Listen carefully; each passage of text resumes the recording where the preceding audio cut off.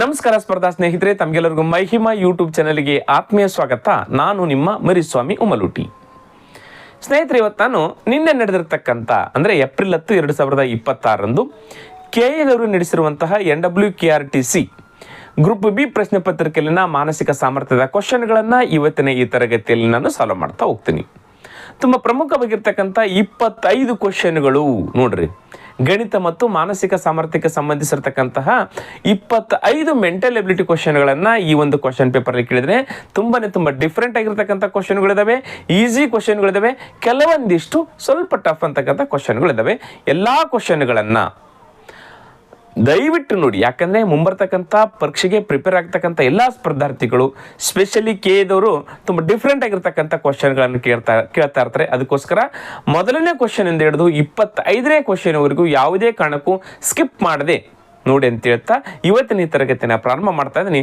Question number 1, ಮಿಸಿಸಿಪ್ಪಿ ಪದದಲ್ಲಿರುವ ಅಕ್ಷರಗಳನ್ನು ಜೋಡಿಸಲು ಎಷ್ಟು ಮಾರ್ಗಗಳಿವೆ? ಈ ಒಂದು ವರ್ಡ್ ಅನ್ನ ಎಷ್ಟು ವಿಧದಲ್ಲಿ ಬರಿಬಹುದು? ತುಂಬಾ ಸಿಂಪಲ್ ಆಗಿ ಕ್ವಶನ್ ಅನ್ನ ಕೇಳಿದರೆ, ಬಟ್ ಪ್ರೀವಿಯಸ್ ಯಾವ ರೀತಿ ಕೇಳಿದ್ರೆ ಸ್ವರಗಳು ಒಂದೇ ಕಡೆಗೆ ಬರುವ ಹಾಗೆ ಎಷ್ಟು ವಿಧದಲ್ಲಿ ಬರಿಬಹುದು ನೋಡಿ. ಪ್ರೀವಿಯಸ್ ರೀಸೆಂಟ್ ಆಗಿ ಕ್ವಶನ್ ಅನ್ನ ಕೇಳಿದ್ರೆ ಕೆದವರು ನಡೆಸಿರ್ತಕ್ಕಂಥ ಕ್ವಶನ್ ಅಲ್ಲಿ ಇಲ್ಲಿ ಆ ರೀತಿ ಏನಿಲ್ಲ. ಡೈರೆಕ್ಟ್ ಆಗಿ ಕೇಳಿದ್ರೆ ಈ ಒಂದು ವರ್ಡ್ ಅನ್ನ ಎಷ್ಟು ವಿಧದಲ್ಲಿ ಬರಿಬಹುದು ಅಂತಂದಾಗ ಮೊದಲು ನಾವು ಅಲ್ಲಿರ್ತಕ್ಕಂಥ ಲೆಟರ್ಸ್ ಅನ್ನ ಕೂಡಿಸ್ಕೊಳ್ಬೇಕು. ಡಿವೈಡೆಡ್ ಬೈ ರಿಪೀಟ್ ಆಗಿತ್ತಂತಂದ್ರೆ ರಿಪೀಟ್ ಎಷ್ಟಾಗಿದೆ ಒಂದು ಬರ್ಕೊಂಡ್ರೆ ಮುಗಿದೋಗುತ್ತೆ. ಈಗ ಇಲ್ಲಿ ಎಷ್ಟು ಲೆಟರ್ಸ್ ಇದಾವೆ? 1 2 3 4 5 6 7 8 9 10 11 ಲೆಟರ್ ಇದಾವಲ್ಲ. ಎಸ್, 11 ಫ್ಯಾಕ್ಟೋರಿಯಲ್ ಅಂತ ಬರ್ಕೊಂಡ್ಬಿಟ್ರೆ ಮುಗಿದೋಯ್ತು. ಮೇಲಿದು 11 ಫ್ಯಾಕ್ಟೋರಿಯಲ್ ಡಿವೈಡೆಡ್ ಬೈ ಇದರಲ್ಲಿ ಯಾವ್ದಾರು ರಿಪೀಟ್ ಆಗಿದಾವೆ? ಎಸ್, ಐ ರಿಪೀಟ್ ಆಗಿದೆ. 1 2 3 4 ಸಲ ರಿಪೀಟ್ ಆಗಿದ್ರೆ 4 ಫ್ಯಾಕ್ಟೋರಿಯಲ್ ಡಿವೈಡೆಡ್ ಬೈ ಅಲ್ಲಿ ಬರ್ಕೊಳ್ಬೇಕು. ಇಂಟು ಮತ್ತೆ ಯಾವ ರಿಪೀಟ್ ಆಗಿದ್ದಾವೆ ನೋಡ್ರಿ, ಐ ಮುಗಿದ ಮೇಲೆ ಎಸ್ ಆಗಿದೆ. 1 2 3 4 ಸರಿ ಆಗಿದೆ, 4 ಎಸ್ ಫ್ಯಾಕ್ಟೋರಿಯಲ್. ಇಂಟು ಮತ್ತೆ ಯಾವ್ದಾಗಿದೆ ನೋಡ್ರಿ, ಎಸ್ ಆಯ್ತು, ಐ ಆಯ್ತು, ಪಿ 2 ಸಾರಿ ರಿಪೀಟ್ ಆಗಿದೆ, 2 ಫ್ಯಾಕ್ಟೋರಿಯಲ್. ಹೌದಾ? ಅಯ್ಯ, ಈಗಾಗಲೇ ಬಂದಿದೆ, ಮುಗೀತು. ಇದನ್ನು ನಾವು ಬಿಡಿಸ್ಕೊಂಡ್ಬಿಟ್ರೆ ಸಾಕು, ಉತ್ತರ ಬಂದ್ಬಿಡುತ್ತೆ ನಮಗೆ. ಬಿಡಿಸ್ಕೊಳ್ಬೇಕಂತ 11 ಫ್ಯಾಕ್ಟೋರಿಯಲ್ ಅಂದ್ರೆ ಏನು ಮಾಡಬೇಕು? 11 ಇಂಟು 10 ಇಂಟು 9 ಇಂಟು 8 ಇಂಟು ಈ ರೀತಿ ಇಳಿಕೆ ಕ್ರಮ ಎಲ್ಲಿವರೆಗೂ 1 ಬರುವ ಹಾಗೆ ನಾವು ಗುಣಾಕಾರ ಮಾಡಬೇಕಾಗತ್ತೆ. ಎಸ್, ಈಗ 11 ಫ್ಯಾಕ್ಟೋರಿಯಲ್ ಇದೆ. ಎಸ್, ಬಿಡಿಸ್ಕೊಳ್ತೀನಿ. 11 into 10 into 9 into 8 into 7 into 6 into 5 into 4 factorial ಅಷ್ಟೇ ಬರೀತಾರೆ. ಮುಂದೆ ಬರೆಯೋದು ಬೇಡ, ನನಗೆ ಉದ್ದಾಗುತ್ತೆ. ಯಾಕೆ 4 ಫ್ಯಾಕ್ಟೋರಿಯಲ್ ಇಲ್ಲಿಗೆ ಬರ್ತದೆ ಅಂದರೆ ಇಲ್ಲಿ ಕೆಳಗಡೆ 4 ಫ್ಯಾಕ್ಟೋರಿಯಲ್ ಇದೆ, ಡೈರೆಕ್ಟಾಗಿ ಕ್ಯಾನ್ಸಲ್ ಮಾಡ್ಬೋದು. ಕೆಳಗಡೆ 4 ಫ್ಯಾಕ್ಟೋರಿಯಲ್, ಮೇಲೆ 4 ಫ್ಯಾಕ್ಟೋರಿಯಲ್ ಕ್ಯಾನ್ಸಲ್ ಮಾಡ್ಬೋದಲ್ಲ, ಅದಕ್ಕೋಸ್ಕರ ಮುಂದೆ ಬರ್ಕೊಂಡಿಲ್ಲ ನಾನು. ಡಿವೈಡೆಡ್ ಬೈ, ಹೌದಾ? ಈ 4 factorial 4 into 3 into 2 into 1 into ಈ 4 ಫ್ಯಾಕ್ಟೋರಿಯಲ್ ಯಾವ ರೀತಿ ಅದನ್ನಷ್ಟು ಹಚ್ಕೊಳ್ತೀನಿ. ಯಾಕೆ ಅಂತಂದ್ರೆ ಇವನ್ನ ಈಸಿಯಾಗಿ ಕ್ಯಾನ್ಸಲ್ ಮಾಡಕ್ಕೆ ಬರುತ್ತೆ. ಇಲ್ಲಾಂದ್ರೆ ಮತ್ತೆ ಇದು ಈ ರೀತಿ ಬರೀಬೇಕು. 4 ಇಂಟು ಇಷ್ಟುದ ಹೋಗುತ್ತೆ, ಮತ್ತೆ ಇದನ್ನ ಇಷ್ಟುದ ಹೋಗುತ್ತೆ. ಅದಕ್ಕೋಸ್ಕರ ಡೈರೆಕ್ಟಾಗಿ ಹಚ್ಕೊತೀನಿ. ಇಂಟು 2 ಫ್ಯಾಕ್ಟೋರಿಯಲ್ ಅಂದರೆ 2 ಇಂಟು 1 ಮುಗಿತಾ? ಈಗ ಈ 4 ಫ್ಯಾಕ್ಟೋರಿಯಲ್, ಈ 4 ಫ್ಯಾಕ್ಟೋರಿಯಲ್ ಕ್ಯಾನ್ಸಲ್ ಆಯ್ತು ನೋಡ್ರಿ. ಹೌದಾ? 4 2 8, ಇಲ್ಲಿ 8 ಐತಿ ನೋಡ್ರಿ. 4 2 8 ಹೋಯ್ತು, ಈ ಮೇಲೆ 8 ಹೋಯ್ತು. ಮುಗಿತಾ? ಎಸ್, ನೆಕ್ಸ್ಟ್ 3 2 6, ಇಲ್ಲಿ 3 ಅದ, ಇಲ್ಲಿ 2, 3 2 6, ಇಲ್ಲಿ 6 ಅದ ನೋಡ್ರಿ. 3 2 6, ಈ 6 ಕ್ಯಾನ್ಸಲ್. ಮುಗಿತು. ಕೆಳಗಡೆ ಏನೂ ಉಳಿದಿಲ್ಲ. ಮೇಲೆ ಉಳಿದಿರ್ತಕ್ಕಂಥದ್ದು ಏನು? 11 ಇಂಟು 10 ಇಂಟು 9 ಇಂಟು 7 ಇಂಟು 5 ನೋಡ್ರಿ. ಇಷ್ಟು ಉಳಿದಿದ್ದು 7 ಇಂಟು 5. ಇದನ್ನ ಗುಣಾಕಾರ ಮಾಡಿಬಿಟ್ರೆ ಮುಗಿದೋಯ್ತು. 11 ಹತ್ಲೆ 110 ಆಯಿತು. ಇಂಟು 9 ಇಂಟು 7 5 ಎಷ್ಟಾಗುತ್ತೆ? 35. ಮುಗಿತಾ? ಎಸ್, 11 9 99 990 ಇಂಟು 35 ಗುಣಾಕಾರ ಮಾಡಿಬಿಡಿ. ಹೌದಾ? ಈಸಿಯಾಗಿ ಗುಣಾಕಾರ ಮಾಡ್ಕೊಂಬಿಡ್ರಿ. 5 0 0 ಕೆಲ ಬಂತು, ಏನಿಲ್ಲ. 5 9 45 5 ಕೆಲ ಬಂತು 4. 5 9 45 4 49 ಪ್ಲಸ್ 3 0 0 3 9 27 7 ಕೆಲ ಬಂತು 2. 3 9 27 2 29. ಎಸ್, 0 5 6 ಕೆಲ ಬಂತು 1 9 10 14 ಕೆಲ ಬಂತು 1 3 34,650 ರೈಟ್ ಆನ್ಸರ್ ಆಗುತ್ತೆ. ಆಯ್ಕೆಯಲ್ಲಿ 34,650 ಇದೆನಾ? ಎಸ್, 34,650 ಆಯ್ಕೆ 1 ಕರೆಕ್ಟ್ ಆಗಿರ್ತಕ್ಕಂಥ ಉತ್ತರ ನೋಡ್ರಿ. ತುಂಬ ಸಿಂಪಲ್ ಆಗಿ ಕ್ವಶನ್ ಅನ್ನ ಕೇಳಿದೆ. ಅರ್ಥ ಆಯ್ತು? ಎಸ್, ಮುಂದಿನ ಕ್ವಶನ್ ಹೋಗೋಣ ಸ್ನೇಹಿತರೆ. ಅರ್ಥ ಆಯ್ತು? ಇನ್ನೂ ಒಂದ್ಸಾರಿ ನೋಡ್ಕೊಳ್ಳಿ, ತುಂಬಾ ಸಿಂಪಲ್ ಆಗಿ ಕ್ವಶನ್ ಇದೆ. ನೆಕ್ಸ್ಟ್ ತುಂಬಾ ಪ್ರಮುಖವಾಗಿರ್ತಕ್ಕಂಥ ಕ್ವಶನ್ ಹೋಗ್ತಾ ಇದೀವಿ. ಕ್ವಶನ್ ನಂಬರ್ 2, a ಘಾತ 1/3 ಪ್ಲಸ್ b ಘಾತ 2/3 plus c is equal to 0 ಆದ್ರೆ a plus B square plus C cube whole rest cube ದ ಬೆಲೆ ಏನು? ನೋಡ್ರಿ, ಇಲ್ಲಿ a ಪ್ಲಸ್ ಇದು ಟೋಟಲ್ a, ಇದೇನಿದೆ ಟೋಟಲ್ a, ಇದು ಟೋಟಲ್ b ಪ್ಲಸ್ ಇದು ಟೋಟಲ್ ಸಿ ಪ್ಲಸ್ ಮಾಡ್ತಾ ಹೋಗಿದ್ದಾನೆ. ಈ 3 ಬೀಜೋಕ್ತಿಗಳನ್ನ, ಇದು ಬೀಜಗಣಿತದಲ್ಲಿರ್ತಕ್ಕಂಥ ಕ್ವಶನ್, ಪ್ಲಸ್ ಮಾಡಿದ್ರೆ 0 ಬಂದಿದೆ. ಇಲ್ಲಿ ಕೂಡ a plus B plus C ಬಂದಿದೆ, ಬಟ್ ಇನ್ನು ಹೋಲ್ ಕ್ಯೂಬ್ ಮಾಡಿದ ಘನ ಮಾಡಿದ್ದಾನೆ. ಏನ್ ಮಾಡಿದಾನೆ? ಘನ ಮಾಡಿದ್ದಾನೆ. ಹಾಗಾದ್ರೆ ಅದ್ರ ಉತ್ತರ ಏನ್ ಬರ್ತಂತ ಕ್ವಶನ್ ಕೇಳಿದ್ರೆ ಏನೇನು ಕೊಟ್ಟಿದ್ದಾರೆ ಇಲ್ಲಿ ನೋಡ್ರಿ. a plus B plus C is equal to 0 ಕೊಟ್ಟಿದ್ದಾನೆ. ಇಲ್ಲಿ a plus B plus C is equal to 0 ಕೊಟ್ಟಿದ್ದಾನೆ. ಕ್ವಶನ್ ಏನ್ ಕೇಳಿದಾನೆ? ಕ್ಯೂಬ್ ಅಲ್ಲಿ ಕೊಟ್ಟಿದ್ದಾನೆ. a plus B plus C whole rest cube ಏನಿರುತ್ತೆ ಅಂತ ಕೇಳಿದಾನೆ. ಗೊತ್ತಾನೆ? ಇದು ಎ, ಇದು ಟೋಟಲ್ ಎ, ಇದು ಬಿ, ಇದು ಬಿ ಸ್ಕ್ವೇರ್ ಅಲ್ಲ, ಅದು ಟೋಟಲ್ ಬಿ, ಇದು ಸಿ. ಹೌದಾ? ಎಸ್, ಇದ್ರದ್ದು ಕ್ಯೂಬ್ ಕೊಟ್ಟರೆ ನಮಗೆ ಇದು ಬೇಕಿಲ್ಲದಲ್ಲ, ಇದು ಬೇಕು. ಇಸ್ ಈಕ್ವಲ್ ಟು ಏನಿದೆ? ಬೀಜಗಣಿತದಲ್ಲಿ ಈ ಲೆಕ್ಕ ಬಿಡಿಸ್ಬೇಕಾದ್ರೆ ತುಂಬಾ ಈಸಿ ಬಿಡಿಸ್ಬೋದು, ಸೂತ್ರ ಗೊತ್ತಿರಬೇಕು. ಎಕ್ಸಾಮ್ ಅಲ್ಲಿ ಕ್ಯೂಬ್ ಕೇಳಿದ್ನ, ಒಂದು ವೇಳೆ ವರ್ಗಗಳ ಸಂಕಲನ ಕೇಳಿದ್ನ ಅಂತ ಇಟ್ಕೊಳ್ರಿ. ವರ್ಗ ಕ್ಯೂಬ್ ಸ್ಕ್ವೇರ್ ಕೇಳಿದ್ನ, ಯಾವುದು? A plus B plus C whole rest square ಕೇಳಿದ. ಈಗಲೇ ಕ್ಯೂಬ್ ಕೇಳಿದ್ದಾನೆ. ಈಗಲೇ ಸ್ಕ್ವೇರ್ ಅಲ್ಲಿ ಕೇಳಿದ್ರೆ ಹೆಂಗೆ ಮಾಡಬೇಕು? ಎಸ್, ಇದಕ್ಕೆ ಸೂತ್ರ ಏನಿದೆ? 2ab plus B C plus C A ಮುಗಿದ ಹೋಯ್ತು. ಇದು ಹಚ್ಕೊಂಡು ಲೆಕ್ಕ ಮಾಡಿಬಿಟ್ರೆ ಉತ್ತರ ಸಿಕ್ಬಿಡುತ್ತೆ. ಆದರೆ ಇಲ್ಲಿ ಕೇಳಿರ್ತಕ್ಕಂಥ ಕ್ವಶನ್ನು ಕ್ಯೂಬಲ್ಲಿ ಇದೆ. ಹಾಗಾದ್ರೆ ಇದಕ್ಕೆ ಸೂತ್ರ ಏನು? ಸಿಂಪಲ್ 3ab ಮುಗಿದ ಹೋಯ್ತು. ಈ ಸೂತ್ರ ಹಚ್ಕೊಂಡು ಲೆಕ್ಕ ಮಾಡಿಬಿಟ್ರಪ್ಪ ಅಂದರೆ ಇದಕ್ಕೆ ಉತ್ತರ ಅತಿ ಈಸಿಯಾಗಿ ನಿಮ್ಮ ಕನ್ನಡ ಮುಂದೆ ಬಂದಂಗೆ ಆಗಿಬಿಡುತ್ತೆ. ಯಾವ ರೀತಿ ನೋಡ್ರಿ, ಈಗ A plus B plus C cube ಅಂತಂದ್ರೆ ಏನು? A cube plus B cube plus C cube ಅಂತ ಅರ್ಥ. ಇದು ನಮ್ಮ ಪದೇ ಪದೇ ಎಲ್ಲವಕ್ಕೂ ಕ್ಯೂಬ್ ಹಾಕೋದ್ರ ಬದಲಾಗಿ ಹೋಲ್ ಹಾಕಿ ಎಲ್ಲದಕ್ಕೆ ಹಿಂಗೆ ಬ್ರಾಕೆಟ್ ಹಾಕಿ ಮೇಲೆ ಹಾಕಿದ್ರೆ ಇವು 3ಕ್ಕೂ ಕ್ಯೂಬ್ ಇದ್ದಂಗೆ. ಹೆಂಗೆ? ಎ ಕ್ಯೂಬ್ ನೋಡ್ರಿ, ಇದು A cube plus B cube plus C cube. ಹೌದಾ? ಈ 3ಕ್ಕೆ ಹಿಂಗೆ ಸಪ್ರೇಟ್ ಹಾಕೋದ್ರ ಬದಲಾಗಿ ಹಿಂಗೆ 3ಕ್ಕೂ ಬ್ರಾಕೆಟ್ ಹಾಕಿ ಮೇಲೆ ಹಾಕಿದ್ರೆ ಇವೆಲ್ಲವಕ್ಕೂ ಇದ್ದಂಗೆ. ಇಸ್ ಈಕ್ವಲ್ ಟು ಏನಿದೆ? 3abc 3abc ಮುಗೀತಾ? ಇದು ಸೂತ್ರ ಹಚ್ಕೊಂಡಿದ್ದೆ ನಾನು. ಎಸ್, ಈಗ ಎ ಇದ್ದಲ್ಲಿ ಎ ಘಾತ 1/3, ಬಿ ಇದ್ದಲ್ಲಿ ನೋಡಿ, ಬಿ ಇದ್ದಲ್ಲಿ ನಾ ಹೇಳಿದ್ದು ಇದು ಟೋಟಲ್ ಬಿ, ಇದು ಟೋಟಲ್ ಎ. ಹಾಗಾದ್ರೆ ಎ ಇದ್ದಲ್ಲಿ ಎ ಘಾತ 1/3 ಎಷ್ಟು ನೋಡ್ರಿ? ಎ ಘಾತ 1/3 ಇದು ಎ ಆಯ್ತು. ಇಲ್ಲಿ ಘಾತ 3 ಇದೆಯಲ್ಲ, ಆ 3 ಮತ್ತೆ ಘಾತ 3 ಹಿಂಗೆ ಹಚ್ಕೊಳ್ಬೇಕು. ಪ್ಲಸ್ ಬಿ ಇದೇನು? ಬಿ ಘಾತ 2/3 ನೋಡ್ರಿ, ಬಿ ಘಾತ 2/3 ಆಯ್ತು. ಯಾವುದ್ರದ್ದು? ಬಿ ಇದ್ದಾಯ್ತು. ಈಗ ಇಲ್ಲಿ ಘಾತ 3 ಇದೆಯಲ್ಲ, ಆ 3ಅನ್ನ ಮತ್ತೆ ಇಲ್ಲಿ ಹಚ್ಕೊಳ್ಬೇಕು, ಕ್ಯೂಬ್. ಪ್ಲಸ್ ಸಿ ಇದೆ, ಸಿ ಇದ್ ವ್ಯಾಲ್ಯೂ ಏನಿದೆ? ಸಿಗೆ ಸಿ ಇದೆ. ಇಲ್ಲಿ 3 ಇದೆಯಲ್ಲ, ಆ 3 ಘಾತ 3 ಅಂತ ಹಚ್ಕೊಂಡ್ವಿ. ಮುಗಿದಾಯ್ತಾ? ಕ್ಲಿಯರ್ ಆಯ್ತಾ? ಇಸ್ ಈಕ್ವಲ್ ಟು ಇಲ್ಲಿಗೆ 3ಕ್ಕೆ 3 ಇಂಟು ಎ ಘಾತ ಏನಿದೆ? ಎ ಘಾತ 1/3. ಅದು ಯಾವ ರೀತಿ ಇದೆ? ಅದೇ ರೀತಿ 1/3 ಇಂಟು ನೋಡ್ರಿ, ಇಂಟು ಇಲ್ಲೆಲ್ಲ ಗುಣಾಕಾರ ಇರುತ್ತೆ. ಬಿ ಘಾತ ಏನಿದೆ? ಬಿ ಘಾತ 2/3 ಇಂಟು ಸಿ ಘಾತ ಏನಿದೆ? ಸಿಗೆ ಸಿ. ಮುಗಿದ ಹೋಯ್ತು. ಆಯ್ತಾ? ಸಿಂಪಲ್, ಮುಗಿದೋಯ್ತು. ಇದು ಈ ಸೂತ್ರ ಪ್ರಕಾರ ಹಚ್ಕೊಂಡ್ಬಿಟ್ಟು ಮುಗಿದೋಯ್ತು. ನಾನು ಇದಕ್ಕಿನ್ನ ಬಂದಿಲ್ಲ, ಇದನ್ನಷ್ಟೇ ಬಿಡಿಸ್ಕೊಳ್ತಾ ಇದ್ದೀನಿ. ಇದಕ್ಕೆ ಬರ್ತೀನಿ ಇವಾಗ. ನೋಡ್ರಿ ಎಲ್ಲಿ ಸಿಗುತ್ತೆ ನೋಡ್ರಿ. ಈಗಲೇ ಈ 3 ಕ್ಯಾನ್ಸಲ್, ಈ 3 ಕ್ಯಾನ್ಸಲ್, ಉಳಿದ್ರದ್ದು ಎ ಅಷ್ಟೇ ಉಳಿತು. ಎಗೆ ಎ ಪ್ಲಸ್ ಈಗ ಇಲ್ಲಿ ಕ್ಯಾನ್ಸಲ್, ಈಗ ಈ 3 ಕ್ಯಾನ್ಸಲ್, ಈ 3 ಕ್ಯಾನ್ಸಲ್, ಉಳಿದ್ರದ್ದು ಬಿ ಸ್ಕ್ವಯರ್. ಆಯ್ತಾ? ಪ್ಲಸ್ ಇಲ್ಲಿ ಏನು ಉಳಿತು? C cube. ನೋಡ್ರಿ, ಸಿ ಕ್ಯೂಬ್ ಉಳಿತು. ಇಸ್ ಈಕ್ವಲ್ ಟು, ಹೌದು ತಾನೆ? ಇಲ್ಲಿ ಉಳಿದೇನು?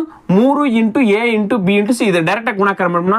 3 ಇಂಟು ಎ ಘಾತ 1/3 ಬಿ ಘಾತ 2/3, ಹೌದಾ? Into C. ಈಗ ನೋಡ್ರಿ, ಇಲ್ಲಿ ನಿಮ್ಮ ಕಣ್ಣು ಮುಂದೆ ಈಗ ಇಲ್ಲಿ ಈ ಕ್ಯೂಬ್ ಹೆಂಗೆ ಸಿಗುತ್ತೆ ನೋಡ್ರಿ, ಹೇಳ್ತೀನಿ ನಾನು. A plus B square plus C cube. ಇಲ್ಲಿ ಬಂದು ನೋಡ್ರಿ, A plus B square plus C cube ಇಲ್ಲಿ ಬಂದಿದೆ ತಾನೆ? ಹೌದಾ? ಏನು ಬಂದಿದೆ?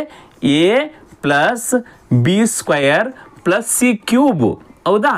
ಇಲ್ಲಿ ಇದೆ. ಇದು ಇಸ್ ಈಕ್ವಲ್ ಟು ಇಲ್ಲಿ ನೋಡ್ರಿ, ನಿಮ್ಗೆ ಇಲ್ಲೇ ಗೊತ್ತಾಗ್ಬಿಡುತ್ತೆ ನಿಮಗೆ. ಇದು ಏನು ಬಂದ? 3 ರಿಪೀಟ್ ಹಚ್ಕೊಳ್ತಾ ಇದ್ದೀನಿ ಇದನ್ನು. B 2/3 into C. ಇದನ್ನೇ ಇಲ್ಲಿ ಹೆಚ್ಕೊಂಡಿನಿ. ಈಗ ಇದು ಎಲ್ಲಿದೆ ಅಂತ ಇದನ್ನು A plus B square plus C cube ಇಲ್ಲಿದೆ. ಆದರೆ ಇಲ್ಲಿ ಹೋಲ್ ರೆಸ್ಟ್ ಕ್ಯೂಬ್ ಇದೆ ನೋಡ್ರಿ. ಇದಕ್ಕೇನಿದೆ? ಹೋಲ್ ರೆಸ್ಟ್ ಕ್ಯೂಬ್ ಇದೆ. ಈಗ ಇಲ್ಲಿ ಕ್ಯೂಬ್ ಇದೆ ಅಂದಮೇಲೆ ಇದು ಬಂದಿರತಕ್ಕಂಥ ಉತ್ತರಕ್ಕೂ ಕೂಡ ಏನು ಮಾಡ್ಕೊಂಡು ನಾವು ಕ್ಯೂಬ್ ಹಚ್ಕೊಂಡ್ಬಿಡ್ಬೇಕು. ಹಾಗಾದರೆ ಇದ್ರ ವ್ಯಾಲ್ಯೂ ಇದೆ, ಮುಗ್ದ ಹೋಯ್ತು. ಹೌದಾನೆ? ಇದ್ರ ವ್ಯಾಲ್ಯೂ ಏನು? ಅವ್ರ ಕೇಳಿದ ಕ್ವಶನ್ ಇದೆ ತಾನೆ, A plus B square plus C cube whole rest cube, A square plus B square plus C cube whole rest ಕ್ಯೂಬ್ದ ವ್ಯಾಲ್ಯೂ ಇದು, ಬೆಲೆ ಇದು. ಹಾಗಾದ್ರೆ ಇದನ್ನ ಬಿಡಿಸ್ಬಿಡೋಣ. ಹೌದಾ ತಾನೆ? ಇದನ್ನ ಬಿಡಿಸ್ಕೊಂಡ್ಬಿಟ್ರೆ ಇದು ಕ್ಯೂಬ್ ತೆಗೆದ್ಬಿಟ್ರೆ ಬಿಡಿಸೋದಂಗೆ ಆಗುತ್ತೆ. ಅದುವೇ ಉತ್ತರ ಆಗಿರುತ್ತೆ ನಮಗೆ. ಹಾಗಾದ್ರೆ ಬಿಡಿಸ್ಕೊಳ್ಬೇಕಾದ್ರೆ ಹಿಂಗೆ 3 ಮೊದಲು 3 ತೆಗೆದುಕೊಳ್ತಾನೆ. 3 ಸಪ್ರೇಟ್ ಈ ರೀತಿ ಹೆಚ್ಕೊಳ್ತಾನೆ. ಇಲ್ಲಿದ್ದ ನಾನು ಇಲ್ಲಿ ಹೆಚ್ಕೊಂಡಿಲ್ಲ, ಆ ರೀತಿ ಹೆಚ್ಕೊಳ್ತಾನೆ. 3 ಘಾತ 3 ಆಯ್ತಾ? 8 ಎ 1/3 ಘಾತ 3 ನೋಡ್ರಿ, ಘಾತ 3 ಸಪ್ರೇಟ್ ಹೆಚ್ಕೊಳ್ತಾ ಇದ್ದೀನಿ. ಇಂಟು ಬಿ 2/3 ಅದ, ಘಾತ 2/3 ಹೋಲ್ ರೆಸ್ಟ್ ಕ್ಯೂಬ್. ಹೌದಾ? ಇಂಟು ಸಿ ಕ್ಯೂಬಿಗೆ ಸಿ ಕ್ಯೂಬ್. ನೋಡ್ರಿ ಕ್ಲಿಯರ್ ಆಯ್ತಾ? ಹೆಚ್ಕೊಂಡಿದ್ದು ನಾನು ಈ ರೀತಿ ಹೆಚ್ಕೊಳ್ತಾ ಇದ್ದೀನಿ. ಇದನ್ನ ಈ ರೀತಿ ಹೆಚ್ಕೊಂಡಿಲ್ಲ, ಸಪ್ರೇಟ್ ಹೆಚ್ಕೊ. ಅದೇ ರೀತಿಯಾಗಿ ಇಲ್ಲಿ 3 ಘಾತ 3 ಹಚ್ಕೊಂಡಿನ. ನೆಕ್ಸ್ಟ್ ಎ ಘಾತ 1/3 ಘಾತ 3 ಇಂಟು ಬಿ ಘಾತ 2/3 ಘಾತ 3 ಸಿ ಘಾತ 3ಕ್ಕೆ 3 ಹಚ್ಕೊಂಡಿನಿ. ಕ್ಲಿಯರ್ ಆಯ್ತು? ಇದು 3 3 ಸಾರಿ ಗುಣಾಕಾರ ಮಾಡಿದ್ರೆ ಎಷ್ಟಾಯ್ತೆ? 3 3 9, 9 3 27. ಕ್ಲಿಯರ್ ಆಯ್ತಾ? ಅದು ಎಷ್ಟಿದೆ? 27. ಉತ್ತರ ಸಿಕ್ತು ನಮಗೆ. ಇಲ್ಲಿ 27 ಬಂದ್ರೆ ಮುಗೀತು. ಈಗ ಈ 3 ಕ್ಯಾನ್ಸಲ್, ಈ 3 ಕ್ಯಾನ್ಸಲ್, ಉಳಿದಿರ್ತಕ್ಕಂಥದ್ದು ಎ. ಕ್ಲಿಯರ್ ಆಯ್ತು. ಈಗ ಈ 3 ಕ್ಯಾನ್ಸಲ್, ಈ 3 ಕ್ಯಾನ್ಸಲ್, ಉಳಿದಿರ್ತಕ್ಕಂಥದ್ದು ಬಿ ಸ್ಕ್ವೇರ್. ಇಲ್ಲಿ ಸಿ ಕ್ಯೂಬ್ಗೆ ಸಿ ಕ್ಯೂಬ್. ಉತ್ತರ ಮುಗಿದ ಹೋಯ್ತು. 27 A B square C cube is right answer. ನೋಡ್ರಿ ಇದ್ರ ವ್ಯಾಲ್ಯೂ ಸಿಕ್ತು ನಮಗೆ. ಇದ್ರ ವ್ಯಾಲ್ಯೂ ಏನು? 27 A B square C cube correct ಆಗಿರ್ತಕ್ಕಂಥ ಉತ್ತರ ಆಗುತ್ತೆ. ನೋಡ್ರಿ ಈಸಿಯಾಗಿ ನಿಮಗೆ ಬಿಡಿಸಿ ಹೇಳಿದ್ದೀನಿ. ಇದರಲ್ಲಿ ಯಾವುದೇ ಕಾರಣಕ್ಕೂ ನಿಮಗೆ ಸಂದೇಹ ಇಲ್ಲ. ಸಂದೇಹ ಅಲ್ಲ, ಸಂಶಯ ಇಲ್ಲ. ಹಾಗಾದ್ರೆ ಉತ್ತರ ಏನಿದೆ? 27 ಆಯ್ಕೆಯಲ್ಲಿದೆನಾ? 27 A B square C cube ಆಯ್ಕೆ 4 ಕರೆಕ್ಟ್ ಆಗಿರ್ತಕ್ಕಂಥದ್ದು. ನೋಡ್ರಿ ತುಂಬಾ ಸಿಂಪಲ್ ಇದೆ, ನಮ್ಗೆ ಇವು ಗೊತ್ತಿರಬೇಕು.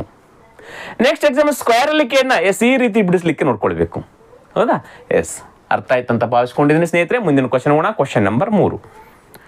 ಒಬ್ಬ ವ್ಯಕ್ತಿ ಒಂದು ನಿರ್ದಿಷ್ಟ ಮೊತ್ತವನ್ನು ವರ್ಷಕ್ಕೆ 10% ಬಡ್ಡಿ ದರದಲ್ಲಿ 2 ವರ್ಷದ ಅವಧಿಗೆ ಸರಳ ಬಡ್ಡಿಯಂತೆ ಹೂಡಿಕೆ ಮಾಡಿ 2,000 ರೂಪಾಯಿಯನ್ನು ಲಾಭವಾಗಿ ಪಡೆಯುತ್ತಾನೆ. ನೋಡ್ರಿ ಲಾಭವಾಗಿ ಪಡಿತಾ ಇದ್ದಾನೆ. ಯಾವುದೋ ಒಂದಿಷ್ಟು ಅಮೌಂಟ್ ಗೊತ್ತಿಲ್ಲ ನಮಗೆ. 2 ವರ್ಷ ತನಕ 10% ಬಡ್ಡಿ ದರದಲ್ಲಿ 2,000 ರೂಪಾಯಿ ಸಿಂಪಲ್ ಇಂಟ್ರೆಸ್ಟ್ ಅನ್ನ ತೆಗೆದುಕೊಳ್ತಾ ಇದ್ದಾನೆ. ಸಿಂಪಲ್ ಇಂಟ್ರೆಸ್ಟ್, ಸರಳ ಬಡ್ಡಿ ದರ. ಎಸ್, ನೆಕ್ಸ್ಟ್ ಕ್ವಶನ್ ಏನು ಕೇಳಿದ್ದಾರೆ ನೋಡ್ರಿ. ಆ ವ್ಯಕ್ತಿಯು ಅದೇ ಮೊತ್ತವನ್ನ ಅದೇ ಬಡ್ಡಿ ದರದಲ್ಲಿ ಅದೇ ಅವಧಿಗೆ ಚಕ್ರ ಬಡ್ಡಿಯಂತೆ ಹೂಡಿಕೆ ಮಾಡಿದ್ದರೆ ಪಡೆಯುತ್ತಿದ್ದ ಲಾಭವು ಎಷ್ಟು? ಒಂದು ವೇಳೆ ವ್ಯಕ್ತಿ ಅದೇ ಅಮೌಂಟು ಎಷ್ಟು ಬರ್ತದೆ, ಅದೇ ಅಮೌಂಟು ಇದೇ ಅವಧಿಗೆ 2 ವರ್ಷಕ್ಕೆ 10% ಬಡ್ಡಿ ದರದಲ್ಲಿ ಮಾಡಿದ್ರೆ ಎಷ್ಟು ರೂಪಾಯಿ ಲಾಭ ಆಗ್ತಿತ್ತು ಅಂತ ಕ್ವಶನ್ ಕೇಳಿದ್ದಾನೆ. ಚಕ್ರ ಬಡ್ಡಿ ದರದಂತೆ ನಮಗಿಲ್ಲಿ ಗೊತ್ತಾಗುತ್ತೆ. ಸಿಂಪಲ್ ಇಂಟ್ರೆಸ್ಟ್ಗಿಂತ ಚಕ್ರ ಬಡ್ಡಿ ಸ್ವಲ್ಪ ಜಾಸ್ತಿನೇ ಇರುತ್ತೆ, ಪ್ಲಸ್ ಇರುತ್ತೆ. ಸಿಂಪಲ್ ಇಂಟ್ರೆಸ್ಟ್ಗಿಂತ ಚಕ್ರ ಬಡ್ಡಿ ಏನಿರುತ್ತೆ? ಜಾಸ್ತಿ ಇರುತ್ತೆ, ಕಂಪೌಂಡ್ ಇಂಟ್ರೆಸ್ಟು. ಈಗ ಆಪ್ಷನ್ ವೆರಿಫೈ ಮಾಡಿ ಲೆಕ್ಕ ಮಾಡೋದೇ ಬೇಕಾಗಿಲ್ಲ. ನೀವು ಆಪ್ಷನ್ ವೆರಿಫೈ ಮಾಡಿಬಿಟ್ರೆ ಉತ್ತರ ಸಿಕ್ಬಿಡುತ್ತೆ. ಒಂದನೇ ಆಯ್ಕೆ 1900 ಅದ ನೋಡ್ರಿ. 2,000 ರೂಪಾಯಿಗಿಂತ 1900 ಕಡಿಮೆ ಆಯ್ತಾನೆ. ಚಕ್ರ ಬಡ್ಡಿ 2,000 ರೂಪಾಯಿಗಿಂತ ಕಡಿಮೆ ಇರ್ತಾನೆ, ಜಾಸ್ತಿ ಇರುತ್ತೆ. ಹಾಗಾದ್ರೆ 1900 ಕ್ಯಾನ್ಸಲ್ ತೆಗೆದು ಬಿಡಿ. ಎರಡನೇ ಆಯ್ಕೆ 2,000 ಇದೆ ನೋಡ್ರಿ. ಸಿಂಪಲ್ ಇಂಟ್ರೆಸ್ಟ್ 2,000 ಆದ್ಮೇಲೆ ಕಂಪೌಂಡ್ ಇಂಟ್ರೆಸ್ಟ್ ಸೇಮ್ 2,000 ಇರ್ತಾನೆ, ಇರಲ್ಲ, ಜಾಸ್ತಿ ಇರುತ್ತೆ. ಎರಡನೇ ಆಯ್ಕೆನೂ ಹೋಯ್ತು. ಮೂರನೇ ಆಯ್ಕೆ 2,100 ಇದೆ. Yes sir, the right answer 2,100. ಯಾಕೆಂತ ಕೇಳಿ, ನಾಲ್ಕನೇ ಆಯ್ಕೆ ನೋಡ್ರಿ 4,000 ಇದೆ, ಡಬಲ್ ಇದೆ. 2,000 4,000 ಆಗಿದೆ. ಚಾನ್ಸಸ್ ಇಲ್ಲ, ಅಷ್ಟು ವೇಗವಾಗಿ ಬೆಳೆಯಲ್ಲ. ಯಾಕಂದ್ರೆ ಚಕ್ರ ಬಡ್ಡಿ ಸೇಮ್ ಇಂಟ್ರೆಸ್ಟ್ ಸೇಮ್ ಟೈಮ್ ಇದೆ. ಹೌದಾ? ಸೇಮ್ ಇಂಟ್ರೆಸ್ಟ್ ಸೇಮ್ ಟೈಮ್ ಇದೆ. ಇದು ಏನಾದರೂ ಚೇಂಜಸ್ ಜಾಸ್ತಿ ಆಗಿತ್ತು, ಇದು ಇಂಟ್ರೆಸ್ಟು ಇದು 20% ಇತ್ತಂತಂದ್ರೆ 2,000ಕ್ಕಿಂತ ಜಾಸ್ತಿ ಆಗ್ಬೋದಿತ್ತು. 2,000ಕ್ಕೆ ಡಬಲ್ ಸಮೀಪ ನಿಯರ್ ಇರ್ಬೋದಿತ್ತು ಅಷ್ಟೇ. ಆದರೆ ಇಲ್ಲಿ ಸೇಮ್ ಇಂಟ್ರೆಸ್ಟ್ ಇದೆ, ರೇಟ್ ಆಫ್ ಇಂಟ್ರೆಸ್ಟ್ ಇದೆ, ಸೇಮ್ ಟೈಮ್ ಇದೆ ಅಂದಮೇಲೆ ಇದು 4,000 ಆಗಲ್ಲ. ದ ರೈಟ್ ಆನ್ಸರ್ 2,100 ಆಗುತ್ತೆ. ಯಾವುದನ್ನು ಕೂಡ ಲೆಕ್ಕ ಮಾಡೋದೇ ಬೇಕಾಗಿಲ್ಲ. ಕ್ಲಿಯರ್ ಆಯ್ತಾ? ಈಗ ಆಯ್ಕೆ 3 ಕರೆಕ್ಟ್ ಆಗಿರ್ತಕ್ಕಂಥದ್ದು. ಎಸ್, ಲೆಕ್ಕ ಮಾಡಿ ತೋರಿಸ್ತೀನಿ. ಈಗ ನಮಗೆ ಪ್ರಿನ್ಸಿಪಲ್ ಅಮೌಂಟ್ ಬೇಕು. ಪ್ರಿನ್ಸಿಪಲ್ ಅಮೌಂಟ್ ಕಂಡುಹಿಡಬೇಕಾದ್ರೆ ಸೂತ್ರ ಏನು? I × 100 ಡಿವೈಡೆಡ್ ಬೈ, ನಿಮಗೆ ಸೂತ್ರ ಮುಖಾಂತರ ಹೇಳ್ತಾ ಹೋಗ್ತೀನಿ. ಉಳಿದಿರ್ತಕ್ಕಂಥದ್ದು T ಮತ್ತು R. ಸಿಂಪಲ್ ಇಂಟ್ರೆಸ್ಟ್ ಎಷ್ಟಿದೆ? 2,000 ಇದೆ. ಇಂಟು 2,000 ಇದೆ ಇಂಟು 100 ಡಿವೈಡೆಡ್ ಬೈ ಟೈಮ್ ಎಷ್ಟಿದೆ? 2 ವರ್ಷ ಇದೆ. ರೇಟ್ ಆಫ್ ಇಂಟ್ರೆಸ್ಟ್ ಎಷ್ಟಿದೆ? 10 ಇದೆ. ಈ 0 ಕ್ಯಾನ್ಸಲ್, ಈ 0 ಕ್ಯಾನ್ಸಲ್. 2 1 2 5. 5 2 10, 1 0 2 0 3 0. ಹಾಗಾದರೆ ಪ್ರಿನ್ಸಿಪಲ್ ಅಮೌಂಟ್ ಎಷ್ಟಾಯಿತು? 10,000 ರೂಪಾಯಿ ಆಯಿತು. ಪ್ರಿನ್ಸಿಪಲ್ ಅಮೌಂಟ್ ಎಷ್ಟಾಯಿತು? 10,000 ರೂಪಾಯಿ ಆಯಿತು. ಆಯಿತಾ? ಈಗ ಅವ್ರು ಕೇಳ್ತಕ್ಕಂಥದ್ದು ಚಕ್ರಬಡ್ಡಿ. ಇದೇ 10,000ಕ್ಕೆ, ಇದೇ 10,000 ರೂಪಾಯಿಗಳಿಗೆ. ಹೌದಾ? ಶೇಕಡ 10 ಬಡ್ಡಿ ದರದಲ್ಲಿ 2 ವರ್ಷಕ್ಕೆ ಶೇಕಡ 10 ಬಡ್ಡಿ ದರದಲ್ಲಿ ಅಂದಾಗ ಇವತ್ತು 100 ರೂಪಾಯಿ ಅಂದ್ರೆ ನೆಕ್ಸ್ಟ್ ಇಯರ್ ಏನು ಕೊಡಬೇಕು? 10 ರೂಪಾಯಿ ಸೇರಿಸ್ಕೊಡ್ಬೇಕು, 110 ರೂಪಾಯಿ ಕೊಡಬೇಕು. ನೋಡಿ ಚಕ್ರಬಡ್ಡಿ ಕಂಡು ಹಿಡ್ತೀನಿ. 100ಕ್ಕೆ ಎಷ್ಟು ಕೊಡಬೇಕು? 110 ರೂಪಾಯಿ ಕೊಡಬೇಕು. ಇದು 1 ವರ್ಷಕ್ಕೆ. 2 ವರ್ಷಕ್ಕೆ ಕೂಡ ನೆಕ್ಸ್ಟ್ 100ಕ್ಕೆ 110 ರೂಪಾಯಿ ಕೊಡಬೇಕು. ಇದು ಚಕ್ರಬಡ್ಡಿ ಸಿಗುತ್ತೆ ನಮಗೆ. ಚಕ್ರಬಡ್ಡಿ ಮೊತ್ತ ಸಿಗುತ್ತೆ. ಮೊತ್ತ ಅಂದ್ರೆ ಅದ್ರಲ್ಲಿ ಅಸಲು ಮತ್ತು ಬಡ್ಡಿ ಇರುತ್ತೆ ಲೆಕ್ಕ ಬಿಡಿದ್ರೆ. ನೋಡ್ರಿ, ಈ 0 ಕ್ಯಾನ್ಸಲ್, ಈ 0 ಕ್ಯಾನ್ಸಲ್, ಈ 0 ಕ್ಯಾನ್ಸಲ್, ಈ 0 ಕ್ಯಾನ್ಸಲ್, ಇವೆರಡು 0 ಕ್ಯಾನ್ಸಲ್, ಇವೆರಡು 0 ಕ್ಯಾನ್ಸಲ್. ಇಲ್ಲಿ ಉಳಿದಿರ್ತಕ್ಕಂಥದ್ದು 100 ಇಂಟು 11 ಇಂಟು 11 121. ಈಗ 121 121, ಇವೆರಡು 0. ಹಾಗಾದರೆ 12,100 ಆಯಿತು. ಇದು ಅಮೌಂಟು. ಇದರ ಪ್ರಿನ್ಸಿಪಲ್ ತೆಗೆದು ಬಿಡೋಣ, ಅಸಲು ತೆಗೆದು ಬಿಡೋಣ. 10,000 ರೂಪಾಯಿ ಅಸಲು ತೆಗೆದು ಬಿಡೋಣ. ಎಷ್ಟು ಲಾಭ ಆಯ್ತು ನಮಗೀಗ? 12,100ರಲ್ಲಿ 10,000 ತೆಗೆದ್ರೆ ಉಳಿದಿರ್ತಕ್ಕಂಥದ್ದು 2,100 ರೂಪಾಯಿ ಏನಿದು ಲಾಭ. ಅದುವೇ ಏನಾಗುತ್ತೆ? ಕಂಪೌಂಡ್ ಇಂಟ್ರೆಸ್ಟ್ ಆಗುತ್ತೆ. ನೋಡ್ರಿ 2,100 ಬಂತ. ನೋಡ್ರಿ ಇಲ್ಲಿ ನಾವು ಇಂಥವು ಈ ರೀತಿಯಾಗಿರ್ತಕ್ಕಂಥ ಕ್ವಶನ್ ತುಂಬ ಇವೆ ಕ್ವಶನ್ಗಳಲ್ಲಿ, ಕ್ವಶನ್ ಪೇಪರಲ್ಲಿ ಕೇವಲ ಆಪ್ಷನನ್ನು ನೋಡ್ಬಿಟ್ರೆ ಸಾಕು ಉತ್ತರ ಸಿಗುತ್ತೆ. ಕ್ಲಿಯರ್? ಗೊತ್ತಾಯ್ತು? ಎಸ್, ಮುಂದಿನ ಕ್ವಶನ್ ನೋಡೋಣ. Question number 4. ಪ್ರಶ್ನಾರ್ಥಕ ಚಿಹ್ನೆ ಜಾಗದಲ್ಲಿ ಕಾಣೆಯಾದ ಸಂಖ್ಯೆ ಯಾವುದು? ನೋಡ್ರಿ, ಈ ರೀತಿಯಾಗಿರ್ತಕ್ಕ ನಿಮ್ಮ ಕೋಷ್ಟಕ ಚಿತ್ರದಲ್ಲಿ ಕಾಣ್ತಾ ಇದೆ. ಎಸ್, ಒಂದು ವೃತ್ತ ಕೊಟ್ಟಿದ್ರೆ ಅದರಲ್ಲಿ ಸೆಂಟ್ರಲ್ಲಿ 3 ಇದೆ, 4, 13, 41. ಇಲ್ಲಿ ಕ್ವಶನ್ ಮಾರ್ಕ್ ಇದೆ, ಇಲ್ಲಿ 382 ಇದೆ. ಹಾಗಾದ್ರೆ ಇಲ್ಲಿ ಬರ್ತಕ್ಕಂಥ ಸಂಖ್ಯೆ ಯಾವುದು? ತುಂಬ ಸಿಂಪಲ್. ಈ 3 ಎಲ್ಲ ಸಂಖ್ಯೆಗಳಿಗೆ ಸಂಬಂಧಪಟ್ಟಿರ್ತಕ್ಕಂಥ ಸಂಖ್ಯೆ ಇದು. ಈಗ ಇಲ್ಲಿ 4ರಿಂದ ಸ್ಟಾರ್ಟ್ ಮಾಡೋಣ. ಸಣ್ಣದಲ್ಲಿ 4 ಇದೆ, 4ರಿಂದ ಸ್ಟಾರ್ಟ್ ಮಾಡಮ್ಮ. 4 ಆದ್ಮೇಲೆ 13 ಯಾವ ರೀತಿ ಬಂದದ? ಹಾಗಾದ್ರೆ 4ಕ್ಕೆ 3ಕ್ಕೆ ಗುಣಾಕಾರ ಮಾಡಿ ಪ್ಲಸ್ 1 ಮಾಡಿದ್ರೆ 13 ಬರ್ತಾನೆ. ಎಸ್, ನೋಡೋಣ ಒಂದು ಚಾನ್ಸ್. ಎಸ್, 4 ಇಂಟು 3 ಎಷ್ಟಾಗುತ್ತೆ? 12 ಆಗುತ್ತೆ. ಅದಕ್ಕೆ ಪ್ಲಸ್ 1 ಮಾಡಿದ್ದಾನೆ, 13 ಮುಂದಿನ ಸಂಖ್ಯೆ ಬಂತು. ಈಗ 13ಕ್ಕೆ 3ರಿಂದ ಗುಣಾಕಾರ ಮಾಡಿ ಪ್ಲಸ್ 1 ಮಾಡಿದ್ರೆ ಎಷ್ಟು ಮಾಡಿದ್ರೆ ನೋಡೋಣ. 13 ಎಷ್ಟಾಗುತ್ತೆ? 39 ಆಗುತ್ತೆ. ಈಗ ಇಲ್ಲಿ 41 ಬಂದಿದ ಮೇಲೆ 1 ಕೂಡಿಸಿದ ಮೇಲೆ ಇಲ್ಲಿ ಎಷ್ಟು ಕೂಡಿಸಿದ್ದೇನೆ? 2 ಕೂಡಿಸಿದ್ದೇನೆ, 41 ಬಂತು. ಹಾಗಾದ್ರೆ ಇಲ್ಲಿ 1 ಕೂಡಿಸಿದ್ದೇನೆ, 2 ಈ ಸಂಖ್ಯೆನ ಕಾಮನ್ ಆಗಿ ಗುಣಾಕಾರ ಮಾಡ್ತಾ ಹೋಗಿದ್ದೇನೆ. ಆಮೇಲೆ 1, 2 ಈ ಕ್ರಮಾನುಗತ ಸಂಖ್ಯೆಗಳನ್ನು ಕೂಡಿಸ್ತಾ ಹೋಗಿದ್ದೇನೆ. ನೋಡೋಣ ಈಗ 41 ಮೂರ್ಲೆ ಎಷ್ಟಾಗುತ್ತೆ? 123 ಇಂಟು ಇಲ್ಲಿ 1 ಆಯಿತು, ಇಲ್ಲಿ 2 ಆಯಿತು, ಇಲ್ಲಿ ಎಷ್ಟಾಗುತ್ತೆ? 3 ಕೂಡಿಸಿದ್ರೆ ಎಷ್ಟಾಗುತ್ತೆ? 126. ಎಷ್ಟಾಯಿತು? 126 ಇಲ್ಲಿ ಬರ್ತಕ್ಕಂಥ ಸಂಖ್ಯೆ. ಸರಿ, ಇದನ್ನು ತಪ್ಪಿದನು ನಿರಂತರವಾಗಿ ಇದೇ ಫಾರ್ಮೆಟಲ್ಲಿ ಮಾಡ್ತಾ ಹೋಗ್ಬೇಕು. 382 ಬರಬೇಕೀಗ. ಈಗ 126 ಇಂಟು 3 ಎಷ್ಟಾಗುತ್ತೆ ನೋಡ್ರಿ? 3 6 18ಕ್ಕೆ 8 ಕೈಲ ಬಂತು 1, 3 2 6 1 7, 3 1 3. ಈಗ ಇಲ್ಲಿ 3 ಆದ್ಮೇಲೆ ಇಲ್ಲಿ ಎಷ್ಟು ಕೂಡಿಸ್ಬೇಕು? 4 ಕೂಡಿಸ್ಬೇಕು. 378ಕ್ಕೆ 4 ಸೇರಿಸಿದ್ರೆ 382 ಆಗುತ್ತೆ. ಮುಂದಿರ್ತಕ್ಕಂಥ ಸಂಖ್ಯೆ ಕೂಡ ಕರೆಕ್ಟ್ ಇದೆ. ಹಾಗಾದ್ರೆ ಪ್ರಶ್ನಾರ್ಥಕ ಚಿಹ್ನೆ ಬರ್ತಕ್ಕಂಥ ಸಂಖ್ಯೆ ಯಾವುದು? 126 ಇಸ್ ರೈಟ್ ಆನ್ಸರ್. ಆಯ್ಕೆಯಲ್ಲಿ 126 ಇದೆನಾ? ಎಸ್, ಆಯ್ಕೆ 2 ಕರೆಕ್ಟ್ ಆಗಿರ್ತಕ್ಕಂಥ ಉತ್ತರ. ನೋಡ್ರಿ, ಸಿಂಪಲ್ ಆಗಿರ್ತಕ್ಕಂಥ ನಂಬರ್ ಸೀರೀಸ್ ಕ್ವಶನ್ ಅನ್ನು ಕೇಳಿದ್ದಾರೆ. ಗೊತ್ತಾಯ್ತು? ಎಸ್, ಮುಂದಿನ ಕ್ವಶನ್ ಕೂಡ ಕ್ವಶನ್ ನಂಬರ್ 5. ಕೆಳಗೆ ನೀಡಲಾದ ವಿಷಯವನ್ನು ಅವಲೋಕಿಸಿ. ಕೆಲವೊಂದಿಷ್ಟು ವಿಷಯಗಳನ್ನು ಕೊಟ್ಟಿದ್ದಾರೆ, ಪ್ರೊಬಾಬಿಲಿಟಿಗೆ ರಿಲೇಟೆಡ್ ಆಗಿ ಅವುಗಳನ್ನು ನೋಡ್ಕೊಳ್ತಾ ಹೋಗಬೇಕು. ಸಂಭವನೀಯತೆಯಲ್ಲಿನ ಗರಿಷ್ಠ ಮೌಲ್ಯ ಫಲಿತಾಂಶ 1, ಸಂಭವನೀಯತೆಯಲ್ಲಿನ ಕನಿಷ್ಠ ಮೌಲ್ಯ -1. ಇದರಲ್ಲಿ ಅಂದರೆ ಪಿ ಶೂನ್ಯ ಗಣ ಕೊಟ್ಟಿದ್ದಾರೆ. ಇದರಲ್ಲಿ ಶೂನ್ಯ ಘಟನೆ 0 ಅಂತ ಕೊಟ್ಟಿದ್ದಾರೆ. ಇದರಲ್ಲಿ ಮೇಲಿನ ಯಾವ ಸಾಲು ಅಥವಾ ಸಾಲುಗಳಲ್ಲಿ ಸರಿಯಾದ ಮಾಹಿತಿಯು ಹೊಂದಾಣಿಕೆಯಾಗಿದೆ? ನೋಡ್ರಿ, ಪ್ರೊಬಾಬಿಲಿಟಿಗೆ ಬಂದಾಗ ಯಾವಾಗಲೂ ಪ್ರೊಬಾಬಿಲಿಟಿಯ ಮೌಲ್ಯ ಯಾವಾಗಲೂ 0 ಮತ್ತು 1 ಆಗಿರುತ್ತೆ. ಇದಷ್ಟೇ ಸಾಧ್ಯತೆ ಇರತಕ್ಕಂಥದ್ದು. ಪ್ರೊಬಾಬಿಲಿಟಿಯ ಮೌಲ್ಯಗಳು ಯಾವಾಗಲೂ 0 ಮತ್ತು 1 ಆಗಿರುತ್ತೆ. ನೆಗೆಟಿವ್ ಅಲ್ಲಿ ಇರಲ್ಲ. ಹಾಗಾದ್ರೆ ಪ್ರೊಬಾಬಿಲಿಟಿಯ ಗರಿಷ್ಠ ಮೌಲ್ಯ 1. ಏನು? ಪ್ರೊಬಾಬಿಲಿಟಿಯ ಗರಿಷ್ಠ ಮೌಲ್ಯ ಎಷ್ಟಾಗುತ್ತೆ? 1. ಗರಿಷ್ಠ ಮೌಲ್ಯ 1 ಆಗಿರುತ್ತೆ. ಹಾಗಾದ್ರೆ ಶೂನ್ಯ ಗಣದಲ್ಲಿ ಯಾವುದೇ ಗಣಗಳಿಲ್ಲದ್ರೆ ಖಾಲಿ ಸೆಟ್ ಇದ್ದಾಗ ಅದು 0 ಆಗಿರುತ್ತೆ. ಖಾಲಿ ಸೆಟ್ ಇದ್ದಾಗ, ಹೌದಾ? ಖಾಲಿ ಸೆಟ್ ಇದ್ದಾಗ ಏನಾಗುತ್ತೆ? 0 ಆಗಿರುತ್ತೆ. ಹಾಗಾದ್ರೆ ಕನಿಷ್ಠ ಮೌಲ್ಯ -1 ಅಂತ ಕೊಟ್ಟಿದ್ದಾರೆ. ಈ ರೀತಿ ಇರ್ತಕ್ಕಂಥ ಸಾಧ್ಯತೆಗಳು ಇಲ್ಲ. ಯಾವಾಗಲೂ ಪ್ರೊಬಾಬಿಲಿಟಿಯಲ್ಲಿ 0 ಮತ್ತು 1 ಆಗಿರ್ತವೆ. ಯಾವಾಗಲೂ ಮೌಲ್ಯಗಳು ಕನಿಷ್ಠ ಮೌಲ್ಯ -1 0 ಆಗಿರುತ್ತೆ ಮತ್ತು ಖಾಲಿ ಸೆಟ್ಟಲ್ಲಿ ಕೂಡ ಏನಾಗಿರುತ್ತೆ 0 ಆಗಿರುತ್ತೆ. ಹೌದಾ? ಹಾಗಾದ್ರೆ ಇಲ್ಲಿರ್ತಕ್ಕಂಥದ್ದು ಏನಾಗುತ್ತೆ ಉತ್ತರ ನೋಡ್ರಿ, 1 ಮತ್ತು 3 ಮಾತ್ರ ಸರಿ, ಎ ಮತ್ತು ಸಿ ಮಾತ್ರ ಸರಿ. ಈಗ ಎರಡನೇದು ಏನಂತದೆ, ಸಂಭವನೀಯತೆ ಕನಿಷ್ಠ ಮೌಲ್ಯ ಮೈನಸ್ ಆಗಿದೆ ಅಂತ, ಮೈನಸ್ ನೆಗೆಟಿವ್ ಅಲ್ಲಿ ಇರಲ್ಲ ಅಂತ ಈಗಾಗಲೇ ಹೇಳಿದ್ದೀನಿ ನಾನು. ಹಾಗಾದ್ರೆ ಇಲ್ಲಿರ್ತಕ್ಕಂಥದ್ದು ಎ ಮತ್ತು ಸಿ ಕರೆಕ್ಟ್ ಆಗಿರ್ತಕ್ಕಂಥ ಉತ್ತರ ಆಗುತ್ತೆ. ಎ ಮತ್ತು ಸಿ ಎಲ್ಲಿದೆ ನೋಡ್ರಿ, ಆಯ್ಕೆ 3 ಕರೆಕ್ಟ್ ಆಗಿರ್ತಕ್ಕಂಥ ಉತ್ತರ.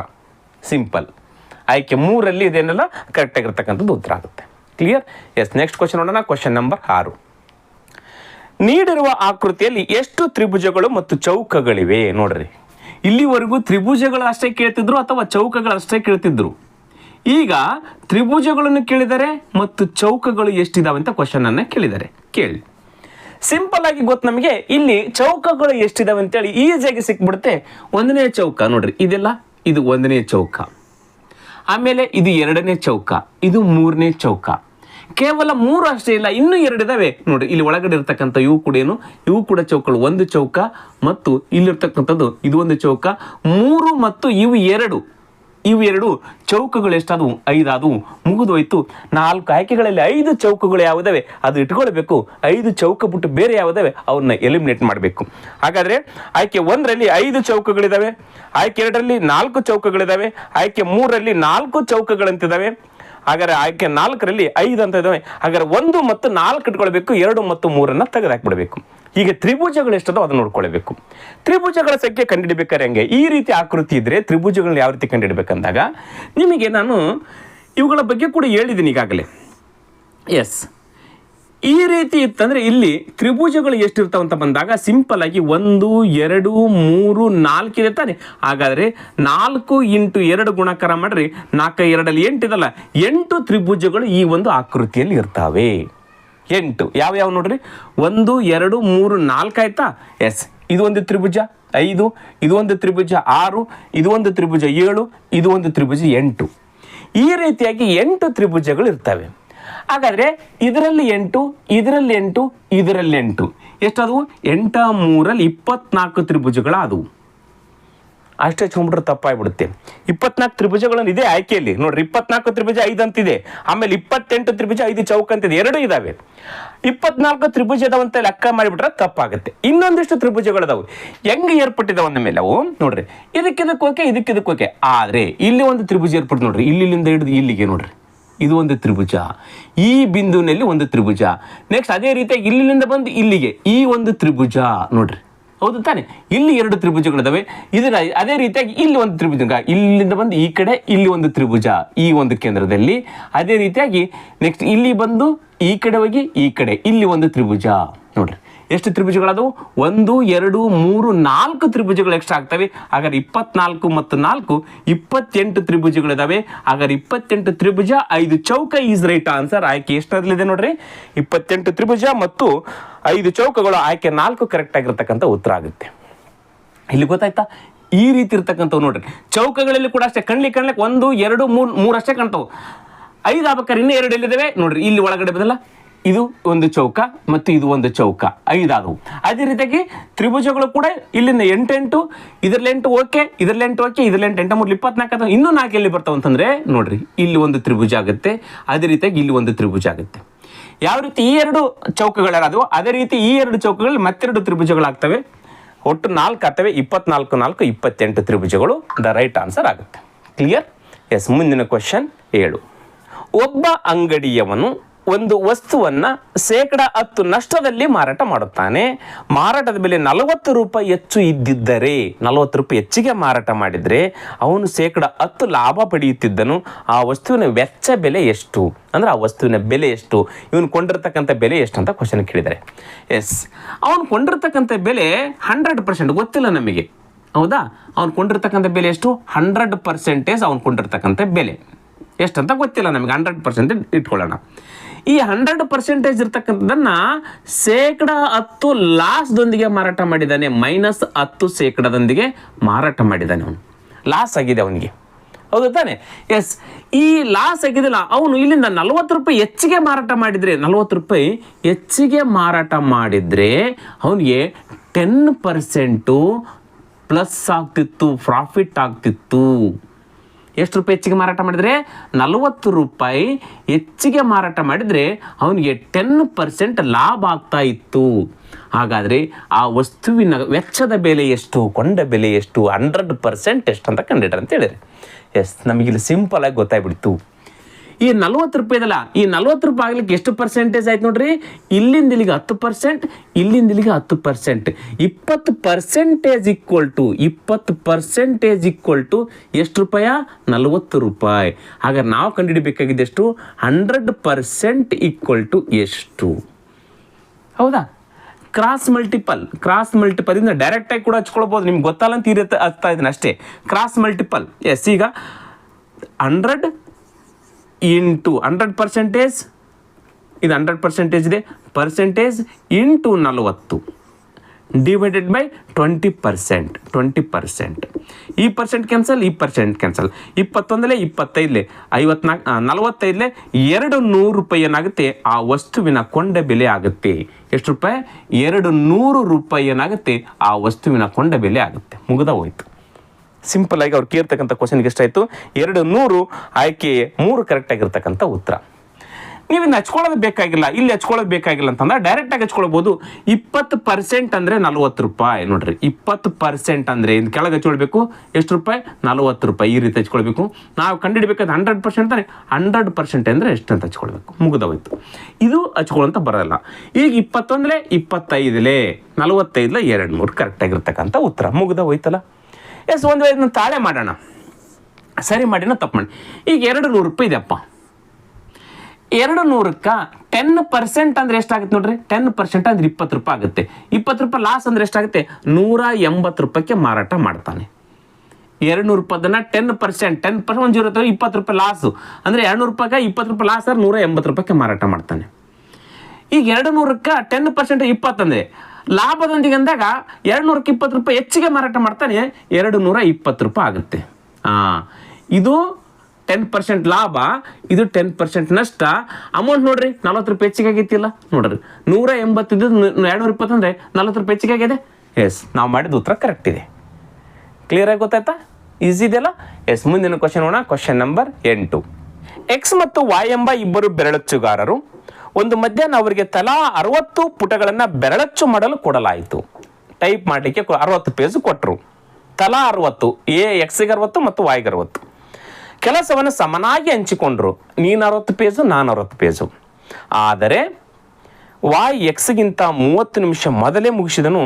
ಎಕ್ಸ್ ಇದೇ ಕೆಲಸವನ್ನು ಮಾಡಲು 2 ಗಂಟೆ ಸಮಯವನ್ನು ತೆಗೆದುಕೊಂಡನು. ಟೈಮ್ ಕೊಟ್ಟಿದ್ದಾರೆ. ಈಗ ಎಕ್ಸ್ ಮತ್ತು ವಾಯ್ 60 ಪೇಜನ್ನು ಟೈಪ್ ಮಾಡಲಿಕ್ಕೆ ತೆಗೆದುಕೊಳ್ತಕ್ಕಂಥ ಸಮಯ ಕೊಟ್ಟಿದ್ದಾರೆ, ಟೈಮ್ ಕೊಟ್ಟಿದ್ದಾರೆ.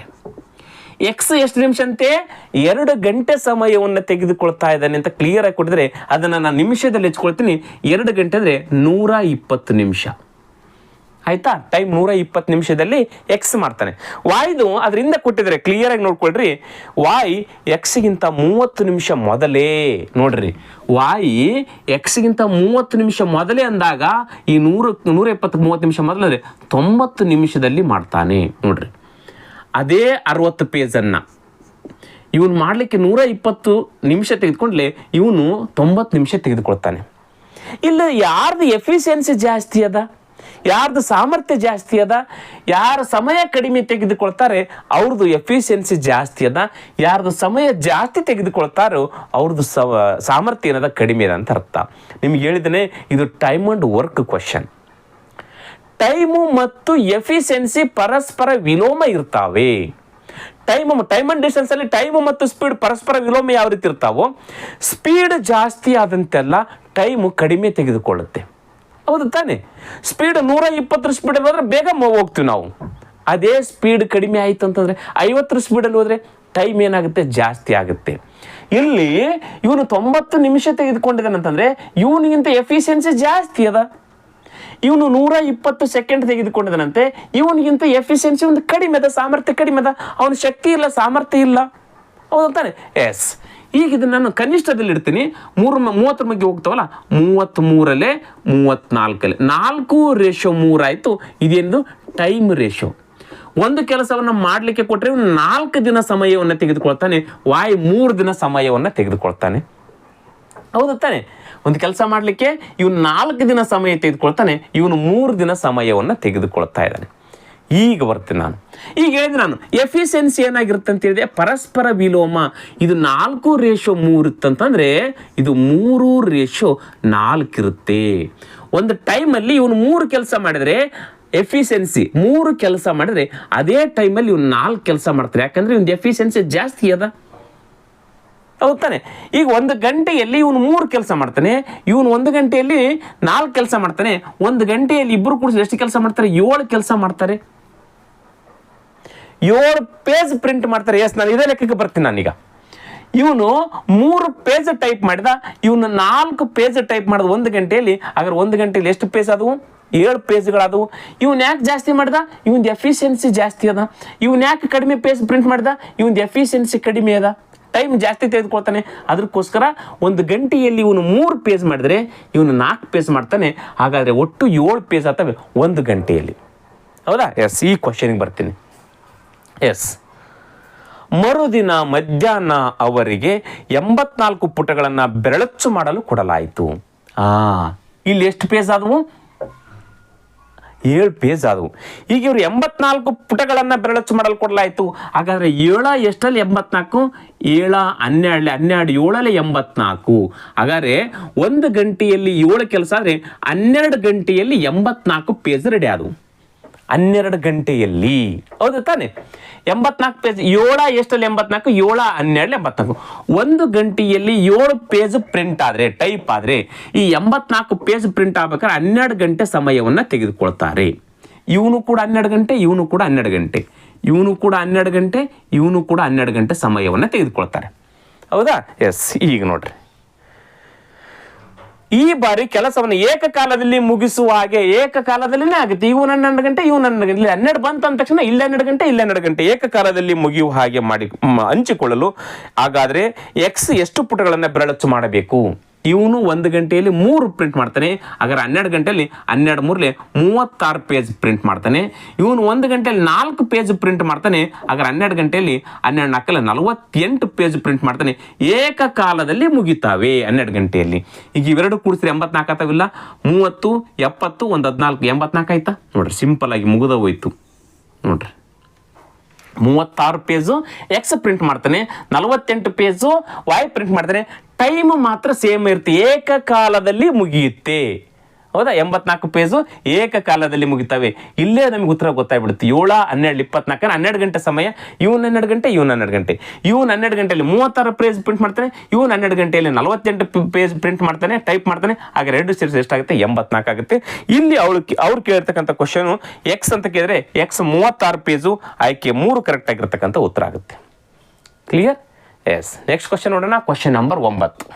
ಒಂದು ಚೀಲದಲ್ಲಿ 4 ಕೆಂಪು, 3 ಬಿಳಿ ಮತ್ತು 5 ನೀಲಿ ಚೆಂಡುಗಳಿವೆ, ನೀಲಿ ಬಣ್ಣದ ಚೆಂಡುಗಳಿವೆ. 3 ಚೆಂಡುಗಳನ್ನು ಯಾದೃಚ್ಛಿಕವಾಗಿ ತೆಗೆದಾಗ 3 ಚೆಂಡುಗಳು ಒಂದೇ ಬಣ್ಣದ್ದಾಗಿರುವ ಸಂಭವನೀಯತೆ ಎಷ್ಟು? ನೋಡ್ರಿ, 3 ಚೆಂಡುಗಳು ಒಂದೇ ಬಣ್ಣದ, ಅದು ಆಮೇಲೆ ಇರಲಿ. ಸಂಭವನೀಯತೆ ಕಂಡುಹಿಡಿಯಬೇಕಾದ್ರೆ ಅದಕ್ಕೊಂದು ಸೂತ್ರದ ಒಂದು favourable possibility divided by total possibility. ಇದು ಸೂತ್ರ, ಟೋಟಲ್ ಪಾಸಿಬಿಲಿಟಿ. ಇದರ ಪ್ರಕಾರ ಬಿಡಿಸ್ಬಿಟ್ರೆ ಸಾಕು, ನಮ್ಗೆ ಈಸಿಯಾಗಿ ಉತ್ತರ ಸಿಕ್ಬಿಡುತ್ತೆ. ಟೋಟಲ್ ಪಾಸಿಬಿಲಿಟಿ ಈಸಿಯಾಗಿ ಕಂಡುಹಿಡಿಕೊಳ್ಳಬಹುದು ನಾವು. ಟೋಟಲ್ ಅಂತಂದ್ರೆ ಇಲ್ಲಿ ಟೋಟಲ್ ಎಷ್ಟು ಚೆಂಡುಗಳಿದೆ? 1 2 4 4 5 9 9 3 ಎಷ್ಟು? 12 ಟೋಟಲ್ ಚೆಂಡುಗಳಿವೆ. ಈ 12 ಚೆಂಡುಗಳಲ್ಲಿ ಎಷ್ಟು ಚೆಂಡುಗಳನ್ನು ಪಿಕ್ ಮಾಡ್ಕೊಳ್ಬೇಕು ನಾವು? 3 ಚೆಂಡುಗಳು. ಅವು ಬಣ್ಣದ ಆಮೇಲೆ ನೋಡೋಣ. ಮೊದಲು ಟೋಟಲ್ ನಾವು ತೆಗೆದುಕೊಳ್ಳೋದು ಎಷ್ಟು? 3 ಚೆಂಡುಗಳು. ಹಾಗಾದ್ರೆ 12C3 ಇದು ಟೋಟಲ್ ಪಾಸಿಬಿಲಿಟಿ. 12C3 ಅಂದ್ರೆ ಎಷ್ಟಾಗುತ್ತೆ? ನೋಡ್ರಿ, ಎಷ್ಟಾಗುತ್ತೆ? ಈ 12 3 ಸಂಖ್ಯೆ ಬರೋವರೆಗೂ ಅಂದರೆ 12 ಇಂಟು 11 ಇಂಟು 10 3 ಸಂಖ್ಯೆ ಅಲ್ವಾ? ಎಸ್, ಮುಗೀತು. ಇಲ್ಲಿ ಏನಿದ್ರೆ ಅಷ್ಟೇ ಸಂಖ್ಯೆಗಳಿರಬೇಕು. ಇಲ್ಲಿ 3 ಫ್ಯಾಕ್ಟೋರಿಯಲ್, 3 ಇಂಟು 2 ಇಂಟು 1 ಮುಗೀತಾ? ಎಸ್, 3 2 ಎಷ್ಟು? 6 6 2 12 3 6 6 2 12 ಮುಗಿದ ಹೋಯ್ತು. ಈಗ ನೋಡ್ರಿ, 11 22 22 ಹತ್ತಲೆ 22 ಹತ್ತಲೆ 220. ಇದು ಟೋಟಲ್ ಪಾಸಿಬಿಲಿಟಿ ಸಿಕ್ತು ನಮಗೆ. ಇದು ಟೋಟಲ್ ಪಾಸಿಬಿಲಿಟಿ ಸಿಕ್ತು. ಹೌದಾ? 11 22 22 ಹತ್ತಲೆ 110 ಮುಗೀತು. ಈಗ ನಮಗೆ ಫೇವರೇಬಲ್ ಪಾಸಿಬಿಲಿಟಿ ಬೇಕು. ಇದು ಬೇಕು, ಫೇವರೇಬಲ್ ಪಾಸಿಬಿಲಿಟಿ. ಈಗ ರೆಡ್ ಚೆಂಡು, ಮೂರೂ ಚೆಂಡುಗಳು ಕೆಂಪಾಗಿರ್ತಕ್ಕಂಥ ಸಂಭವನೀಯತೆ ಎಷ್ಟು ಅದು ನೋಡ್ಕೊಳ್ಳೋಣ. ಮೂರೂ ಚೆಂಡುಗಳು ಏನಿರ್ಬೇಕು, ನಮ್ಗೆ ಕೆಂಪು ಇರಬೇಕು. ಮೂರು ಚೆಂಡು ಟೋಟಲ್ ಎಷ್ಟಿದಾವೆ? ಕೆಂಪು ಚೆಂಡುಗಳು 4 ಇದಾವೆ. 4ರಲ್ಲಿ ಎಷ್ಟು ಚೆಂಡುಗಳು ಆಗಿರ್ಬೇಕು? 3. ಒಂದೇ ಬಣ್ಣದ 3 ಚೆಂಡುಗಳು. ಇದು 4 ಕೆಂಪು ಚೆಂಡುಗಳ ಸಂಭವನೀಯತೆ ಸಿಗುತ್ತೆ ನಮಗೆ. ಎಷ್ಟಾಗುತ್ತೆ ನೋಡ್ರಿ ಇದು? 4 3 ಬರೋವರೆಗೂ ಅಂದರೆ 4 × 3 × 2 divided by 3 factorial 3 × 2 × 1. 3 2 cancel, 3 2 cancel. ಎಷ್ಟು ಸಾಧ್ಯತೆಗಳು? 4 ಸಾಧ್ಯತೆಗಳು ಇದಾವೆ. ಯಾವಾಗ 3 ಚೆಂಡುಗಳು ರೆಡ್ ಆಗಿರ್ತಕ್ಕಂಥದ್ದು ಎಷ್ಟು ಸಾಧ್ಯತೆ? 4 ಸಾಧ್ಯತೆಗಳಿದಾವೆ. ಆದರೆ ಇದು ಬ್ಲೂ ಬರ್ತೀನಿ ನಾನು. ಬ್ಲೂ ಎಷ್ಟು ಚೆಂಡುಗಳಿದಾವೆ? 5 ಚೆಂಡುಗಳಿದಾವೆ. 5 ಚೆಂಡುಗಳಲ್ಲಿ 3 ಚೆಂಡು ಒಂದೇ ಬಣ್ಣದ್ದು, ಅಂದರೆ 3 ಚೆಂಡುಗಳು ನೀಲಿಯದ್ದಾಗಿರುವ ಸಂಭವನೀಯತೆ ನೀಲಿ ಅಲ್ಲ. 5 3 ಬರೋವರೆಗೂ ಅಂದರೆ 5 3 ಸಂಖ್ಯೆ 4 × 3 ಮುಗೀತು. Divided 3 factorial 3 × 2 × 1. ಈ 3 ಕ್ಯಾನ್ಸಲ್, ಈ 3 ಕ್ಯಾನ್ಸಲ್. 2 1 2 2 5 2 ಎಷ್ಟಾಗುತ್ತೆ? 10 ಸಾಧ್ಯತೆಗಳು ಇದಾವೆ ನೋಡ್ರಿ. ಇಲ್ಲಿ ಎಷ್ಟು ಸಾಧ್ಯತೆಗಳಾದವು? ನೀಲಿ ಚೆಂಡುಗಳು 3 ಆಗಿರ್ತಕ್ಕಂಥ ಸಂಭವನೀಯತೆ 10 ಸಾಧ್ಯತೆಗಳಿದಾವೆ. ಈಗ ವೈಟ್ ಬರ್ತೀನಿ ನಾನು. ವೈಟ್ ಒಟ್ಟು ಚೆಂಡುಗಳು ಎಷ್ಟಿದೆ? 3 ಚೆಂಡುಗಳಿದೆ. 3ಕ್ಕೂ 3 ಚೆಂಡು ಯಾವ ಇರ್ತವೆ ಇಲ್ಲಿ? ಒಟ್ಟಿಗೆ ಬರ್ತಾವೆ. ಇರೋವು 3 ಒಟ್ಟಿಗೆ ಅಂದ್ರೆ ಎಷ್ಟು ಸಾಧ್ಯತೆ? ಒಂದೇ ಸಾಧ್ಯತೆ. ನಿಮ್ಗೆ ಈಸಿಯಾಗಿ ಗೊತ್ತಾಗ್ಬಿಡ್ತೀವಿ. ನಿಮ್ಗೆ ಇಲ್ಲಿ ಇರೋವೇ 3 ಚೆಂಡು ಅದಾವ. 3 ಚೆಂಡು ಒಟ್ಟಿಗೆ ಏನು ಮಾಡ್ತೀವಿ? ಪಿಕ್ ಮಾಡಿಬಿಡ್ತೀವಿ. 3 ಅಂದ್ರೆ 3 ಬರೋವರೆಗೂ ನೋಡಿ ಉತ್ತರ ಒಂದೇ. ಇದು 3 ಫ್ಯಾಕ್ಟೋರಿಯಲ್ 3 ಅಂದರೆ 3C3 ಅಂದರೆ ಒಂದೇ ಇರುತ್ತೆ. 3 × 2 × 1 ಡಿವೈಡೆಡ್ ಬೈ ಇಲ್ಲಿ 3 × 2 × 1. ಉತ್ತರ ಏನು ಬರುತ್ತೆ? ಒಂದಲೇ ಉತ್ತರ 1 ಆಯಿತು. ಎಸ್, ಇಷ್ಟು ಸಾಧ್ಯತೆಗಳಾಗ್ತವೆ. ರೆಡ್ 4 ಸಾರೆ, ಬ್ಲೂ 10 ಸಾರೆ, ವೈಟ್ ಎಷ್ಟು ಸಾರೆ? 1 ಸಾರೆ. ಹಾಗಾದ್ರೆ ಟೋಟಲ್ ಎಷ್ಟು ಆಗ್ತದೆ ನೋಡ್ರಿ? 10 14 1 15. ಇದು ಫೇವರೇಬಲ್ ಪಾಸಿಬಿಲಿಟಿ. ಮುಗೀತು. ಇದು ಕಟ್ತಾ ಹೋಗುತ್ತೇನು? ಸಂಕ್ಷಿಪ್ತ ಮಾಡ್ಲಿಕ್ಕೆ ಬಂದ್ರೆ ಮಾಡಿ, ಇರ್ಲಿಕ್ಕಂದ್ರೆ ಇದೇ ಉತ್ತರ ಇರುತ್ತೆ. ಬರುತ್ತೆ. 5 ಮೇಲೆ ಹೋಗ್ತಲ್ಲ, 5 3 15 ಹೋಯ್ತು. ಇದು 5 4 20, 2 ಉಳಿತ 20 ಆಗುತ್ತೆ. ಮತ್ತೆ 5 4 20 ಮತ್ತೆ ಕ್ಯಾನ್ಸಲ್ ಆಗಲ್ಲ. ಹಾಗಾದ್ರೆ 3 ಚೆಂಡುಗಳು ಒಂದೇ ಬಣ್ಣದಾಗಿರ್ತಕ್ಕಂಥ ಸಂಭವನೀಯತೆ ಎಷ್ಟು? 3/44 ಇಸ್ ರೈಟ್ ಆನ್ಸರ್. ಆಯ್ಕೆಯಲ್ಲಿ ಇದನ್ನ 3/44. ಎಸ್, ಆಯ್ಕೆ 2 ಕರೆಕ್ಟ್ ಆಗಿರ್ತಕ್ಕಂಥ ಉತ್ತರ. ಸಿಂಪಲ್ ಆಗಿ ಮುಗಿದೋಯ್ತು. ಕ್ಲಿಯರ್? ಎಸ್, ಮುಂದಿನ ಕ್ವಶನ್ ನೋಡೋಣ. Question number 10. ಭುವನ್ ಮತ್ತು ಸಂಗೀತ ಗಂಡ ಹೆಂಡತಿ. ರಾಹುಲ್ ಮತ್ತು ಭುವನ್ ಸಹೋದರರು. ಸಾಗರ್ ರಾಹುಲನ ತಂದೆ. ಕೃಷ್ಣ ಸಂಗೀತಳ ಮಗ. ಕೃಷ್ಣ ಸಾಗರನಿಗೆ ಏನಾಗಬೇಕು? ತುಂಬಾ ಈಸಿ ಆಗಿರ್ತಕ್ಕಂಥ ಬ್ಲಡ್ ರಿಲೇಷನ್ ಕ್ವಶನ್ ಅನ್ನ ಕೇಳಿದ್ದಾರೆ. ಮೊದಲನೇದು ಭುವನ್ ಮತ್ತು ಸಂಗೀತ ಗಂಡ ಹೆಂಡತಿ. ಎಸ್ ನೋಡ್ರಿ, ಸಿಂಪಲ್ ಆಗಿ ಕೇಳಿದರೆ ಇವನ್ ಯಾರು? ಭುವನ್ ಮತ್ತು ಸಂಗೀತ. ಇವರಿಬ್ರು ಗಂಡ ಹೆಂಡತಂತೆ. ಈಕಿ ಲೇಡಿ, ಇವನು ಭುವನ್ ಗಂಡು ಮಗ. ಇವರಿಬ್ಬರು ಗಂಡ ಹೆಂಡತಿ. ಸಂಕೇತವನ್ನು ನಾನು ಈ ರೀತಿ ಹಾಕೋದ್ರ ಮುಖಾಂತರ ಇವರಿಬ್ಬರು ದಂಪತಿಗಳಂತ ಹೇಳ್ತೀನಿ. ಭುವನ್ ಮತ್ತು ಸಂಗೀತ ಗಂಡ ಹೆಂಡತಿ. ರಾಹುಲ್ ಮತ್ತು ಭುವನ್ ಸಹೋದರರು. ರಾಹುಲ್ ಇವರಿಬ್ರೇನು ಸಹೋದರರು. ಒಂದೇ ಜನರೇಷನ್ ಅಂದ್ರೆ ಒಂದೇ ರೇಖೆ ಹಾಕೋದ್ರ ಮುಖಾಂತರ ಇವರಿಬ್ರು ಸಹೋದರ ಅಂತ ಗೊತ್ತಾಗುತ್ತೆ. ಎಸ್, ನೆಕ್ಸ್ಟ್ ಸಾಗರ್ ರಾಹುಲನ ತಂದೆ. ನೋಡ್ರಿ, ರಾಹುಲ್ಗ ತಂದೆ ಆದ್ರೆ ಭುವನ್ ಕೂಡ ತಂದೆ ಯಾರು? ಸಾಗರ್ ಇವನ ತಂದೆ. ಇವನ್ ಗಂಡು ಮಗ ಇರೋದ್ರೆ ಈ ರೀತಿ ಆಗ್ತಾನೆ. ರಾಹುಲನ ತಂದೆ ಯಾರು? ಭುವನಿಗೂ ಕೂಡ ಏನಾಗ್ತಾನೆ? ತಂದೆ ಆಗ್ತಾನೆ.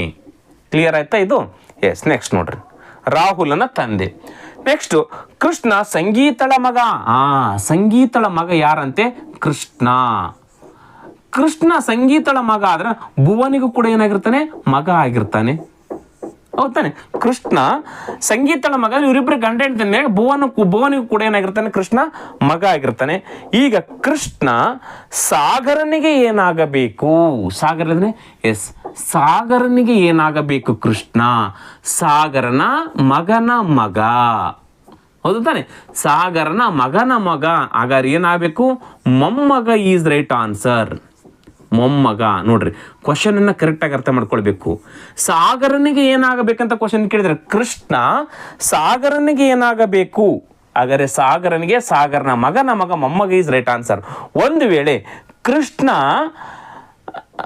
ಕೃಷ್ಣನಿಗೆ ಏನಾಗಬೇಕು ಸಾಗರ್ ಅಂತಂದಾಗ ಅಜ್ಜ ಆಗ್ತಾನೆ. ತಂದೆಯ ತಂದೆ ಏನಾಗ್ತಾನೆ? ಅಜ್ಜ ಈಸ್ ರೈಟ್ ಆನ್ಸರ್. ಅಜ್ಜ ಆಯ್ಕೆಯಲ್ಲಿ ಇಲ್ಲ. ಹೌದಾನೆ? ಎಸ್, ಕ್ವಶನ್ ಕೇಳ್ತಕ್ಕಂಥದ್ದು ಸಾಗರನಿಗೆ ಏನಾಗಬೇಕಂದ್ರೆ ಸಾಗರನ ಮಗ ಭುವನ ಮಗ ಕೃಷ್ಣ ಆಗಿರೋದ್ರಿಂದ ಮಗನ ಮಗ ಮೊಮ್ಮಗ ಈಸ್ ರೈಟ್ ಆನ್ಸರ್ ಆಗುತ್ತೆ. ಕ್ಲಿಯರ್? Yes, next question 11. ಕೆಳಗೆ ನೀಡಿದ ಪೈಚಾಟ್ ಆಧಾರದ ಮೇಲೆ ಪ್ರಶ್ನೆಗಳಿಗೆ ಉತ್ತರಿಸಿ. ನಿಮ್ಮ ಪೈಚಾಟ್ ಕಾಣ್ತಾ ಇದೆ.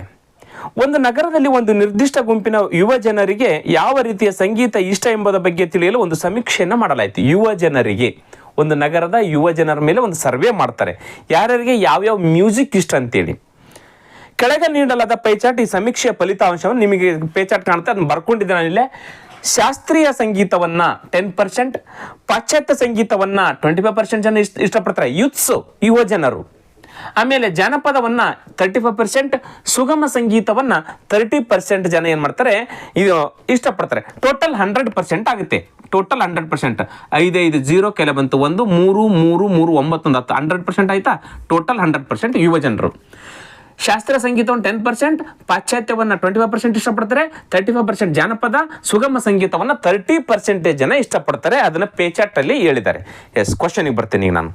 ಕ್ವಶನ್ ನಂಬರ್ 11 ನೋಡ್ರಿ, ಏನಂತ ಕೇಳಿದರೆ. ಕ್ವಶನ್ ನಂಬರ್ 11 ಏನಂತ ಕೇಳಿದರೆ, 400 ಜನರು ಪಾಶ್ಚಾತ್ಯ ಸಂಗೀತವನ್ನ ಇಷ್ಟಪಟ್ಟರೆ ಎಷ್ಟು ಯುವ ಜನರು ಸಮೀಕ್ಷೆ ಮಾಡಲಾಯಿತು? 400 ಜನರು ಪಾಶ್ಚಾತ್ಯ ಅಂದ್ರೆ ಇಲ್ಲಿದೆ ನೋಡ್ರಿ.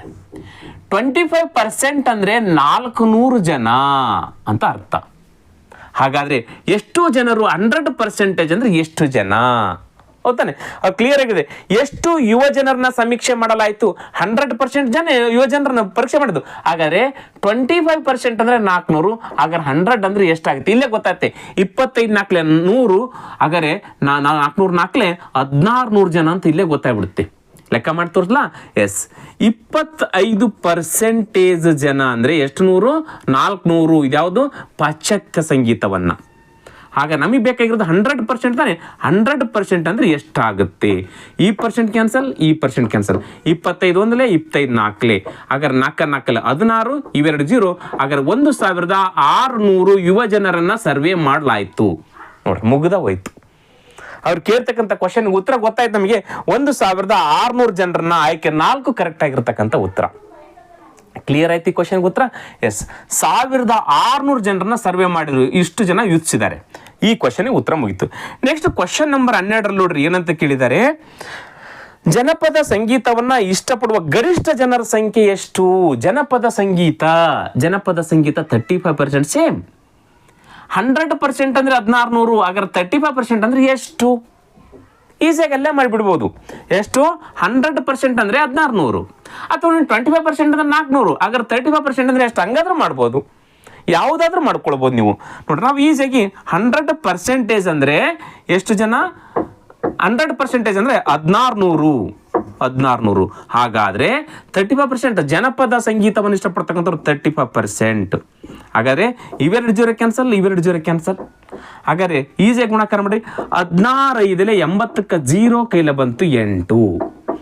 16 3 48, 16 48, 48 1 8, 56, 560 ಜನರು ಏನನ್ನು ಇಷ್ಟಪಡ್ತಾರೆ? ಜನಪದವನ್ನ ಇಷ್ಟಪಡ್ತಾರೆ. 560 ಜನರು. ನೋಡ್ರಿ, ಎಷ್ಟು ಸಿಂಪಲ್ ಆಗಿ ಲೆಕ್ಕ ಮಾಡ್ಬೋದು. 560 ಜನರು. ಇಲ್ಲಿ ನೋಡ್ರಿ, 10% ಅಂದ್ರೆ 160 ಜನ. 560 ಆಯ್ಕೆಯಲ್ಲಿ ಇದನ್ನು ನೋಡ್ತೀನಿ ಮೊದಲು. ಇದು ನಾನು ಈ ಕ್ವಶನಿಗೆ ಉತ್ತರ. ಎಸ್, 560 ಆಯ್ಕೆ 3 ಕರೆಕ್ಟ್ ಆಗಿರ್ತಕ್ಕಂಥ ಉತ್ತರ ಆಗುತ್ತೆ. ಈಗ ಇಲ್ಲಿ ನೋಡ್ರಿ, ಹೆಚ್ಚಿಗೆ ನೋಡೋಣ. ಈಗ 10% ಅಂದ್ರೆ ಎಷ್ಟಾಗುತ್ತೆ? ಇದು 160 ಜನ. ಮುಗೀತಾ? ಈಗಿಲ್ಲ 30%. 10 ಅಂದ್ರೆ 10% 160, 30% ಅಂದ್ರೆ 160 160 100, 16 3 48, 480 ಜನ ಆದ್ರು. ಈಗ ಇವೆಲ್ಲವನ್ನು ಕೂಡಿಸ್ಕೊಂಡ್ರೆ 1600 ಬರ್ತಿಲ್ಲ ನೋಡ್ರಿ. ಎಸ್, 0 0 0 0, 8 6 12, 12 8 20ಕ್ಕೆ 0 ಕೈಲ ಬಂತು 2, 4 1 5, 5 5 10, 10 4 14, 14 1 2 16 ಬಂತ ನೋಡ್ರಿ. ಇಲ್ಲಿ ಅವ್ರು ಕೇಳ್ತಕ್ಕಂಥ ಒಂದು ಕ್ವಶನ್ಗೆ ಇದು ಉತ್ತರ. ನೆಕ್ಸ್ಟ್ 2ನೇ ಕ್ವಶನ್ಗೆ 560 ರೈಟ್ ಆನ್ಸರ್ ಆಗುತ್ತೆ. ನಾವು ತಾಳೆ ಮಾಡಿ ನೋಡಿದಾಗ ಎಲ್ಲಕ್ಕೂ ಶಾಸ್ತ್ರೀಯ ಸಂಗೀತವನ್ನು ಇಷ್ಟಪಡ್ತಕ್ಕಂಥ 160 ಜನ, ಪಾಶ್ಚಾತ್ಯ ಸಂಗೀತವನ್ನು ಇಷ್ಟಪಡ್ತಕ್ಕಂಥವ್ರು 400 ಜನ, ಜನಪದವನ್ನು ಇಷ್ಟಪಡ್ತಕ್ಕಂಥವ್ರು 500 ಜನ, ಸುಗಮ ಸಂಗೀತವನ್ನು ಇಷ್ಟಪಡ್ತಕ್ಕಂಥ 480 ಜನ. ಟೋಟಲ್ ಆಗಿ ನಮಗೆ ಉತ್ತರ ಸಿಗುತ್ತೆ. ಕ್ಲಿಯರ್ ಆಗಿ ಗೊತ್ತಾಯ್ತು? ಎಸ್, ಈ ಕ್ವಶನ್ಗೆ 2 ಕ್ವಶನ್ಗೆ ಉತ್ತರ ಸಿಗ್ತಾಯಿತ್ತು. ಮುಂದಿನ ಕ್ವಶನ್ ನೋಡೋಣ. Question number 13. ಒಂದು ಕಂಪನಿ ಒಂದು ನಿರ್ದಿಷ್ಟ ತಿಂಗಳ ಖರ್ಚು 6000 ವಿವಿಧ ವೆಚ್ಚದ ಶೀರ್ಷಿಕೆಗಳನ್ನು ಕೆಳಗೆ ಕೊಟ್ಟಿರುವ ಪೇ ಚಾರ್ಟ್ ಮತ್ತು ರೇಖಾಚಿತ್ರವು ಸೂಚಿಸುತ್ತದೆ. ನಿಮಗೆ ಚಿತ್ರ ಕಾಣ್ತಾ ಇದೆ. ಈಗ ಇಲ್ಲೇ 1 ಖರ್ಚು 2 ಖರ್ಚು 3 ಖರ್ಚು 4 ಖರ್ಚು ಅಂತ ಕೊಟ್ಟಿದ್ದಾರೆ. ಒಂದು ಕಚ್ಚಾ ವಸ್ತುಗಳು ಖರ್ಚಿಗೆ, ಆಮೇಲೆ 2ನೇದು ಸಾಗಣೆಗಳು, ಆಮೇಲೆ 3ನೇದು ವಿದ್ಯುತ್ ಶಕ್ತಿ, 4ನೇದು ಹೆಚ್ಚುವರಿ ಖರ್ಚುಗಳು. 6,000 ರೂಪಾಯಿ ಖರ್ಚು ಮಾಡಿದ್ದಾರೆ. ಬಟ್ ಯಾವುದಕ್ಕೆ ಎಷ್ಟಂತ ಏನು ಹೇಳಿರಲಿಲ್ಲ, ಅದು ಬೇಕಾಗಿಲ್ಲ. ಕ್ವಶನ್ ಎಷ್ಟು ಈಸಿಯಾಗಿ ಕೊಟ್ಟಿದ್ದಾರೆ, ಹೊಂದಿಸಿ ಬರೆಯಿರಿ ಅಂತ ಕೊಟ್ಟಿದ್ದಾರೆ. ಎಷ್ಟು ಸಿಂಪಲ್ ಆಗಿ ಕ್ವಶನ್ ಕೇಳಿದ್ದಾರೆ, ಹೊಂದಿಸಿ ಬರೀಬೇಕಷ್ಟೇ. ಈ ಕೋಷ್ಟಕ ಕೊಟ್ಟಿದ್ದಾರೆ, 1ಕ್ಕೆ 30%, 2ಕ್ಕೆ 25%, 3ಕ್ಕೆ 20%, 4ಕ್ಕೆ 25% ಅಂತ ಕೊಟ್ಟಿದ್ದಾರೆ. ಇವನ್ನ ಈ ಚಾರ್ಟ್ ನೋಡಿ ಹೊಂದಿಸಿ ಬರ್ಕೊಳ್ಬೇಕು ಅಷ್ಟೇ. ಎಷ್ಟು ಸಿಂಪಲ್ ಕೇಳಿದ್ದಾರೆ, ಹೌದಾ? ಈ ಕ್ವಶನ್ ಹಿಂಗಿರೋದು ನೋಡಿ, ಮತ್ತೇನೋ ಬೇರೆ ಇರ್ಬೇಕಂತೇಳಿ ನಾವು ಇಷ್ಟು ಈಸಿ ಕ್ವಶನ್ ಕೊಟ್ಟಿರಕ್ಕಿಲ್ಲ. ಬೇರೆ ಥರನಾಗಿದೆ 100 ಸರಿ ನೋಡಿದಾಗ ಉಳಿದಿರ್ತಕ್ಕಂಥದ್ದು ಇದು ಒಂದೇ. ಹೊಂದಿಸಿ ಬರೋದು ತುಂಬ ಈಸಿ ಅದ. ಇಲ್ಲಿ ನಮಗೆ ಗೊತ್ತಾಗುತ್ತೆ 90 ಡಿಗ್ರಿ 90 ಡಿಗ್ರಿ ಇವೆರಡು ಡಿಗ್ರಿ ಸೇಮ್ ಇದ್ದಾವೆ. ಅಂದರೆ ಇವೆರಡಕ್ಕೆ ಖರ್ಚು ಮಾಡಿರ್ತಕ್ಕಂಥ ಹಣ ಸೇಮ್ ಇದೆ. 1 ಮತ್ತು 2ಕ್ಕೆ ಕಚ್ಚಾ ವಸ್ತುಗಳಿಗೆ ಮತ್ತು ಸಾಗಣೆಗೆ ಖರ್ಚು ಮಾಡಿರ್ತಕ್ಕಂಥ ಸೇಮ್ ಇದೆ. ಹಾಗಾದ್ರೆ 2 ಸೇಮ್ ಯಾವುದವು? 25 ಅದ. ಹಾಗಾದ್ರೆ 1ಕ್ಕೆ 25 ಮತ್ತು 2ಕ್ಕೂ ಕೂಡ 25 ಮುಗಿದ ಹೋಯ್ತಾ? 1ಕ್ಕೆ 25, 2ಕ್ಕೆ 25 ಮುಗೀತು. ನೆಕ್ಸ್ಟ್ 3ಕ್ಕೆ ಇಲ್ಲಿ 72 ಇದೆ. ಹಾಗಾದ್ರೆ ಇಲ್ಲಿ 90 ಇದ್ದದ್ದು 72 ಆಗಿದೆ. ಅಂದ್ರೆ ಇಲ್ಲಿ 25ಕ್ಕಿಂತ ಕಡಿಮೆ ಇರ್ತಕ್ಕಂಥದ್ದು ಯಾವುದು? ಇವೆರಡರಲ್ಲಿ ಯಾವುದು? 20. ಹಾಗಾದ್ರೆ 3ಕ್ಕೆ 20 ಕರೆಕ್ಟ್ ಆಗಿರ್ತಕ್ಕಂಥದ್ದು. ಹಾಗಾದ್ರೆ 4ಕ್ಕೆ 30 ಅಂದ್ರೆ 108 ನೋಡಿ, 90ಕ್ಕಿಂತ ಜಾಸ್ತಿ ಆಯಿತು. ಹಾಗಾದ್ರೆ 1ಕ್ಕೆ 25, 2ಕ್ಕೆ 25, 3ಕ್ಕೆ 20, 4ಕ್ಕೆ 30 ಕರೆಕ್ಟ್ ಆಗಿರ್ತಕ್ಕಂಥ ಉತ್ತರ. ಸಿಂಪಲ್ ಇದೆ, ಹೌದಾ? ಖರ್ಚು ಅಮೌಂಟ್ ಕೇಳಿಲ್ಲ, ಅಮೌಂಟ್ ಕೇಳಿದ್ರೆ ಲೆಕ್ಕ ಮಾಡಬೇಕಾಗ್ತಿತ್ತು ನಾವು. ಈಗಲೇ ಟೋಟಲ್ ಇದು 360 ಡಿಗ್ರಿ. 360 ಡಿಗ್ರಿ ಅಂದರೆ 6,000 ಅಂತ ಲೆಕ್ಕ ಮಾಡಬೇಕಾಗ್ತಿತ್ತು. ಹಾಗಾದ್ರೆ 90 ಡಿಗ್ರಿ ಅಂದ್ರೆ ಎಷ್ಟು? 108 ಡಿಗ್ರಿ ಅಂದ್ರೆ ಎಷ್ಟು? ಈಸಿ ಅದ, ಅದು ಕೂಡ ಸ್ವಲ್ಪ ಲೆಕ್ಕ ಮಾಡಬೇಕಾಗಿತ್ತು. ಹಾಗಾದ್ರೆ ಇಲ್ಲಿ ಕರೆಕ್ಟ್ ಆಗಿರ್ತಕ್ಕಂಥ ಉತ್ತರ ಏನು? 1ಕ್ಕೆ 25, 2ಕ್ಕೆ 25, 3ಕ್ಕೆ 20 ಇರ್ತಕ್ಕಂಥದ್ದು. 3ಕ್ಕೆ 20 ಇರ್ತಕ್ಕಂಥದ್ದು ಆಯ್ಕೆ 2ರಲ್ಲಿ ಮಾತ್ರ ಇದೆ. ಆಯ್ಕೆ 2ರಲ್ಲಿ 3ಕ್ಕೆ 20 ಇರ್ತಕ್ಕಂಥದ್ದು ಆಯ್ಕೆ 2ರಲ್ಲಿ ಮಾತ್ರ ಇದೆ. ಹಾಗಾದ್ರೆ ದ ರೈಟ್ ಆನ್ಸರ್ ಆಯ್ಕೆ 2 ಕರೆಕ್ಟ್ ಆಗಿರ್ತಕ್ಕಂಥ ಉತ್ತರ ಆಗುತ್ತೆ. 1ಕ್ಕೆ 25, 2ಕ್ಕೆ 25, 3ಕ್ಕೆ 20, 4ಕ್ಕೆ 30 ದ ರೈಟ್ ಆನ್ಸರ್ ಆಗುತ್ತೆ. ಹಾಗಾದ್ರೆ ಆಯ್ಕೆ 2 ಕರೆಕ್ಟ್ ಆಗಿರ್ತಕ್ಕಂಥ ಉತ್ತರ. ಕ್ಲಿಯರ್ ಆಯ್ತು? ಎಸ್, ಮುಂದಿನ ಕ್ವಶನ್ ನೋಡೋಣ. Question number 14. ಒಂದು ನಿರ್ದಿಷ್ಟ ತರಗತಿಯ ಅಂತಿಮ ಅಂಕಗಳ ವಿತರಣೆಯನ್ನ ಕೆಳಗಿನ ಹಿಸ್ಟೋಗ್ರಾಮ್ ತೋರಿಸುತ್ತದೆ. ನಿಮ್ಮ ಚಿತ್ರದಲ್ಲಿ ಕಾಣುತ್ತೆ. ಇಲ್ಲಿ ಕೂಡ ನಾನು ಹಿಸ್ಟೋಗ್ರಾಮ್ ಹಾಕಿದ್ದೀನಿ. 20 marks, 40 marks, 60 marks, 80 marks, 100 marks. ಇಲ್ಲಿ 1, 2, 3, 4 ಅಂತ ಈ ರೀತಿ 4 ಹೈಟ್ಸ್ ಅನ್ನ ಕೊಟ್ಟಿದ್ದಾರೆ. ಎಸ್, ಈಗ ನೋಡ್ರಿ ಏನು ಕ್ವಶನ್ ಕೇಳಿದ್ರೆ, ಯಾವ ಬ್ಲಾಕ್ 60 ಮತ್ತು 80 ನಡುವಿನ ಅಂಕಗಳನ್ನು ಗಳಿಸಿದ ವಿದ್ಯಾರ್ಥಿಯನ್ನ ಪ್ರತಿನಿಧಿಸುತ್ತೆ?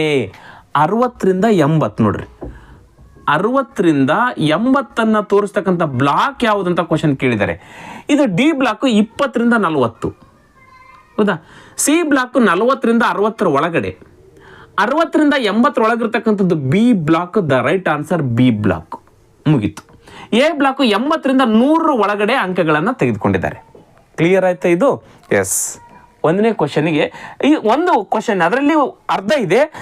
ಎಷ್ಟು ಗಳಿಸಿದ ವಿದ್ಯಾರ್ಥಿಯನ್ನು ಪ್ರತಿನಿಧಿಸಿ ಅಂತಂದಾಗ ಬಿ ಬ್ಲಾಕ್ ರೈಟ್ ಆನ್ಸರ್. ಮುಂದೆ ಇನ್ನೂ ಕ್ವಶನ್ ಕೇಳಿದರೆ, ಮತ್ತು 60ಕ್ಕಿಂತ ಹೆಚ್ಚು ಅಂಕ ಗಳಿಸಿದ 60ಕ್ಕಿಂತ ಹೆಚ್ಚು ಅಂಕ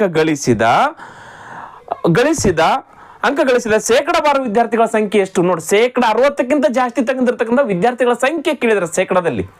ಹಾಗಾದ್ರೆ 60ಕ್ಕಿಂತ ಜಾಸ್ತಿ ತೆಗೆದುಕೊಂಡವ್ರು ಯಾರು? ಇಲ್ಲಿದ್ದು ನೋಡ್ರಿ, 60ಕ್ಕಿಂತ ಜಾಸ್ತಿ ತೆಗೆದುಕೊಂಡವ್ರು ಇಷ್ಟು ಜನ. ಎ ಬ್ಲಾಕ್ ಮತ್ತು ಬಿ ಬ್ಲಾಕ್. ಸಿ ಮತ್ತು ಡಿ ಬ್ಲಾಕ್ 60ಕ್ಕಿಂತ ಕಡಿಮೆ ಅದ. ಹಾಗಾದ್ರೆ ಬಿ ಬ್ಲಾಕ್ ಅಲ್ಲಿ ಎಷ್ಟು ಜನ ಇದ್ದಾರೆ, ಎ ಬ್ಲಾಕ್ ಅಲ್ಲಿ ಎಷ್ಟು ಜನ ಇದ್ದಾರೆ? ನೋಡ್ರಿ, ಈ ಟೋಟಲ್ ಇದೆ ಎಷ್ಟು ಜನ? 1, ಹೌದಾ? ಸಿ ಬ್ಲಾಕ್ ಅಲ್ಲಿ ಇಲ್ಲಿ ತನಕ ಇದೆ, ಇಲ್ಲಿ 2 ಜನ ಇದ್ದಾರೆ. ಬಿ ಬ್ಲಾಕ್ ಅಲ್ಲಿ ಇಲ್ಲಿ ತನಕ ಇದೆ, 4 ಜನ ಇದ್ದಾರೆ. ಎ ಬ್ಲಾಕ್ ಅಲ್ಲಿ ಇಲ್ಲಿ ತನಕ ಇದ್ರೆ 3 ಜನ ಇದ್ದಾರೆ. ಹಾಗಾದ್ರೆ ಟೋಟಲ್ ಎಷ್ಟು ಜನ ಇದ್ದಾರೆ ಅಂತ ಅನ್ಕೊಳ್ಳೋ, ಒಂದು ನಂಬರ್ಸ್ ಅಷ್ಟೇ ಇವು. 30 ಇರ್ಬೋದು, 100 ಇರ್ಬೋದು. ಇದು 100 ಇದ್ರೆ ಇದು 200, ಇದು 400, ಇದು 300, ಇದು 10, 20, 40, 30. ಒಂದು ರೇಷಿಯೋ ಅಷ್ಟೇ ಅದು. ಹಾಗಾದ್ರೆ ಟೋಟಲ್ ಎಷ್ಟಿದ್ದಾರೆ? ಟೋಟಲ್ ಸ್ಟೂಡೆಂಟ್ಸ್ ಎಷ್ಟಿದ್ದಾರೆ? ಟೋಟಲ್ ಸ್ಟೂಡೆಂಟ್ 1, 2, 3, 3, 6, 6, 4, 10 ಜನ ಇದ್ದಾರೆ. ಅದರಲ್ಲಿ 60ಕ್ಕಿಂತ ಜಾಸ್ತಿ ತೆಗೆದವರು ಯಾರು? ಎಷ್ಟು ಜನ? 4 ಮತ್ತು 3, 7 ಜನ ಇದ್ದಾರೆ, ಹೌದಾ? ಹಾಗಾದ್ರೆ 10 ಜನದಲ್ಲಿ 7 ಜನರು 60ಕ್ಕಿಂತ ಜಾಸ್ತಿ ತೆಗೆದ್ರೆ ಹಾಗಾದ್ರೆ 100ಕ್ಕೆ ಎಷ್ಟು ಜನ ತೆಗೆದಂಗಾಯ್ತು? ಮುಗಿತಾ? ಶೇಕಡದಲ್ಲಿ ಕೇಳಿರ್ತಾನೆ ಅವ್ರು. ನೋಡ್ರಿ, ಟೋಟಲ್ 10 ಜನ ಇದ್ದಾರೆ, ಟೋಟಲ್ ಸ್ಟೂಡೆಂಟ್ಸ್ 10 ಜನ, 10 ಜನದಲ್ಲಿ 7 ಜನ ಶೇಕಡ 60ಕ್ಕಿಂತ ಜಾಸ್ತಿ ತೆಗೆದಾರೆ. 4 ಇವರೊಂದು 3 7 ಜನ. ಹಾಗಾದ್ರೆ 100ಕ್ಕೆ ಎಷ್ಟು ಜನ ಅಂದಾಗ ಈ 0 ಕ್ಯಾನ್ಸಲ್, ಈ 0 ಕ್ಯಾನ್ಸಲ್, 17ರಲ್ಲಿ 70% ಜನ ಶೇಕಡ 60ಕ್ಕಿಂತ ಜಾಸ್ತಿ ಅಂಕಗಳನ್ನು ತೆಗೆದುಕೊಂಡಿದ್ದಾರೆ. ರೈಟ್ ಆನ್ಸರ್ ಆಗುತ್ತೆ. ಈಗ ಇಲ್ಲಿ ಉತ್ತರ ಏನು? ಬಿ ಬ್ಲಾಕ್ ಇರಬೇಕು ಮತ್ತು ಶೇಕಡ 70 ಇರಬೇಕು. ಬಿ ಬ್ಲಾಕು ಶೇಕಡ 70, ಆಯ್ಕೆ 3 ಕರೆಕ್ಟ್ ಆಗಿರ್ತಕ್ಕಂಥ ಉತ್ತರ. ನೋಡ್ರಿ, ಇದು ಕೂಡ ಸಿಂಪಲ್ ಆಗಿರ್ತಕ್ಕಂಥ ಕ್ವಶನ್ ಇದೆ. ಕ್ಲಿಯರ್? ಎಸ್. ಮುಂದಿನ ಕ್ವಶನ್ ನೋಡೋಣ. Question number 15. ಕೆಳಗೆ ಕೊಟ್ಟಿರುವ ಬಾರ್ ಚಾರ್ಟ್ ಮತ್ತು ಕೋಷ್ಟಕಗಳು 6 ವಾಹನಗಳು ABCDEF 2 ಪ್ರತ್ಯೇಕ ದಿನಗಳಲ್ಲಿ ಕ್ರಮಿಸಿದ ದೂರ ಕಿಲೋಮೀಟರ್ಗಳಲ್ಲಿ ಮತ್ತು ತೆಗೆದುಕೊಂಡಿರತಕ್ಕಂಥ ಸಮಯವನ್ನ ಕೊಡುತ್ತದೆ. ಈ ಮಾಹಿತಿ ಆಧಾರದ ಮೇಲೆ ಯಾವ ವಾಹನವು 2 ದಿನಗಳಲ್ಲಿ ಒಂದೇ ವೇಗದಲ್ಲಿ ಚಲಿಸಿದೆ ಎಂದು ಗುರುತಿಸಿ. ಸ್ವಲ್ಪ ಡಿಫಿಕಲ್ಟ್ ಆಗಿರ್ತಕ್ಕಂಥದ್ದು, ಆದರೆ ಅತಿ ಈಸಿಯಾಗಿ ಆನ್ಸರ್ ಸಿಗ್ತಕ್ಕಂಥದ್ದು. 2 ದಿನ ಇದೆ, ನಿಮಗೆ ಗ್ರಾಫ್ ಅಲ್ಲಿ ಕೊಟ್ಟಿದ್ದಾರೆ. ಈ ರೀತಿಯಾಗಿರ್ತಕ್ಕಂಥದ್ದು ಗ್ರಾಫ್ ಕೊಟ್ಟಿದ್ದಾರೆ. ನೋಡ್ರಿ, ಈ ರೀತಿ ಅದ. 1ನೇ ದಿನ ಮತ್ತು 2ನೇ ದಿನ ಈ ರೀತಿ ಇದಾವೆ. ಈ ರೀತಿ ಶೇಡ್ ಮಾಡಲಾರ್ತಕ್ಕಂಥದ್ದು ಮೊದಲನೇ ದಿನ ಶೇಡ್ ಮಾಡಿದಾರಲ್ಲ, ಅವು ಎರಡನೇ ದಿನದ್ದು ಒಂದೊಂದು ವೆಹಿಕಲ್ದು ಈ ರೀತಿ ಎ ಅಂತ ಕೊಟ್ಟಿದ್ದಾರೆ. ಹೌದಾನೆ? ಈ ರೀತಿ ಇರ್ತಕ್ಕಂಥದ್ದು ಶೇಡ್ ಮಾಡಿರ್ತಕ್ಕಂಥದ್ದು 2ನೇ ದಿನದ್ದು, ಈ ರೀತಿ ಇರ್ತಕ್ಕಂಥ ಶೇಡ್ ಮಾಡದೇ ಇರ್ತಕ್ಕಂಥದ್ದು 1ನೇ ದಿನದ್ದು. ಕ್ಲಿಯರ್ ಆಯ್ತಾ? ಎಸ್. ಆಮೇಲೆ ಈ ಕಡೆ ಒಂದು ಲೈನ್ ಹಾಕಿದ್ದಾರೆ, ಲಂಬ ಲೈನು.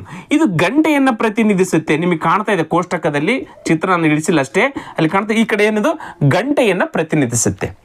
ಯಾವ ಗಂಟೆಯಲ್ಲಿ ಎಷ್ಟು ದೂರ ಹೋಯ್ತು ಇಲ್ಲಿ ಕೊಟ್ಟಿದ್ದಾರೆ. ದೂರ 1ನೇ ದಿನದ್ದು 2ನೇ ದಿನದ್ದು, ಬಿ 1ನೇ ದಿನದ್ದು 2ನೇ ದಿನದ್ದು ದೂರ ಕೊಟ್ಟಿದ್ದಾರೆ. ಕ್ವಶನ್ ಏನು ಕೇಳಿದರೆ ಗೊತ್ತಾ? ಇಲ್ಲಿ ಯಾವ ವಾಹನವು 2 ದಿನಗಳಲ್ಲಿ ಒಂದೇ ವೇಗ, 2 ದಿನಗಳಲ್ಲಿ ಮೊದಲನೇ ದಿನ ಮತ್ತು 2ನೇ ದಿನ ಸ್ಪೀಡ್ ಒಂದೇ ಇದೆ ಅಂತ ಕ್ವಶನ್ ಕೇಳಿದ್ದಾರೆ. ಎಸ್. ಸಿಂಪಲ್ ಆಗಿ ಉತ್ತರ ಕಂಡುಹಿಡ್ಕೊಳ್ಬೋದು. ನಾವು ಅತಿ ಈಸಿಯಾಗಿ ಉತ್ತರನ ಕಂಡುಹಿಡ್ಕೊಳ್ಬೋದು. ಇಲ್ಲಿ ನೋಡ್ರಿ, 1ನೇದಕ್ಕೆ ಬರ್ತೇನೆ ನಾನು. 1ನೇ ವೆಹಿಕಲ್ ಮೊದಲನೇ ದಿನ 832 ಕಿಲೋಮೀಟರ್ ಹೋಗ್ಯದ, 2ನೇ ದಿನ ಏನದ 864 ಕಿಲೋಮೀಟರ್ ಹೋಗ್ಯದ. ಒಂದು ಲಾಜಿಕಲ್ಲಿ ಉತ್ತರ ಸಿಕ್ಬಿಡ್ತಿಲ್ಲಿ. ಸ್ಪೀಡ್ ಏನಾಗಿರ್ಬೇಕು? ಒಂದೇ ಇರ್ಬೇಕಂತ ಹೇಳಿದ್ರು ಅವರು. ಸ್ಪೀಡು 1ನೇ ದಿನ ಮತ್ತು 2ನೇ ದಿನ ಸ್ಪೀಡ್ ಏನಾಗಿರ್ಬೇಕು? ಒಂದೇ ಆಗಿರಬೇಕು, ಯಾವುದೇ ಕಾರಣಕ್ಕೂ ಬದಲಿ ಆಗಂಗಿಲ್ಲ ಇಲ್ಲಿ. ಎಸ್. ಈಗ ನೋಡ್ರಿ, ವೆಹಿಕಲ್ ಎ ಇದೆ ನೋಡ್ರಿ, ಅಲ್ಲಿ ಕೆಳಗಡೆ ಎ ಇದೆ. ಅದ್ರ ಬಾರ್ಗ್ರಾಫ್ ಗಂಟೆ ಎಷ್ಟು ಕೊಟ್ಟಿದ್ದಾರೆ? 16 ಗಂಟೆ. 1ನೇ ದಿನನೂ 16 ಗಂಟೆ, 2ನೇ ದಿನ ಕೂಡ 16 ಗಂಟೆ. ನೋಡ್ರಿ, ಟೈಮ್ ಎಷ್ಟಿದೆ ಇಲ್ಲಿ? 16 ಗಂಟೆ ಇದೆ. 1ನೇ ದಿನನೂ 16 ಗಂಟೆ ಅದ, 2ನೇ ದಿನನೂ ಕೂಡ 16 ಗಂಟೆ ಅದ. ಸೇಮ್ ಇದೆ, ಈಕ್ವಲ್ ಇದೆ ನೋಡ್ರಿ ಅಲ್ಲಿ. ಎಸ್. ಇಲ್ಲಿ ಗೊತ್ತಾಗುತ್ತೆ ನಿಮಗೆ. 16 ಗಂಟೆಗಳಲ್ಲಿ 860 ಕಿಲೋಮೀಟರ್ ಹೋದ್ರೆ, 832 ಕಿಲೋಮೀಟರ್ ಹೋದ್ರೆ, ಇದೇ ಗಂಟೆಯಲ್ಲಿ 864 ಕಿಲೋಮೀಟರ್ ಹೋಗ್ಬೇಕಾದ್ರೆ, ಇದೇ ಟೈಮಲ್ಲಿ ಹೋಗ್ಬೇಕಾದ್ರೆ ಸ್ಪೀಡು ಇದಕ್ಕಿಂತ ಜಾಸ್ತಿ ಆಗಬೇಕು, ಇನ್ನು ಇದಕ್ಕಿಂತ ಕಡಿಮೆ ಆಗಬೇಕು? ಇದಕ್ಕಿಂತ ಜಾಸ್ತಿ ಆಗ್ಬೇಕು ತಾನೆ. ಇಲ್ಲಿ ಟೈಮ್ ಸೇಮ್ ಇದೆ. ಇಲ್ಲಿ ಕೂಡ 16 ಗಂಟೆ, ಇಲ್ಲಿ ಕೂಡ 16 ಗಂಟೆ. ಹಾಗಾದ್ರೆ 16 ಗಂಟೆಲಿ ಹೋಗ್ಬೇಕಾದ್ರೆ ಇಲ್ಲಿಕ್ಕಿಂತ ಸ್ಪೀಡ್ ಜಾಸ್ತಿ ಹೋಗ್ಬೇಕಾಗುತ್ತೆ. ಹಾಗಾದ್ರೆ ಇಲ್ಲಿ ಏನಿರುತ್ತೆ? ಸ್ಪೀಡು ಈಕ್ವಲ್ ಇರಲ್ಲ. ಈಕ್ವಲ್ ಇಲ್ಲಿ ಬೇರೆ ಇರುತ್ತೆ, ಇಲ್ಲಿ ಬೇರೆ ಇರುತ್ತೆ. ಕಂಡುಹಿಡ್ಕೊಳ್ಬೋದು. ಹೌದಾ? ಕಂಡುಹಿಡ್ಕೊಳ್ಬೋದು. ಆದರೆ ಎಕ್ಸಾಂಪಲ್ ಏನು ಮಾಡ್ಕೊಳ್ಬೇಕು ನಿಮಗೆ? ಲಾಜಿಕಲ್ 16 ಗಂಟೆಯಲ್ಲಿ 832 ಹೋದ್ರ, 16 ಗಂಟೆಯಲ್ಲಿ 864 ಹೋಗ್ತಂದ್ರೂ ಕೂಡ ಸ್ಪೀಡ್ ಇಲ್ಲಿದ್ದೇನಿರುತ್ತೆ? ಜಾಸ್ತಿ ಆಗಿರುತ್ತೆ, ಸೇಮ್ ಇರಲ್ಲ. ಹಾಗಾದ್ರೆ ಎಷ್ಟು ಇರುತ್ತೆ ಲೆಕ್ಕ ಮಾಡಿ ತೋರಿಸ್ಲಾ? ಎಸ್. ನೋಡ್ರಿ, 800 ಸ್ಪೀಡ್ ಇಸ್ ಈಕ್ವಲ್ ಟು ಏನು? Distance divided by speed is equal to distance divided by time. Distance ಎಷ್ಟಿದೆ? 832 ಡಿವೈಡೆಡ್ ಬೈ ಟೈಮ್ ಎಷ್ಟಿದೆ? 16. ಕಾಣ್ತಾ ಇದ್ರೆ 16 ನಿಮ್ಮ ಕೋಷ್ಟಕದಲ್ಲಿ. ಎಸ್. ಎಷ್ಟು? 8ರ ಮಗ್ಗೆಯಲ್ಲಿ ಹೋಗ್ತದೆ ನೋಡಿ. 8 2ರಲ್ಲಿ 16, 8 1ದಲ್ಲಿ 8, 0, 8 4ಲ್ಲಿ 32, 2 1ದಲ್ಲಿ 2, 5ಲ್ಲಿ 2, 2 2ಲ್ಲಿ ಆಗಿದೆ. ಎಷ್ಟಾಯ್ತು? 52 ಕಿಲೋಮೀಟರ್ ಪರ್ ಅವರ್ ಆಯ್ತು. ಇದು ಕೂಡ 52 ಕಿಲೋಮೀಟರ್ ಪರ್ ಅವರ್ ಆಗಬೇಕಲ್ಲ? ಆಗಲ್ಲ, ಇದು ಬೇರೆ ಆಗುತ್ತೆ. ಇದೆಷ್ಟಿದೆ? 864 ಡಿವೈಡೆಡ್ ಬೈ 16. ಹೌದಾ? ಎಸ್. 8ರ ಮಗ್ಗೆಯಲ್ಲಿ 8 2ರಲ್ಲಿ 16, 8 1ದಲ್ಲಿ 8, 0 0, 8 8 64, 2 1ದಲ್ಲಿ 2, 5ಲ್ಲಿ 2, 4ಲ್ಲಿ 54 ಕಿಲೋಮೀಟರ್ ಪರ್ ಅವರ್ ಆಯಿತು. ನೋಡ್ರಿ, ಇದು ಸ್ಪೀಡು ಸೇಮ್ ಆಯ್ತು ಆಗಲಿಲ್ಲ. ಹೌದಾ? ಈಸಿಯಾಗಿ ನಾವು ಈ ರೀತಿಯಾಗಿ ಎಲಿಮಿನೇಟ್ ಮಾಡಬೇಕು. ಎಸ್. ನೆಕ್ಸ್ಟ್ ಈಗ 2ನೇ ತೆಗೆದುಕೊಳ್ತೀನಿ ನಾನು. 516 ಕಿಲೋಮೀಟರ್ ಅದ ಬಿ ವೆಹಿಕಲ್.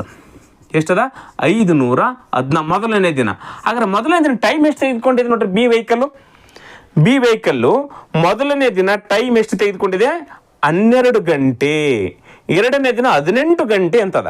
ನಾನು ಮೊದಲನೇ ದಿನದ ಅಷ್ಟೇ ಮಾಡ್ತಾನೆ. ಮೊದಲನೇ ದಿನ 516 ಕಿಲೋಮೀಟರ್ ಅದ. ಆಗ ಎಷ್ಟು ಕಿಲೋಮೀಟರ್ ಅದ? ಎಷ್ಟು ಗಂಟೆ ಅದ? 12 ಗಂಟೆ ಅದ. ಹಾಗಾದ್ರೆ 12ರಿಂದ ಡಿವೈಡ್ ಮಾಡಿದ್ಮೇಲೆ ನಮಗೇನು ಸಿಗುತ್ತೆ? ಸ್ಪೀಡ್ ಸಿಗುತ್ತೆ.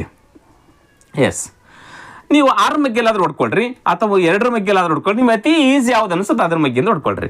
6 ಮಗ್ಗೆಲಿ ಹೊಡ್ಕೊಳ್ರಿ. ಈಗ ನಾವು 6 2 12, 6 8 48, 3 ಉಳಿತೆ 36 ಆಗುತ್ತೆ, 6 6 36, 2 1 2 4 8, 2 3 6, 43 ಕಿಲೋಮೀಟರ್ ಪರ್ ಅವರ್ ಆಯಿತು. ಇದು 43 ಕಿಲೋಮೀಟರ್ ಪರ್ ಅವರ್.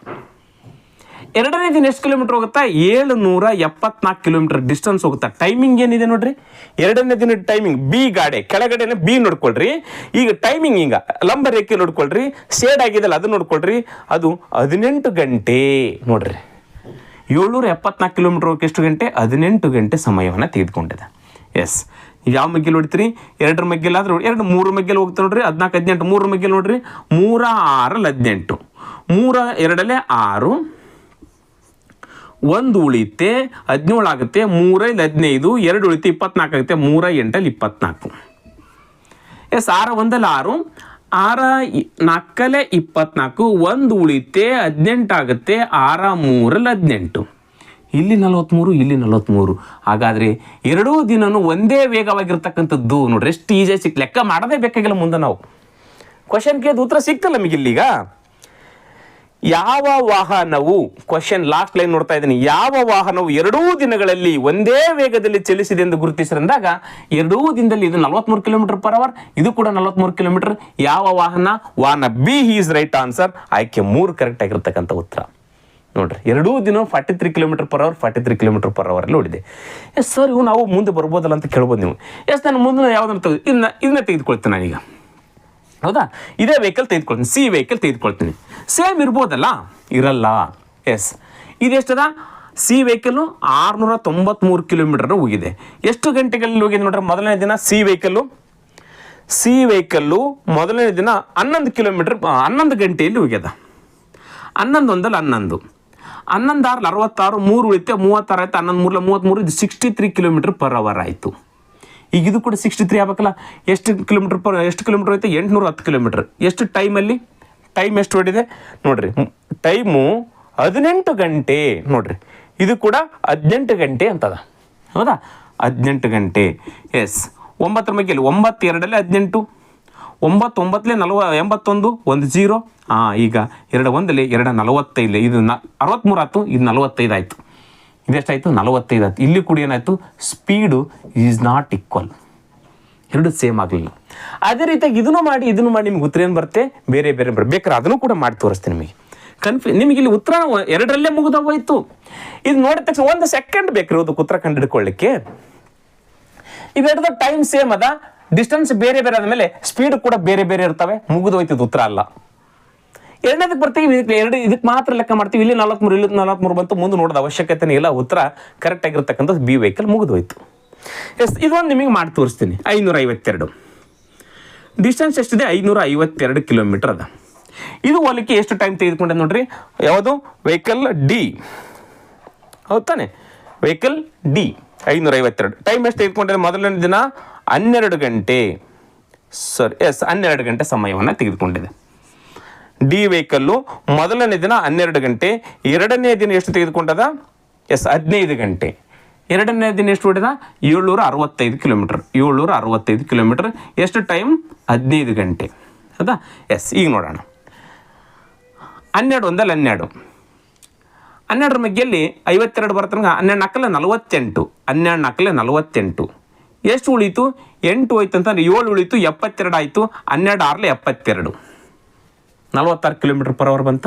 ಎಸ್, ಇದು ಈಗ 15 1 15, 15 5 75, ಇಲ್ಲಿ 76 75, 1 ಉಳಿತು, 15 ಆಯ್ತು, 15 1 15. ಇಲ್ಲಿ 46 ಕಿಲೋಮೀಟರ್ ಪರ್ ಅವರ್, ಇಲ್ಲಿ 51 ಕಿಲೋಮೀಟರ್ ಪರ್ ಅವರ್. ಇದು ಕೂಡ ಅಲ್ಲ. ದ ರೈಟ್ ಆನ್ಸರ್ ಇಲ್ಲೇ ಮುಗಿದೋಯ್ತು ನಿಮಗೆ. ಮುಂದೆ ಅವು ಎರಡೂ ಅದವು, ಅವ್ರು ಮಾಡ್ಕೊಂಡು ನೋಡ್ರಿ, ನಿಮ್ಗೆ ಉತ್ತರ ಕ್ಲಿಯರ್ ಆಗಿ ಗೊತ್ತಾಗುತ್ತೆ. ಕ್ಲಿಯರ್? ಎಸ್, ಮುಂದಿನ ಕ್ವಶನ್ ನೋಡೋಣ. Question number 16. ಇಬ್ಬರು ಅಭ್ಯರ್ಥಿಗಳಲ್ಲಿರುವ ಒಂದು ಚುನಾವಣೆಯಲ್ಲಿ 32% ಮತ ಪಡೆದ ಅಭ್ಯರ್ಥಿಯು 42,525 ಮತಗಳ ಬಹುಮತದಿಂದ ತಿರಸ್ಕರಿಸಲ್ಪಟ್ಟಿದ್ದಾನೆ. S, simple. ಒಂದು ಎಲೆಕ್ಷನ್ನಲ್ಲಿ ಇಬ್ಬರೇ ಅಂತೆ, ಒಬ್ಬ ವ್ಯಕ್ತಿ ಎ, ಇನ್ನೊಬ್ಬ ವ್ಯಕ್ತಿ ಬಿ. ಈ ವ್ಯಕ್ತಿ 32% ಮತಗಳನ್ನು ಪಡೆದಿದ್ದಾನೆ. ಇವನೆಷ್ಟು ತೆಗೆದುಕೊಂಡಿರ್ತಾನೆ? 100ಕ್ಕೆ 32 ತೆಗೆದುಕೊಂಡ್ರೆ ಇವನು ಉಳಿದಿರ್ತಕ್ಕಂಥ 68% ಇವನು ಬಹುಮತದಿಂದ ಗೆದ್ದಿರ್ತಾನೆ. ಇವನು ಬಹುಮತದಿಂದ ತಿರಸ್ಕರಿಸಲ್ಪಟ್ಟಿದ್ದಾನೆ, ಸೋಲಲ್ಪಟ್ಟಿದ್ದಾನೆ. ಹಾಗಾದರೆ ಎಷ್ಟು ಪರ್ಸೆಂಟೇಜಿಂದ ಸೋತಿದ್ದಾನೆ ನೋಡ್ರಿ. 68%ಇಂದ 32%, ಎಷ್ಟು ಪರ್ಸೆಂಟೇಜಿಂದ ಕೂಡಿದೆ? 36%ಇಂದ ತಿರಸ್ಕರಿಸಲ್ಪಟ್ಟಿದ್ದಾನೆ. ನೋಡ್ರಿ, 8ರಲ್ಲಿ 6 ಹೋದ್ರೆ 2, 6ರಲ್ಲಿ 3 ಹೋದ್ರೆ 3, 36% ನಾ ಹೇಳಕತ್ತಿರೋದು 36% ಓಟ್ಗಳಿಂದ ತಿರಸ್ಕರಿಸಲ್ಪಟ್ಟಿದ್ದಾನೆ. ಹಾಗಾದರೆ 36% ಅಂದ್ರೆ ಎಷ್ಟು ಓಟುಗಳು ಅವ್ರು ಕೊಟ್ಟಿದ್ದಾರೆ? ಎಷ್ಟು ಓಟುಗಳು? 42,525. 42,525 ಓಟುಗಳು. ನಿಮಗೆ ಕ್ಲಿಯರ್ ಆಗಿ ಗೊತ್ತೈತಿ ಇಲ್ಲಿ. ಒಬ್ಬ ವ್ಯಕ್ತಿ 32% ಮತಗಳನ್ನು ತೆಗೆದುಕೊಂಡು 42,525 ಓಟುಗಳಿಂದ ತಿರಸ್ಕರಿಸಲ್ಪಟ್ಟಿದ್ದಾನೆ. ಒಬ್ಬನು 32% ತೆಗೆದುಕೊಂಡ್ರೆ, ಇನ್ನೊಂದು 68% ತೆಗೆದುಕೊಂಡ್ರೆ ಇಬ್ಬರೇ ಅಂತೆ. ಹಾಗಾದ್ರೆ ಇವನು 68% ತೆಗೆದುಕೊಂಡ್ರೆ ಇವನು ಎಷ್ಟು ಪರ್ಸೆಂಟೇಜಿಂದ ಹಿನ್ನಡೆಯದನ? 36%ಇಂದ ಹಿನ್ನಡೆಯದನ. 36% ಅಂದ್ರೆ ಎಷ್ಟು ಓಟುಗಳು? 42,525 ಓಟುಗಳು. ಕ್ಲಿಯರ್ ಆಯ್ತಾ ಇದು? ಎಸ್. ಈಗ ನೋಡ್ರಿ, ಹಾಗಾದರೆ ಒಟ್ಟು ಚಲಾಯಿಸಿದ ಮತಗಳ ಸಂಖ್ಯೆಯನ್ನು ಕಂಡುಹಿಡಿಯಿರಿ. 100% ಓಟನ್ನು ಕಂಡುಹಿಡ್ರಿ. ಮುಗಿದೋಯ್ತು. 36% ಅಂದರೆ ನೋಡ್ರಿ, 36% ಅಂದರೆ ಎಷ್ಟು ಓಟುಗಳು? ಇದನ್ನ ಮೇಲೆ ಹಚ್ಕೊಳ್ಬೇಕು. 42,525 ಒಟ್ಟು ಮತಗಳು. ಹಾಗಾದ್ರೆ ಎಷ್ಟು? 100% ತಾನೆ. 100% ಅಂದರೆ ಎಷ್ಟು? ಇದನ್ನ ಕನಿಷ್ಠ ಮಾಡಿಬಿಡು, ಉತ್ತರ ಸಿಕ್ಬಿಡುತ್ತೆ. ಈ ಪರ್ಸೆಂಟ್ ಕ್ಯಾನ್ಸಲ್, ಈ ಪರ್ಸೆಂಟ್ ಕ್ಯಾನ್ಸಲ್. ಇವೆರಡೆ 3 ಮಗ್ಗೆಲ್ಲಿ ಇದು ಹೋಗ್ತಾವೆ ನೋಡ್ರಿ. 3 ಮಗ್ಗೆಲ್ಲಿ ಡಿಜಿಟಲ್ ಸಮ್ ಮಾಡಿಬಿಟ್ರೆ ಗೊತ್ತಾಗುತ್ತೆ. 5, 5, 10, 12, 14, 14, 18, 3 ಮಗ್ಗೆಲ್ಲಿ 18 ಇದೆ ಅಂದರೆ ಇವೆರಡು ಹೋಗ್ತವೆ. ಎಸ್.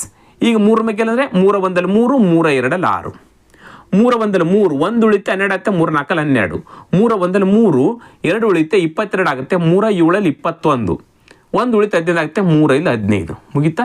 ಇಲ್ಲಿ ಎಷ್ಟು ಉಳಿತು? 100. ನೆಕ್ಸ್ಟು ಇದು ಎಷ್ಟು ಮಗ್ಗೆಲ್ಲಿ ಹೋಗುತ್ತೆ? ಇದು 3 ಮಗ್ಗೆಲ್ಲಿ ಹೋಗುತ್ತೆ ನೋಡ್ರಿ.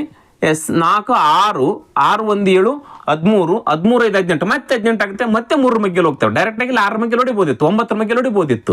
ಹೌದಾ? ಎಸ್. 3 ಮಗ್ಗೆಲ್ಲಿ 3 4 12 ಹೋಯ್ತಾ? 3 4 12, 3 ಮಗ್ಗೆಲ್ಲಿ ಇದು 3 3 ಸಾರಿ, ಇಲ್ಲಿ 14 ಇದೆ, 3 4 12 ಹೋಗುತ್ತೆ, 3 4 12, 2 ಉಳಿತೆ 21 ಆಗುತ್ತೆ, 3 7 21. ನೆಕ್ಸ್ಟ್ ಇಲ್ಲಿ 3 2 6, 1 ಉಳಿತೆ 15 ಆಗುತ್ತೆ, 3 5 15. ಮುಗಿತಾ? ಇಂಟು ಎಷ್ಟು? ಇಲ್ಲಿ 100ಕ್ಕೆ 100. ಈಗ 4ಕ್ಕೆ 100 ಕ್ಯಾನ್ಸಲ್ ಮಾಡಕ್ಕೆ ಬರ್ತಾರೆ. 4 1 4 25 ಮುಗ್ದ ಹೋಯ್ತು. ಈಗ 25ಕ್ಕೆ 4725 ಗುಣಾಕಾರ ಮಾಡಿಬಿಟ್ರೆ ಉತ್ತರ ಸಿಕ್ಬಿಡುತ್ತೆ. ಎಷ್ಟಕ್ಕೆ? 4725 ಇಂಟು ಈ 25. ನಿಮಗೆ ಗೊತ್ತಾಗಲ್ಲ, ಈಸಿಯಾಗಿ 5 ಮಗ್ಗೆಲಿ 2 ಮಗ್ಗೆಲಿ ಮಾಡಿಕೊಳ್ಳ್ರಿ. 5 5 25ಕ್ಕೆ 5 ಕೆಲ ಬಂತು 2, 5 2 10 12 ಕೆಲ ಬಂತು 1, 5 7 35 1 36 ಕೆಲ ಬಂತು 3, 5 4 23 23. ಮುಗಿತಾ? ಎಸ್. ಈಗ 2 ಮಗ್ಗೆಲಿ 2 5 10 ಕೆಲ ಬಂತು 1, 2 2 4 1 5, 2 7 14 ಕೆಲ ಬಂತು 1, 2 4 8 1 9. ಕೂಡಿಸ್ಬಿಡ್ರಿ, ಒಟ್ಟು ಮತಗಳು ಸಿಕ್ಬಿಡ್ತವೆ. 5 2 6 5 11 ಕೆಲ ಬಂತು 1, 4 3 7 1 8, 9 2 11, 1,18,125 ಮತಗಳು ಒಟ್ಟು ಚಲಾಯಿಸಿರ್ತಕ್ಕಂಥ ಮತಗಳು. ಇದನ್ನು 1,18,125 ಆಯ್ಕೆ 1 ಕರೆಕ್ಟ್ ಆಗಿರ್ತಕ್ಕಂಥ ಉತ್ತರ. ಸಿಂಪಲ್, ತುಂಬ ಈಸಿ ಅದ ಕ್ವಶನ್. ಗೊತ್ತಾಯ್ತು? ಎಸ್. ಮುಂದಿನ ಕ್ವಶನ್ ನೋಡೋಣ. Question number 17. ಗಂಟೆಗೆ 72 ಕಿಲೋಮೀಟರ್ ವೇಗದಲ್ಲಿ ಚಲಿಸುವ ಒಂದು ರೈಲು ಒಂದು ನಿರ್ದಿಷ್ಟ ಸ್ಥಾನವನ್ನು ಹಾದು ಹೋಗಲು 12 ಸೆಕೆಂಡ್ಗಳನ್ನು ತೆಗೆದುಕೊಳ್ಳುತ್ತೆ. ಹಾಗಾದರೆ ರೈಲಿನ ಉದ್ದವೆಷ್ಟು? ನೋಡ್ರಿ, ಅತಿ ಬೇಸಿಕ್ ಆಗಿರ್ತಕ್ಕಂಥ ಕ್ವಶನ್ ಕೇಳಿದ್ರೆ, ನಿರ್ದಿಷ್ಟ ಸ್ಥಾನ ಅದು ನಿಂತಿರ್ತಕ್ಕಂಥ ವ್ಯಕ್ತಿ ಆಗಿರ್ಬೋದು, ಅಥವಾ ಒಂದು ವಿದ್ಯುತ್ ಕಂಬ ಆಗಿರ್ಬೋದು, ಅಥವಾ ಒಂದು ಮರ ಆಗಿರ್ಬೋದು. ಇದನ್ನು ದಾಟಬೇಕಾದ್ರೆ ಒಂದು ರೈಲಿನ ಉದ್ದವನ್ನು ಕಂಡಿಡ್ರಿ. ಈ ರೈಲಿನ ಉದ್ದ ಗೊತ್ತಿಲ್ಲ ನಮಗೆ. ಇದು ಯಾವ ಸ್ಪೀಡಲ್ಲಿ ಹೋಗ್ತಾ ಇದೆ? 72 km/h ಹೋಗ್ತಾ ಇದೆ. ಎಷ್ಟು ಸೆಕೆಂಡಲ್ಲಿ ಹೋಗ್ತಾ ಇದೆ? 12 ಸೆಕೆಂಡಲ್ಲಿ ಹೋಗ್ತಾ ಇದೆ. ಆಗ ರೈಲಿನ ಉದ್ದ ಏನಾಗಿರುತ್ತೆ? ರೈಲು ಇದನ್ನು ಚಲಿಸಿದ ದೂರ ಎಷ್ಟು ಅಷ್ಟೇ ಆಗಿರುತ್ತೆ. ಈ ಕಂಬವನ್ನು ನಿರ್ದಿಷ್ಟ ಸ್ಥಾನವನ್ನು ದಾಟಲಿಕ್ಕೆ ಎಷ್ಟು ದೂರ ಹೋಗುತ್ತೆ, ಅಥವಾ ಈ ದಾಟಲಿಕ್ಕೆ ರೈಲಿನ ಉದ್ದ ಎಷ್ಟು ಅಂತ ಕೇಳಿದರೆ, ಹಾಗಾದ್ರೆ ಇಲ್ಲಿ ಏನಿರುತ್ತೆ? ಚಲಿಸಿದ ದೂರ ಯಾವಾಗಲೂ ರೈಲಿನ ಉದ್ದನೇ ಇರುತ್ತೆ. ನೋಡ್ತಾನೆ, ಇಲ್ಲಿದ್ದ ಈ ಕಂಪ್ಲೀಟಾಗಿ ಏನಾಗಬೇಕು? ಟ್ರೈನು ಇಷ್ಟುದ್ದ ಬರಬೇಕು, ಇಲ್ಲಿ ತನಕ ಬರಬೇಕು. ಹಾಗಾದ್ರೆ ಇಲ್ಲಿಗೆ ಹೋಗ್ಲಿಕ್ಕೆ ಎಷ್ಟು ಟೈಮ್ ತೆಗೆದುಕೊಳ್ಳುತ್ತೆ? 12 ಸೆಕೆಂಡ್ ಅನ್ನೋದು ಸಮಯ ತೆಗೆದುಕೊಳ್ಳುತ್ತೆ. ಸ್ಪೀಡ್ ಏನು? 72 km/h ಇರುತ್ತೆ. ಹಾಗಾದರೆ ಈ ಸ್ಪೀಡಲ್ಲಿ 12 ಸೆಕೆಂಡಲ್ಲಿ ಎಷ್ಟು ದೂರ ಹೋಯಿತು ಅದುವೇ ರೈಲಿನ ಉದ್ದ ಆಗಿರುತ್ತೆ. ಮೊದಲನೇ ಕಾನ್ಸೆಪ್ಟಲ್ಲಿ ಇರ್ತಕ್ಕಂಥ ಕ್ವಶನ್ಗಳು ಇವು. ಹಾಗಾದ್ರೆ ನಾವು ಕಂಡುಹಿಡಬೇಕಾದ್ದೇನು? Distance equal to time into speed. Time ಅದ, ಸ್ಪೀಡು ಅದ, ಮುಗಿದ ಹೋಯ್ತು. ಅವೆರಡು ಗುಣಾಕಾರ ಮಾಡಿಬಿಟ್ರೆ ಉತ್ತರ ಸಿಕ್ಬಿಡುತ್ತೆ ನಮಗೆ. ಆದರೆ ಇಲ್ಲಿ ಮೂಲಮಾನ ಇಲ್ಲಿ ಸೆಕೆಂಡಲ್ಲೇ ಇದು ಅವರ್ ಇಲ್ಲದಲ್ಲ, ಹಾಗಾದ್ರೆ ಮೀಟರ್/ಸೆಕೆಂಡಿಗೆ ಕನ್ವರ್ಟ್ ಮಾಡ್ಕೊಂಬಿಟ್ರೆ ಮುಗಿದು ಹೋಯ್ತು. ಎಸ್, ಟೈಮ್ ಏನಿದೆ 12 ಸೆಕೆಂಡ್, 12 ಸೆಕೆಂಡ್ ಇಂಟು ಸ್ಪೀಡ್ ಏನಿದೆ 72 km/h. ಇದು ಮೀಟರ್/ಸೆಕೆಂಡಿಗೆ ಕನ್ವರ್ಟ್ ಮಾಡ್ಕೊಳ್ಬೇಕಾದ್ರೆ 5/18ರಿಂದ ಗುಣಾಕಾರ ಮಾಡಿದಾಗ ನಮ್ಗೆ ಏನು ಸಿಗುತ್ತೆ? ಮೀಟರಲ್ಲಿ ಸಿಗುತ್ತೆ ಡಿಸ್ಟೆನ್ಸ್. 18 ಅಂದರೆ 18 4 72. ಹಾಗಾದ್ರೆ ಡಿಸ್ಟೆನ್ಸ್ ಏನು ಉಳಿತು? 12 ಇಂಟು 5 4 20. ಗುಣಾಕಾರ ಮಾಡಿದ್ರೆ ಎಷ್ಟಾಗುತ್ತೆ? ಈ 12 24, 240 ಮೀಟರ್ ಏನಾಗುತ್ತೆ? ಆ ರೈಲಿನ ಉದ್ದ ಆಗಿರುತ್ತೆ. ಈ ರೈಲಿನ ಉದ್ದ ಎಷ್ಟಾಗುತ್ತೆ? 240 ಮೀಟರ್. ಹಾಗಾದ್ರೆ ಚಲಿಸಿದ ದೂರ ಎಷ್ಟಿರುತ್ತೆ? 240 ಮೀಟರ್ ಈಸ್ ರೈಟ್ ಆನ್ಸರ್. ಇಲ್ಲಿ ಚಲಿಸಿದ ದೂರ ಅಂದ್ರೂ ಅಷ್ಟೇ, ಆ ರೈಲಿನ ಉದ್ದ ಅಂದ್ರೂ ಅಷ್ಟೇ. ಹಾಗಾದ್ರೆ ಇಲ್ಲಿ ಕರೆಕ್ಟ್ ಆಗಿರ್ತಕ್ಕಂಥ ಉತ್ತರ 243 ಕರೆಕ್ಟ್ ಆಗಿರ್ತಕ್ಕಂಥ ಉತ್ತರ ಆಗಿರುತ್ತೆ. ಹಾಗಾದ್ರೆ ಆಯ್ಕೆಯಲ್ಲಿದ್ದಾನೆ 240 ಮೀಟರ್. ಎಸ್, 243 ಆಯ್ಕೆ 2 ಕರೆಕ್ಟ್ ಆಗಿರ್ತಕ್ಕಂಥದ್ದು. ಕ್ಲಿಯರ್? ಎಸ್, ಮುಂದಿನ ಕ್ವಶನ್ ನೋಡೋಣ. Question number 18. ಕೆಳಗೆ ನೀಡಲಾಗಿರುವ ಆಕಾರವನ್ನು ಮಡಚಿ ಘನಾಕೃತಿಯನ್ನು ರೂಪಿಸಿದರೆ ಸಂಖ್ಯೆ 17ರ ಎದುರು ಬದಲಿರುವ ಸಂಖ್ಯೆ ಯಾವುದು? ನೋಡ್ರಿ, ಇದು ಒಂದು ಡೈಸ್, ದಾಳಕ್ಕೆ ಎಷ್ಟು ಮುಖಗಳಿರ್ತವೆ? 6 ಮುಖಗಳು. 1 2 3 4 5 6 ಮುಖಗಳು. ಇಲ್ಲಿ ಓಪನ್ ಆಗಿರ್ತಕ್ಕಂಥ ಡೈಸು. ಇದನ್ನು ಒಂದು ವೇಳೆ ಮುಚ್ಚಿದ್ರೆ 17ರ ಅಪೋಸಿಟ್ ಯಾವುದು ಬರುತ್ತೆ ಅಂತ ಕ್ವಶನ್ ಕೇಳಿದ್ದಾರೆ. 17ರ ಅಪೋಸಿಟ್ ಯಾವುದು ಬರುತ್ತೆ? ಎಷ್ಟು ಸಿಂಪಲ್ ಆಗಿ ಕಂಡುಹಿಡ್ಬೋದು ಗೊತ್ತಾ? ಈ ರೀತಿ ಏನಾದರೂ ಓಪನ್ ಡೈಸ್ ಇತ್ತಂತ ಹೇಳಿದ್ರೆ ನೇರವಾಗಿ 1ಕ್ಕೆ 3ನೇ ಬಾಕ್ಸ್ ಅಥವಾ 1ಕ್ಕೆ 3ನೇ ಮುಖ ಅಪೋಸಿಟ್ ಆಗಿರುತ್ತೆ. ನೇರವಾಗಿ 1ಕ್ಕೆ 3ನೇ ಮುಖ ಅಪೋಸಿಟ್ ಆಗಿರುತ್ತೆ.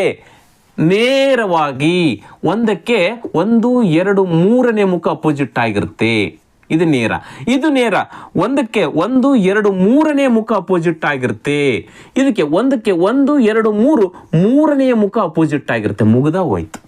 ಯಾವಾಗ? ಇದು ಕ್ಲೋಸ್ ಮಾಡಿದ ಮೇಲೆ. ಹಾಗಾದರೆ 1ಕ್ಕೆ ಅಪೋಸಿಟ್ ಆಗಿರ್ತಕ್ಕಂಥದ್ದು ಯಾವುದು? 1ಕ್ಕೆ ಅಪೋಸಿಟ್ ಆಗಿರ್ತಕ್ಕಂಥದ್ದು 7. 17ಕ್ಕೆ ಅಪೋಸಿಟ್ ಆಗಿರ್ತಕ್ಕಂಥ 3ನೇ ಮುಖ ನೇರ ಇರಬೇಕು.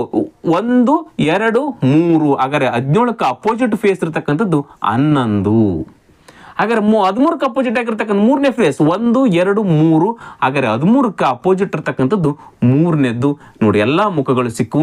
ಅವ್ರಿಗೆ ಇರ್ತಕ್ಕಂಥದ್ದು 17 ಫೇಸ್ಗೆ ಈ ಮುಖಕ್ಕೆ ಅಪೋಸಿಟ್ ಆಗಿರ್ತಕ್ಕಂಥದ್ದು 11ನೇ ಫೇಸ್. ಅಂದರೆ ಒಂದು ಮುಖದ ಮೇಲೆ ಇರ್ತಕ್ಕಂಥ ಸಂಖ್ಯೆ ಯಾವುದು? 11 ರೈಟ್ ಆನ್ಸರ್ ಆಗುತ್ತೆ. ನೋಡಿ, ಇದಕ್ಕೆ ಇದು ಅಪೋಸಿಟ್ ಆಗಿರುತ್ತೆ. ಈ ರೀತಿ ನೇರ ಇರಬೇಕು. 1ಕ್ಕೆ ಅಪೋಸಿಟ್ ಇರ್ತಕ್ಕಂಥದ್ದು 7 ಅಂತ ಅರ್ಥ. ಹೌದಾ? ಈ ರೀತಿ ನೇರ ಇದ್ದಾಗ ಮಾತ್ರ ಅತಿ ಈಸಿಯಾಗಿ ನಾವು ಉತ್ತರ ಕಂಡುಹಿಡ್ಕೊಳ್ಬೋದು. ಇಲ್ಲಿ 17ಕ್ಕೆ ಅಪೋಸಿಟ್ ಆಗಿರ್ತಕ್ಕಂಥ ಫೇಸು 11, ಆಯ್ಕೆ 4 ಕರೆಕ್ಟ್ ಆಗಿರ್ತಕ್ಕಂಥ ಉತ್ತರ. ಕ್ಲಿಯರ್? ತುಂಬ ಈಸಿ ಅದ. ಮುಂದಿನ ಕ್ವಶನ್ ನೋಡೋಣ. Question number 19. ಒಂದು ಕೋಡಿಂಗ್ ಭಾಷೆಯಲ್ಲಿ ಬ್ಲಡ್ ಅನ್ನು 12 ಎಂದು ಸಂಕೇತಿಸಲಾಗುತ್ತದೆ. ಆದರೆ ಅದೇ ಕೋಡಿಂಗ್ ಭಾಷೆಯಲ್ಲಿ ಮ್ಯಾಪ್ ಎಂಬುದರ ಕೋಡಿಂಗ್ ಏನು? ನೋಡ್ರಿ, ತುಂಬ ತಲೆಯನ್ನು ತಿಂದಿರ್ತಕ್ಕಂಥ ಕ್ವಶನ್ ಇದು. ತುಂಬ ಸರಿ ಪ್ರಯತ್ನ ಮಾಡಿದಾಗಲ್ಲ ಉತ್ತರ ಕರೆಕ್ಟಾಗಿ ಬರಲೇ ಇಲ್ಲ ನನಗಿದು. ಆದರೂ ಕೂಡ ಕೆಲವೊಬ್ರು ಕೇಳ್ಕೊಂಡ ಮೇಲೆ ಇದು ಇರಬಹುದಂತ ಗೆಸ್ಸಿಂಗ್ ಮಾಡಿ ಉತ್ತರ ಮಾಡ್ತಾ ಇದ್ದೀವಿ. ಯಾವ ರೀತಿ ಅಂತಂದಾಗ, ಈಗ ಇಲ್ಲಿ ಇವುಗಳ ಸ್ಥಾನಗಳನ್ನು ತೆಗೆದುಕೊಳ್ತೀವಿ ನಾವು. ಬಿದ ಸ್ಥಾನ ಏನು, ಎಲ್ಲದ ಸ್ಥಾನ ಮತ್ತು ಓದ ಸ್ಥಾನ ಏನು. ಇಜೋಟಿ ಅಂತಕ್ಕಂಥ ನಿಮಗೆ ನೆನಪಿರಬೇಕು. ಇಜೋಟಿ, EJOTY. ಇದ್ರ ಸ್ಥಾನ 5, ಇದ್ರ ಸ್ಥಾನ 10, ಇದ್ರ ಸ್ಥಾನ 15. ಸಿಂಪಲ್ ಆಗಿ ಇದು 20, ಇದು 25. ಈಗ ಬಿದ ಸ್ಥಾನ ಗೊತ್ತು ನಮಗೆ 2. ಎಲ್ ಬರುತ್ತೆ? IJ ಆದ ನಂತರ KL. JKL ಅಂದ್ರೆ ಇದು 10, 11, ಇದು 12ನೇದ್ದು. ಎಲ್ಲದು ಏನು ಬರುತ್ತೆ? 12. ಓದ್ ಎಷ್ಟಿದೆ? 15. ಈ ಓದ್ ಎಷ್ಟಿದೆ? 15. ಇದು ಎಷ್ಟಿದೆ? 4. ಈಗ ಇದೆಲ್ಲದನ್ನು ಕೂಡಿಸಿದ್ರೆ ಎಷ್ಟು ಬರುತ್ತೆ ನೋಡ್ರಿ. 15 15 30, 30 1 40, 42 44 44 4 48 ಆಯಿತು. ಹೌದಾ? ಈಗ 48ಕ್ಕೆ ಇಲ್ಲಿ ಎಷ್ಟು ಬಂದಿದೆ? 12 ಬಂದಿದೆ. ಹೆಂಗೆ ಬಂತು? ನಾವು ಲೆಕ್ಕ ಮಾಡಿದ್ವಿ 12ಕ್ಕೆ 4ರಿಂದ 48ಕ್ಕೆ 4ರಿಂದ ಡಿವೈಡ್ ಮಾಡಿದರೆ 12 ಬರುತ್ತೆ. ಓಕೆ, ಈಗ ಅದೇ ರೀತಿಯಾಗಿ ಇದನ್ನು ಮಾಡಿ ನೋಡೋಣ. ತುಂಬ ವೇಸ್ಗಳನ್ನು ನೋಡಿದ್ವಿ ನಾವು, ತುಂಬ ಯಾವ ಕಡೆಯಿಂದ ನೋಡಿದ್ರೂ ಉತ್ತರ ಸರಿಯಾಗಿ ಬರಲಿಲ್ಲ. ಆದರೂ ಕೂಡ ಒಂದು ಫೈನಲ್ ಆಗಿ ಒಂದು ಲೆಕ್ಕಕ್ಕೆ ತಂದು ಇಟ್ಕೊಂಡಿದ್ವಿ. ಇದು ನೋಡ್ರಿ, ಬೇರೆದವರು ಹೇಳಿದ್ದು ನನಗೆ ಇದನ್ನು ಇದು ಈ ರೀತಿ ಬರ್ಬೋದು ಅಂತೇಳಿ. ಎಸ್, ಎಮ್ ಎಲ್ಲಿ ಬರುತ್ತೆ? MNOIJK L M ಎಲ್ಲ ತಕ್ಷಣ ಎಮ್ಮು. ಹಾಗಾದ್ರೆ 12 ಆಯ್ತಂದರೆ 13 14ನೇದು. A1 P O ಅನಂತರ P ಎಷ್ಟಿದು? 16. ಸರಿ, ಎಲ್ಲ ಎಮ್ ಇದು 13, ಎಲ್ಲ ಆದ ತಕ್ಷಣ ಎಮ್ ತಾನೆ 13. ಹಾಗಾದ್ರೆ ಇವೆಲ್ಲವನ್ನು ಕೂಡಿಸ್ಕೊಂಡ್ರೆ ಎಷ್ಟಾಗುತ್ತೆ? 13 14 ಅದು ಎಷ್ಟಾಗ್ತಿದ್ದು? 30 ಆಯಿತು. ಈಗ 30ಕ್ಕೆ ಎಷ್ಟರಿಂದ ಡಿವೈಡ್ ಮಾಡ್ಬೇಕ್ರಿ? ಇಲ್ಲಿ 4ರಿಂದ ಡಿವೈಡ್ ಮಾಡಿದರೆ ಉತ್ತರ ಒಂದು ಪೂರ್ಣ ಸಂಖ್ಯೆ ಬರಲ್ಲ. ಇಲ್ಲಿ 4ರಿಂದ ಡಿವೈಡ್ ಮಾಡಿರ್ತಾನೆ, 4ರಿಂದ ಡಿವೈಡ್ ಮಾಡಿದರೆ ಇಲ್ಲಿ ಎಷ್ಟು ಬರುತ್ತೆ? ಪೂರ್ಣ ಸಂಖ್ಯೆ ಬರಲ್ಲ. 7 4 28, 2 ಉಳಿತೆ 7.5 ಬರುತ್ತೆ. ಇಲ್ಲಿ ನೋಡಿದ್ರೆ ಉತ್ತರ 7.5 ಇಲ್ಲ. ಹಾಗಾದ್ರೆ ಯಾವ ರೀತಿ ಮಾಡಿದ್ವಿ ಅಂತಂದಾಗ ಇಲ್ಲಿ 4 ಯಾವ ರೀತಿ ಬಂತು ಅಂದಾಗ ಇಲ್ಲಿ ಟೋಟಲ್ ನಂಬರ್ಸ್ ಎಷ್ಟಿದ್ದಾವೆ? 5 ಇದ್ದಾವೆ. 5ರಲ್ಲಿ 1 ಮೈನಸ್ ಮಾಡಿ 4 ಹಚ್ಚಿದ್ದೀವಿ. ಅದೇ ರೀತಿಯಾಗಿ ಇಲ್ಲಿ ಟೋಟಲ್ ನಂಬರ್ ಎಷ್ಟಿದಾವೆ? 3 ಇದಾವೆ. ಆ 3ರಲ್ಲಿ 1 ಮೈನಸ್ ಮಾಡಿದ್ರೆ ಎಷ್ಟು ಬರುತ್ತೆ? ನಮಗೆ 2 ಬರುತ್ತೆ. ಈಗ 30ಕ್ಕೆ 2ರಿಂದ 40ಕ್ಕೆ ಯಾವಾಗ 4ರಿಂದ ಡಿವೈಡ್ ಮಾಡಿರ್ತಾನೆ 48ಕ್ಕೆ. ಅದೇ ರೀತಿಯಾಗಿ ಇಲ್ಲಿ 30ಕ್ಕೆ 2ರಿಂದ ಡಿವೈಡ್ ಮಾಡಿದ್ಮೇಲೆ ಎಷ್ಟು ಬರುತ್ತೆ? 15 ರೈಟ್ ಆನ್ಸರ್ ಅಂತೆ. ನಮ್ಮ ಪ್ರಕಾರ ಇದು ಉತ್ತರ ಹಚ್ಚಿದ್ದೀವಿ ಅಷ್ಟೇ. ಹೌದಾ ಸರ್? ಇಲ್ಲ, ಇದಕ್ಕೆ ತಾವು ಕೂಡ ಕಮೆಂಟ್ ಮಾಡ್ಬೋದು ಸರ್, ಇದು ಈ ರೀತಿಯಾದ ರೈಟ್ ಆನ್ಸರ್, ಬಟ್ ಒಂದು ಕ್ರಮಬದ್ಧತೆ ಇರಬೇಕು. ಇಲ್ಲಿ ನಾವು -1 ಮಾಡಿರ್ತಾನೆ, ಇಲ್ಲಿ ಕೂಡ -1 ಮಾಡಿರಬೇಕು. ಅಥವಾ ಇಲ್ಲಿ 2 ಮಾಡಿದ್ರೆ 4 ಮಾಡಿದ್ರೆ ಒಂದು ಕ್ರಮಬದ್ಧತೆ ಇರಬೇಕು. ಇಲ್ಲಿ 1 ಮೈನಸ್ ಮಾಡಿ ಇಲ್ಲಿ 4 ಮೈನಸ್ ಮಾಡಿ, 1 ಮೈನಸ್ ಮಾಡಿ ಇಲ್ಲಿ 3 ಮೈನಸ್ ಮಾಡೋದು, ಅಥವಾ 3 ಮಾಡ್ಬೋದು. 1 ಮೈನಸ್ ಮಾಡಿದ ಮೇಲೆ 8, ಯಾವುದೇ ಕ್ರಮಬದ್ಧವಲ್ಲದ ಸಂಖ್ಯೆನ ಮೈನಸ್ ಮಾಡೋದು ತಪ್ಪಾಗುತ್ತೆ. ಹೌದಾ? ಎಸ್, ಇದು ಒಂದು ಇಲ್ಲಿ 5 ಮಾಡಿದ್ವಿ, ಇಲ್ಲಿ 3 ಮಾಡಿದ್ವಿ. ಎಸ್, ಇದಕ್ಕೊಂದು ಕ್ರಮಬದ್ಧತೆ ಅದ. 5 ಇಲ್ಲಿರ್ತಕ್ಕಂಥ ಲೆಟರ್ಸು, ಇಲ್ಲಿ 3 ಇಲ್ಲಿರ್ತಕ್ಕಂಥ ಲೆಟರ್ಸ್. ಹೌದಾ? ಎಸ್, ಇದು ನಮ್ಮ ಪ್ರಕಾರ 15 ಕರೆಕ್ಟ್ ಆನ್ಸರ್ ಮಾಡಿದ್ವಿ. ತಮ್ಮ ಏನಾದ್ರು ಉತ್ತರ ಕಮೆಂಟ್ ಕೂಡ ಮಾಡ್ಬೋದು. ಮುಂದಿನ ಕ್ವಶನ್ ಕೂಡ ಕ್ವಶನ್ ನಂಬರ್ 20. ಕೆಳಗಿನ ಯಾವ ರೇಖಾಚಿತ್ರವು ಪ್ರಶ್ನೆಗಳು, ಅಧ್ಯಾಯ ಮತ್ತು ಪುಸ್ತಕಗಳ ನಡುವಿನ ಸಂಬಂಧವನ್ನು ಸೂಚಿಸುತ್ತೆ? ಪ್ರಶ್ನೆಗಳು, ಅಧ್ಯಾಯ ಮತ್ತು ಪುಸ್ತಕಗಳ ನಡುವಿನ ಕರೆಕ್ಟಾಗಿ ಸಂಬಂಧವನ್ನು ಸೂಚಿಸ್ತಕ್ಕಂಥ ಈ 4 ವೆನ್ ಡಯಾಗ್ರಾಮ್ಗಳಲ್ಲಿ ಯಾವುದು ಕರೆಕ್ಟಾಗಿ ಸೂಚಿಸುತ್ತೆ? ಇಲ್ಲಿ ನೋಡಿದ್ರೆ ನಮಗೆ ಗೊತ್ತಾಗುತ್ತೆ, ಪುಸ್ತಕ, ಅಧ್ಯಾಯ ಮತ್ತು ಪ್ರಶ್ನೆ ಇವೆಲ್ಲವೂ ಒಂದಕ್ಕೊಂದು ರಿಲೇಟೆಡ್ ಇರ್ತಕ್ಕಂಥವು. ಪುಸ್ತಕದ ಒಳಗಡೆ ಏನು ಬರ್ತಾವೆ? ಅಧ್ಯಾಯಗಳು ಬರ್ತವೆ. ಅಧ್ಯಾಯದ ಒಳಗಡೆ ಏನು ಬರ್ತವೆ? ಪ್ರಶ್ನೆಗಳು ಇರ್ತವೆ. ಸಿಂಪಲ್ ತಾನೆ? ಎಷ್ಟು ಈಸಿ ಅದು ನೋಡ್ರಿ. ಇಲ್ಲಿ ದೊಡ್ಡ ಸಮುದಾಯ ಯಾವುದಾಗುತ್ತೆ? ಪುಸ್ತಕ ಆಗುತ್ತೆ. ಇದೇನಿದು? ಪುಸ್ತಕ. ಇದು ಪುಸ್ತಕ. ಹೌದು ತಾನೆ? ಇದೇನು? ಪುಸ್ತಕ. ಪುಸ್ತಕದ ಒಳಗಡೆ ಏನು ಬರ್ತಾವೆ? ಅಧ್ಯಾಯಗಳು ಬರ್ತವೆ, ಒಂದೊಂದೊಂದು ಲೆಸನ್ಗಳು ಬರ್ತವೆ. ಹೌದಾ? ಪುಸ್ತಕದ ಒಳಗಡೆ ಯಾವ ಬಂದವು? ಇವಾಗ ಅಧ್ಯಾಯಗಳು ಬಂದವು. ಹೌದು ತಾನೆ? ಒಂದೊಂದು ಅಧ್ಯಾಯದ ಒಳಗಡೆ ಏನಿರ್ತವೆ? ಕೆಲವೊಂದಿಷ್ಟು ಪ್ರಶ್ನೆಗಳು ಕೇಳಿರ್ತಾರೆ. ಹಾಗಾದರೆ ಅಧ್ಯಾಯದ ಒಳಗಡೆ ಏನು ಬರ್ತವೆ? ಪ್ರಶ್ನೆಗಳು ಇರ್ತವೆ. ಈ ರೀತಿಯಾಗಿರ್ತಕ್ಕಂಥದ್ದು ಯಾವುದಿರುತ್ತೆ? ಅದು ವೆನ್ ಡಯಾಗ್ರಾಮ್ ಕರೆಕ್ಟ್ ಆಗಿರ್ತಕ್ಕಂಥದ್ದು. ಹಾಗಾದರೆ ಆಯ್ಕೆ 4 ಕರೆಕ್ಟ್ ಆಗಿರ್ತಕ್ಕಂಥದ್ದು. ಪುಸ್ತಕದ ಒಳಗಡೆನೆ ಪ್ರಶ್ನೆಗಳಿದ್ದಾವೆ, ಪುಸ್ತಕದ ಒಳಗಡೆ ಏನಿದಾವೆ? ಅಧ್ಯಾಯಗಳಿದ್ದಾವೆ, ಅಧ್ಯಾಯದ ಒಳಗಡೆ ಏನಿದಾವೆ? ಪ್ರಶ್ನೆಗಳಿದ್ದಾವೆ. ಹೌದು ತಾನೆ? ಇಲ್ಲಿ ಒಂದಕ್ಕೊಂದು ಅನ್ಯೋನ್ಯತೆ ಇದೆ. ಈಗ ಇಲ್ಲಿದು ನೋಡ್ರಿ, ಇಲ್ಲಿ ಯಾವುದೋ ಒಂದು ಡಿಫ್ರೆಂಟ್ ಇದೆ. ಈ ಪುಸ್ತಕ, ಅಧ್ಯಾಯ, ಪ್ರಶ್ನೆಗಳಿಗೆ ಯಾವುದೊಂದು ಡಿಫ್ರೆಂಟ್ ಇದೆ? ಇಲ್ಲ. ಪುಸ್ತಕಕ್ಕೆ ಅಧ್ಯಾಯಕ್ಕೆ ಸಂಬಂಧ ಅದ, ಪುಸ್ತಕಕ್ಕೆ ಪ್ರಶ್ನೆಗೆ ಸಂಬಂಧ ಅದ, ಅಧ್ಯಾಯಕ್ಕೂ ಪ್ರಶ್ನೆಗೆ ಸಂಬಂಧ ಅದ. ಹೌದಾನೆ? ಹಾಗಾದ್ರೆ ಇದು ಅಲ್ಲ. ಇಲ್ಲಿ 3 ಸಪ್ರೇಟ್ ಯಾವುದು ಒಂದಕ್ಕೊಂದು ಸಂಬಂಧನೇ ಇಲ್ಲ ಅಂತ ಹೇಳಿದೆ. ಹಾಗಾದ್ರೆ ಇಲ್ಲ, ಒಂದಕ್ಕೊಂದು ಸಂಬಂಧ ಇದ್ದಾವೆ. ಇಲ್ಲ ನೋಡ್ರಿ, ಇದು ಸ್ವಲ್ಪ ಹೇಳ್ಕೊಡ್ತೇನೆ. ಇದು ಪುಸ್ತಕ ಅಂತ ಅಂದ್ಕೊಳ್ಳಿ. ಪುಸ್ತಕದ ಒಳಗಡೆ ಅಧ್ಯಾಯಗಳಿದ್ದಾವೆ, ಪ್ರಶ್ನೆಗಳಿದ್ದಾವೆ. ಹೌದು ತಾನೆ? ಪುಸ್ತಕದ ಒಳಗಡೆ ಅಧ್ಯಾಯಗಳು ಅನ್ನೋದು, ಪ್ರಶ್ನೆಗಳು ಇದಾವೆ. ಆದರೆ ಇವೆರಡು ಏನು ತೋರಿಸಿದ? ಅಧ್ಯಾಯಕ್ಕೆ ಮತ್ತು ಪ್ರಶ್ನೆಗೆ ಸಂಬಂಧ ಇಲ್ಲ, ಇವೆರಡು ಸಪ್ರೇಟ್ ಅಂತ ಹೇಳ್ತಿ. ಇಲ್ಲ, ಅಧ್ಯಾಯಕ್ಕೆ ಅನುಗುಣವಾಗಿ ಪ್ರಶ್ನೆಗಳನ್ನು ಕೇಳಿರ್ತಾರೆ. ಹಾಗಾದ್ರೆ ಇದಕ್ಕೋಸ್ಕರ ಇದು ಬರಲ್ಲ. ಅಧ್ಯಾಯದ ಒಳಗಡೆ ಪ್ರಶ್ನೆಗಳು ಇರ್ತವೆ, ಒಂದೊಂದು ಲೆಸನ್ಗೆ ಒಂದೊಂದು ಪ್ರಶ್ನೆ ಇರ್ತಾವಿಲ್ಲ, ಒಂದೊಂದು ಲೆಸನ್ಗೆ ಎಷ್ಟೆಷ್ಟೋ ಪ್ರಶ್ನೆಗಳು ಇರ್ತವೆ. ಅದಕ್ಕೋಸ್ಕರ ಅಧ್ಯಾಯಕ್ಕೆ ಮತ್ತು ಪ್ರಶ್ನೆಗೆ ಸಂಬಂಧ ಇದೆ. ಹಾಗಾದ್ರೆ ಇದು ಕೊಡಲ್ಲ. ಹಾಗಾದ್ರೆ ದ ರೈಟ್ ಆನ್ಸರ್ ಆಯ್ಕೆ 4 ಕರೆಕ್ಟ್ ಆಗಿರ್ತಕ್ಕಂಥ ಉತ್ತರ ಆಗುತ್ತೆ.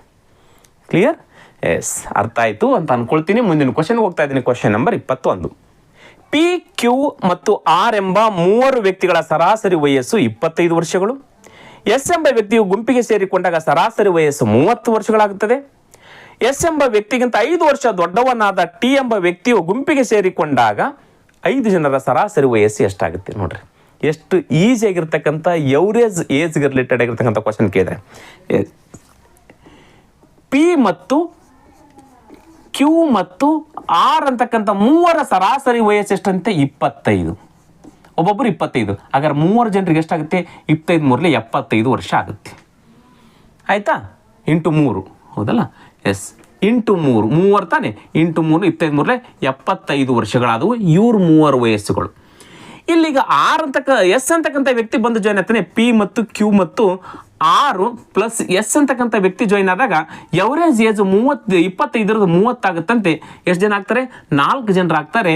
ಹಾಗಾದ್ರೆ 34 120 ವರ್ಷ ಆಗುತ್ತೆ ಇವ್ರು 4 ಜನರನ್ನು ಸೇರಿಸಿದ್ರೆ. ಈಗ ಎಸ್ ಎಂಬ ವ್ಯಕ್ತಿ ಎಷ್ಟು ನೋಡ್ರಿ, ಇವ್ರು 75, ಇವ್ರು 3 ಎಷ್ಟಾಗುತ್ತೆ? 75 ಆಗುತ್ತೆ. ಹಾಗಾದ್ರೆ 75ಕ್ಕೆ ಎಷ್ಟು ಸೇರಿಸ? 120. ಈ 120 ಅಂತಕ್ಕಂಥದ್ದು ಇವ್ 4 ಜನರ ವಯಸ್ಸು ಒಟ್ಟು ಮೊತ್ತ ಇದು. ಇವ್ 4 ಜನರ ಏಜನ್ನು ಕೂಡಿಸಿ 120. ಹಾಗಾದ್ರೆ ಇವರಿಬ್ಬರದ 75 ಆದರೆ ಎಸ್ ಎಂಬ ವ್ಯಕ್ತಿ ಎಷ್ಟಾಗುತ್ತೆ? 45 ಆಗಿರುತ್ತೆ. 45 1 75 120 ಆಯ್ತಾ? ಹಾಗಾದ್ರೆ ಎಸ್ ಎಂಬ ವ್ಯಕ್ತಿ ಎಷ್ಟಾಯ್ತು? ಈಗ 45 ಆಯ್ತು. ಕ್ಲಿಯರ್ ಆಯ್ತಾ? 45. ಇವನಿಗಿಂತ 5 ವರ್ಷ ಹೆಚ್ಚಿರ್ತಕ್ಕಂಥ ಒಬ್ಬ ವ್ಯಕ್ತಿ ಬಂದು ಜಾಯ್ನ್ ಆಗ್ತಾನೆ. ಅವನ ಹೆಸರು ಟಿ ಅಂತಕ್ಕಂಥವನು. ಅವಾಗ ಎಷ್ಟಾಯ್ತು ಅವನ ವಯಸ್ಸು? 50 ವರ್ಷ ಅದ. ಅವನು ಟಿ ಅಂತಕ್ಕಂಥ ವ್ಯಕ್ತಿಗೆ ಎಷ್ಟು ವರ್ಷದ? 50 ವರ್ಷ ಅದ. ಇಲ್ಲಿ 4 ಜನ ಇದ್ರು. 5ನೇ ವ್ಯಕ್ತಿ ಬಂದು ಜಾಯ್ನ್ ಆದ 50 ವರ್ಷದವನು. ಹಾಗಾದರೆ ಎಷ್ಟು ವರ್ಷಗಳಾದವು? ಒಟ್ಟು ವಯಸ್ಸು 170 ವರ್ಷಗಳಾದವು. ಇಲ್ಲಿ ಎಷ್ಟು ಜನ ಇದ್ದಾರೆ? 5 ಜನ ಇದ್ದಾರೆ. ಹಾಗಾದರೆ 170 ಡಿವೈಡೆಡ್ ಬೈ ಎಷ್ಟು ಜನ ಆದರು? 5 ಜನ. P Q R S T. ಇಲ್ಲಿ ಟಿ ಅಂತಕ್ಕಂಥ ವ್ಯಕ್ತಿ ಬಂದು ಜಾಯ್ನ್ ಆಗ್ತಾನೆ. ಹೌದಾ? ಹಾಗಾದ್ರೆ 5 1 5, 5 3 15, 2 ಉಳಿತೆ 20 ಆಗುತ್ತೆ. 5 4 20. ಹಾಗಾದ್ರೆ 34 ಇಯರ್ಸ್ ಏನಾಗುತ್ತೆ? ಪಿ ಕ್ಯೂ ಆರ್ ಎಸ್ ಟಿಯ ಸರಾಸರಿ ವಯಸ್ಸು ಏನಿದು? ಸರಾಸರಿ ವಯಸ್ಸು ಎವರೇಜ್ ಏಜ್ ಎಷ್ಟಾಗುತ್ತೆ? 34 ಇಯರ್ಸ್. ಅದು ಒಬ್ಬೊಬ್ಬರು 34 ಆದಂಗೆ ಆಗುತ್ತೆ. ಆಯ್ಕೆಲಿದನ? ಎಸ್, ಆಯ್ಕೆ 3 ಕರೆಕ್ಟ್ ಆಗಿರ್ತಕ್ಕಂಥ ಉತ್ತರ. ತುಂಬ ಸಿಂಪಲ್ ಅದ. ಇಲ್ಲೇ ಡೈರೆಕ್ಟಾಗಿ ಲೆಕ್ಕ ಮಾಡಿಬಿಡೋದು ನಾವು. The right answer 34 years average age. ಹೌದಾ? ಎಸ್, ಮುಂದಿನ ಕ್ವಶನ್ ನೋಡೋಣ. Question number 22.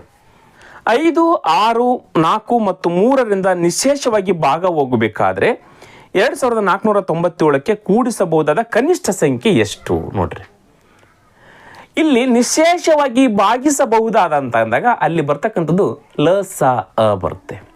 ಹಾಗಾದ್ರೆ ಇಲ್ಲಿ ಯಾವ್ದು? 5 6 4 3. ನೋಡ್ರಿ ಯಾವ್ಯಾವ ಸಂಖ್ಯೆಗಳಿದಾವೆ? 5 6 4 3. ಈ ಲಸನೇ ಮೊದಲ ಸಂಖ್ಯೆ ಇರುತ್ತೆ. ಮೊದಲ ನಿಶೇಷವಾಗಿ ಭಾಗ ಹೋಗ್ತಕ್ಕಂಥ ಸಂಖ್ಯೆ ಇರುತ್ತೆ. ಹಾಗಾದ್ರೆ ಯಾವುದು ನೋಡ್ರಿ? ಲಸ ಏನಾಗುತ್ತೆ? 5 ಯಾವ ಎಲ್ಲ ಮಗ್ಗಿಯಲ್ಲಿ ಹೋಗ್ತಾವೆ? ಹೋಗಲ್ಲ. ಇವೆರಡು ಮಾತ್ರ 2 ಮಗ್ಗಿಯಲ್ಲಿ ಹೋಗ್ತವೆ. ಇವೆರಡು ಮಾತ್ರ 1 ಮಗ್ಗಿಯಲ್ಲಿ ಹೋಗ್ತವೆ. ಇವೆರಡು ಮಾತ್ರ 1 ಮಗ್ಗಿಯಲ್ಲಿ ಹೋಗ್ತವೆ. ಎಲ್ಲವೂ ಹೋಗಲ್ಲ. ಹಾಗಾದ್ರೆ ಹೋಗ್ತಕ್ಕಂಥವ್ನು ಮಾತ್ರ ನೋಡೋಣ. 3 ಮಗ್ಗಿಯಲ್ಲಿ ಇದೊಂದು ಹೋಗುತ್ತೆ. 3 ಮಗ್ಗಿಯಲ್ಲಿ ನೋಡೋಣ. 3. ಈ 5ಕ್ಕೆ 5, 3 2 6, 4ಕ್ಕೆ 4, 3 1 3. ನೆಕ್ಸ್ಟ್ 2 ಮಗ್ಗಿಯಲ್ಲಿ ಇವೆರಡು ಹೋಗ್ತವೆ. 5ಕ್ಕೆ 5, 2 1 2 2 4, 1ಕ್ಕೆ 1 ಗುಣಾಕಾರ ಮಾಡಿಬಿಡೋಣ. ಎಷ್ಟಾಗುತ್ತೆ? 3 2 6, 5 10 5 2 10, 10 6 ಎಷ್ಟಾಗುತ್ತೆ? 60. ಇದು ನಿಶೇಷವಾಗಿ ಭಾಗ ಹೋಗ್ತಕ್ಕಂಥ ಮೊದಲನೇ ಸಂಖ್ಯೆ. ಇದು ಲಸ ನೇ ಏನಿರುತ್ತೆ? ಲಸ ತಾನೆ. 5 2 10, 10 2 20, 23 60. ನೋಡ್ರಿ, ಈ ಎಲ್ಲ ಸಂಖ್ಯೆಗಳಿಂದ ನಿಶೇಷವಾಗಿ ಭಾಗ ಹೋಗ್ತಕ್ಕಂಥ ಮೊದಲನೇ ಸಂಖ್ಯೆ ಇದು. ನೋಡ್ರಿ, 5ರ ಮಗ್ಗಿಯಲ್ಲಿ 60 ಹೋಗುತ್ತಾ? 5 12 60 ಹೋಗುತ್ತೆ. 6ರ ಮಗ್ಗಿಯಲ್ಲಿ 60 ಹೋಗುತ್ತಾ? 6 10 60 ಹೋಗುತ್ತೆ. 4ರ ಮಗ್ಗಿಯಲ್ಲಿ 4 15 ಹೋಗುತ್ತೆ. 3 20 ಹೋಗುತ್ತೆ. ಇದು ಮೊದಲನೇ ಸಂಖ್ಯೆ. ಹಾಗಾದ್ರೆ ಎರಡನೇ ಸಂಖ್ಯೆ ಏನಾಗುತ್ತೆ? Multiple by 2 120. ಮೂರನೇ ಸಂಖ್ಯೆ ಮಲ್ಟಿಪಲ್ ಬೈ 3 180. 240. ಇದರ ಮಗ್ಗಿನೇ ಬರ್ತಾ ಹೋಗುತ್ತೆ. ಹಾಗಾದ್ರೆ ಇವ್ರು ಎಲ್ಲಿ ತನಕ ಕೊಟ್ಟಿದ್ದಾರೆ ನೋಡ್ರಿ? 2497 ಅಂತ ಕೊಟ್ಟಿದ್ದಾರೆ ನೋಡ್ರಿ. 2497. ಹಾಗಾದ್ರೆ ನಾವು 2400 ತೆಗೆದುಕೊಳ್ಳೋಣ. 2400 ಬರುತ್ತೆ ನೋಡ್ರಿ. 60ಕ್ಕೆ 40ರಿಂದ 6 4 24, 40ಕ್ಕೆ ಬಂದಾಗ 6 4 24, 2400 ಆಗುತ್ತೆ. ಎಷ್ಟಾಗುತ್ತೆ? 40ರಿಂದ ಗುಣಾಕಾರ ಮಾಡಿ ಬರ್ತಂತ 40ನೇ ಸಾರಿ ಬರ್ತಕ್ಕಂಥದ್ದು. 40ನೇ ಸಾರಿ ಬರ್ತಕ್ಕಂಥದ್ದು 2400 ಇದೆಯಲ್ಲ, ಅದು ನಿಶೇಷವಾಗಿ ಭಾಗ ಹೋಗುತ್ತೆ. 397 ಆಮೇಲೆ 2400 ಆದ್ಮೇಲೆ ಮುಂದಿನ ಸಂಖ್ಯೆ ಯಾವ್ದಿರುತ್ತೆ ಪ್ಲಸ್ ಮತ್ತೆ 60 ಕೂಡಿಸ್ರಿ ಎಷ್ಟಾಗುತ್ತೆ 2460 ಆಗುತ್ತೆ. ಪ್ಲಸ್ ಮಾಡ್ತಾ ಹೋಗೋಣ, ಇಲ್ಲಿ ಕೂಡ ಪ್ಲಸ್ 60 120 ಪ್ಲಸ್ 60 180 ಪ್ಲಸ್ 60 240 ಪ್ಲಸ್ ಮಾಡೋದ್ರೆ ಅಷ್ಟೇ, ಇಂಟು ಮಾಡೋದ್ರೆ ಅಷ್ಟೇ. ಇಂಟು ಅಂತಂದ್ರೆ ಇಲ್ಲಿ ಏನು ಮಾಡ್ತೀವಿ 2 3 4 ಇಂಟು ಮಾಡ್ತೀವಿ, ಪ್ಲಸ್ ಅಂದ್ರೆ 60 ಪ್ಲಸ್ ಮಾಡ್ತಾ ಹೋಗ್ತೀವಿ. ಈಗ ಇಲ್ಲಿ 260 ಐತಿ, ಇಲ್ಲಿ ಕೂಡ ಇನ್ನೂ ಮುಂದೋಗಿದೆ. ಹಾಗಾದ್ರೆ ಮತ್ತೆ ಇನ್ನೂ ಮುಂದಿನ ಸಂಖ್ಯೆ ಬೇಕಾಗಿದೆ ನಮಗೆ, ಮತ್ತೆ 60 ಕೂಡಿಸ್ತೀವಿ, ಇದೇ ಪ್ಲಸ್ ಅನ್ನು ಕೂಡಿಸ್ತಾ ಹೋಗ್ಬೇಕು. ಎಷ್ಟಾಗುತ್ತೆ ಅವಾಗ 0 2 ಕೆಲ ಬಂತು 1 5 2520 ಮುಂದಿನ ಸಂಖ್ಯೆ ಇರುತ್ತೆ. 2520 ಮುಂದಿನ ಸಂಖ್ಯೆ ಅದ. ಹಾಗಾಗಿ ಇಲ್ಲಿ ಎಷ್ಟದ 2497 ಅದ. ಇನ್ನು ಎಷ್ಟು ಸಂಖ್ಯೆಗಳನ್ನ ಕೂಡಿಸಿದ್ರೆ 2520 ಆಗುತ್ತೆ? ಕ್ವಶನ್ ಕೇಳಿದ ಅದೇ ತಾನೆ ಅವರು. ಎಸ್, ಕೂಡಿಸಬಹುದಾದ ಕನಿಷ್ಠ ಸಂಖ್ಯೆ ಈಗ 2460 ಓಕೆ. ಇದಾದ ನಂತರ ಮುಂದಿನ ಸಂಖ್ಯೆ ನಿಶೇಷವಾಗಿ ಹೋಗ್ತಕ್ಕಂಥದ್ದು, ಈ ಎಲ್ಲಾ ಸಂಖ್ಯೆ ನಿಶೇಷವಾಗಿ ಹೋಗ್ತಕ್ಕಂಥದ್ದು 2520. ಹಾಗಾದ್ರೆ 2520 ಆಗ್ಬೇಕಾದ್ರೆ ಎಷ್ಟು ಸಂಖ್ಯೆಗಳನ್ನು ಕೂಡಿಸ್ಕೊಳ್ಬೇಕಂದಾಗ ಮೈನಸ್ ಮಾಡೋಣ. 2520 10ರಲ್ಲಿ 7 3 ಕೆಲ ಬಂತು 1, 12ರಲ್ಲಿ 10 0 ಕೆಲ ಬಂತು 1, 12ರಲ್ಲಿ 10 2 ಕೆಲ ಬಂತು 1, 5ರಲ್ಲಿ 5 0, 2ರಲ್ಲಿ 0. ಹಾಗಾದ್ರೆ ಕೂಡಿಸಬಹುದಾದ ಕನಿಷ್ಠ ಸಂಖ್ಯೆ ಎಷ್ಟು? 23 ಕರೆಕ್ಟ್ ಆಗಿರ್ತಕ್ಕಂಥ ಉತ್ತರ. 2497ಕ್ಕೆ ನಾವು 23 ಕೂಡಿಸಿದರೆ 2520 ಆಗುತ್ತೆ. 0 ಕೆಲ ಬಂತು 1, 9 10 12 2 ಕೆಲ ಬಂತು 1 5 2 2520 ಏನಾಗುತ್ತೆ ಮುಂದಿನ ಸಂಖ್ಯೆ ಇರುತ್ತೆ. ಹಾಗಾದ್ರೆ ಕೂಡಿಸಬಹುದಾದ ಕನಿಷ್ಠ ಸಂಖ್ಯೆ ಎಷ್ಟಾಗುತ್ತೆ? 23. ಆಯ್ಕೆ 3 ಕರೆಕ್ಟ್ ಆಗಿರ್ತಕ್ಕಂಥ ಉತ್ತರ ಆಗುತ್ತೆ. ಕ್ಲಿಯರ್? ಎಸ್. ಮುಂದಿನ ಕ್ವಶನ್ ನೋಡೋಣ. Question number 23. ನಿಚ್ಚಲ ನೀರಿನಲ್ಲಿ ದೋಣಿಯ ವೇಗ ಗಂಟೆಗೆ 10.5 ಕಿಲೋಮೀಟರ್ ಮತ್ತು ಹರಿಯುವ ನೀರಿನ ವೇಗ 3.5 ಕಿಲೋಮೀಟರ್ ಪ್ರತಿ ಗಂಟೆಗೆ ಇರುತ್ತದೆ. ಒಂದು ದೋಣಿ ಎ ಇಂದ ಬಿಗೆ ರೋಯಿಂಗ್ನಲ್ಲಿ ಹೋಗಲು ಮತ್ತು ಎಗೆ ಮರಳಿ ಬರೋದಕ್ಕೆ 270 ನಿಮಿಷಗಳನ್ನು ತೆಗೆದುಕೊಂಡರೆ ಎ ಇಂದ ಬಿಗೆ ಇರುವ ದೂರ ಎಷ್ಟು? ಎಸ್, ನೋಡ್ರಿ, ಇದು ಎ ಅಂತಕ್ಕಂಥದ್ದು, ಇದು ಬಿ ಅಂತಕ್ಕಂಥದ್ದು, ಈ ಕಡೆ ಇಳಿಜಾರಿದೆ. ಇದು ಎ ಅಂತಕ್ಕಂಥದ್ದು, ಇದು ಬಿ ಅಂತಕ್ಕಂಥದ್ದು. ಸ್ಪೀಡ್ ಆಫ್ ಬೋಟು, ನಿಚ್ಚಲ ನೀರಿನಲ್ಲಿ ಒಂದು ದೋಣಿಯ ವೇಗ ಕೊಟ್ಟಿದ್ರೆ 10.5 ಕಿಲೋಮೀಟರ್ ಪರ್ ಅವರ್, 1 ಗಂಟೆಗೆ 10.5 ಕಿಲೋಮೀಟರ್ ಹೋಗುತ್ತೆ ನಿಚ್ಚಲ ನೀರಿನಲ್ಲಿ. ನೀರಿನ ಸ್ಪೀಡ್ ಕೊಟ್ಟಿದ್ರೆ ಸ್ಟ್ರೀಮ್ ಆಫ್ ಸ್ಪೀಡ್ 3.5 ಕಿಲೋಮೀಟರ್. ಇದ್ರ ಸ್ಪೀಡ್ ಎಷ್ಟದ? 3.5 ಕಿಲೋಮೀಟರ್. ಇದ್ರ ಸ್ಪೀಡ್ ಎಷ್ಟು? 3.5 ಕಿಲೋಮೀಟರ್ ಪರ್ ಅವರ್. ಒಂದು ದೋಣಿಯ ವೇಗ ಕೊಟ್ಟಿದರೆ ದೋಣಿಯ ವೇಗ ಎಷ್ಟು? 10.5 ಕಿಲೋಮೀಟರ್ ಪರ್ ಅವರ್. ಹೌದಾ? ಇದು ಕೂಡ ಕಿಲೋಮೀಟರ್ ಪರ್ ಅವರ್, ಇದು ಕೂಡ ಕಿಲೋಮೀಟರ್ ಪರ್ ಅವರ್. ಈಗ ಡೌನ್ ಸ್ಟ್ರೀಮ್ ಏನಾಗುತ್ತೆ? ಡೌನ್ ಸ್ಟ್ರೀಮ್ ಸ್ಪೀಡ್ ಏನಾಗುತ್ತೆ ಅಂದಾಗ ಇದು 10.5 ಕಿಲೋಮೀಟರ್ ಹೋದಾಗ ಸ್ಪೀಡ್ ಜಾಸ್ತಿ ಆಗುತ್ತೆ ಕಡಿಮೆ ಆಗುತ್ತೋ? ಜಾಸ್ತಿ ಆಗುತ್ತೆ. ಎಷ್ಟು ಜಾಸ್ತಿ ಆಗುತ್ತೆ? ಇದು ಪ್ಲಸ್ ಆಗುತ್ತೆ. ನೀರಿನ ಹರಿವು 3.5 ಕಿಲೋಮೀಟರ್ ಹೋಗುತ್ತಲ್ಲ, ಅದು ಪುಷ್ ಮಾಡುತ್ತೆ, ಮತ್ತಷ್ಟು ಪುಷ್ ಮಾಡುತ್ತೆ. ಹಾಗಾದ್ರೆ 10.5 ಇರೋದು 3.5 ಕಿಲೋಮೀಟರ್ ಜಾಸ್ತಿ ಆಗುತ್ತೆ. 10 3 13 14 ಕಿಲೋಮೀಟರ್ ಪರ್ ಅವರ್ ಏನಾಗುತ್ತೆ? ದೋಣಿಯ ವೇಗ ಆಗುತ್ತೆ. ಹಾಗಾದ್ರೆ ಡೌನ್ ಸ್ಟ್ರೀಮ್ ಈಕ್ವಲ್ ಟು ಏನಾಗುತ್ತೆ? Boat speed plus stream speed is equal to 10.5 1 13 3.5 14 kilometre per hour ಏನಾಗುತ್ತೆ? ಇದು ಡೌನ್ ಸ್ಟ್ರೀಮ್ ಸ್ಪೀಡ್ ಆಗುತ್ತೆ. ಅದೇ ಅಪ್ ಸ್ಟ್ರೀಮ್ ಬಂದಾಗ ಎದುರು ಬರಬೇಕಲ್ಲ, ನೀರು ಎದುರು ಬರಬೇಕಾದ್ರೆ ಏನಾಗುತ್ತೆ? ಮೈನಸ್ ಆಗುತ್ತೆ. ಎಷ್ಟು ಮೈನಸ್ ಆಗುತ್ತೆ? 10.5 ಈ ಕಡೆ ಬರ್ತಾ ಇದೆ, ಇದು 3.5 ನೀರು ಹಿಂಗೆ ಇಳಿಜಾರ ಕಡೆ ಹೋಗ್ತಾ ಇದಲ್ಲ, ಅದು ತಳ್ಳುತ್ತೆ, ಘರ್ಷಣೆ ಉಂಟಾಗುತ್ತೆ. ಇದು 10.5 ಇದ್ರೆ 3.5 ಕಡಿಮೆ ಆಗುತ್ತೆ, ಮೈನಸ್ ಆಗುತ್ತೆ. ಯಾವಾಗ? ಅಪ್ ಸ್ಟ್ರೀಮ್ ಅಲ್ಲಿ ಮೈನಸ್ ಆಗುತ್ತೆ. Boat stream minus stream speed 10.5ಯಲ್ಲಿ 3.5 ಹೋದ್ರೆ ಎಷ್ಟು? 10.5ಯಲ್ಲಿ 3.5 ಹೋದ್ರೆ ಎಷ್ಟು ಉಳಿಯುತ್ತೆ? 7 ಕಿಲೋಮೀಟರ್ ಸ್ಪೀಡ್ ಆಗುತ್ತೆ. ಅವಾಗ ನೋಡ್ರಿ, ಹೋಗುವಾಗ 14 ಕಿಲೋಮೀಟರ್ ಸ್ಪೀಡಲ್ಲಿ ಇರುತ್ತೆ, ಬರುವಾಗ ಅದ್ರ ಅರ್ಧ ಆಗುತ್ತೆ 7 ಕಿಲೋಮೀಟರ್ ಪರ್ ಅವರ್. ಹೌದಾ? ಕ್ಲಿಯರ್ ಆಯ್ತಾ ಇದು? ಎಸ್. ಈಗ ಏನು ಮಾಡ್ರಿ, ಇಲ್ಲಿಂದ ಇಲ್ಲಿಗೆ ಹೋಗಿ ಪುನಃ ವಾಪಸ್ ಬರಲಿಕ್ಕೆ ಸಮಯ ಕೊಟ್ಟಿದ್ದಾರೆ ಎಷ್ಟಂತೆ? 270 ನಿಮಿಷ. ಹೋಗಿ ಪುನಃ ವಾಪಸ್ ಬರಲಿಕ್ಕೆ 270 ನಿಮಿಷ ಸಮಯವನ್ನು ತೆಗೆದುಕೊಳ್ಳುತ್ತೆ. ಇದಕ್ಕೆ ಶಾರ್ಟ್ ಟ್ರಿಕ್ ಇದೆ, ನಾನು ಹೇಳಲ್ಲ, ನಾನು ಮೆಥಡಲ್ಲೇ ಬಿಡಿಸ್ತಾ ಹೋಗ್ತೀನಿ. ಟೈಮ್ ಕೊಟ್ಟಿದ್ದಾರೆ, ಹಾಗಾದ್ರೆ ಟೈಮ್ ಕಂಡುಹಿಡಿತಕ್ಕಂಥ ಸೂತ್ರ ಏನು? Time is equal to distance divided by speed.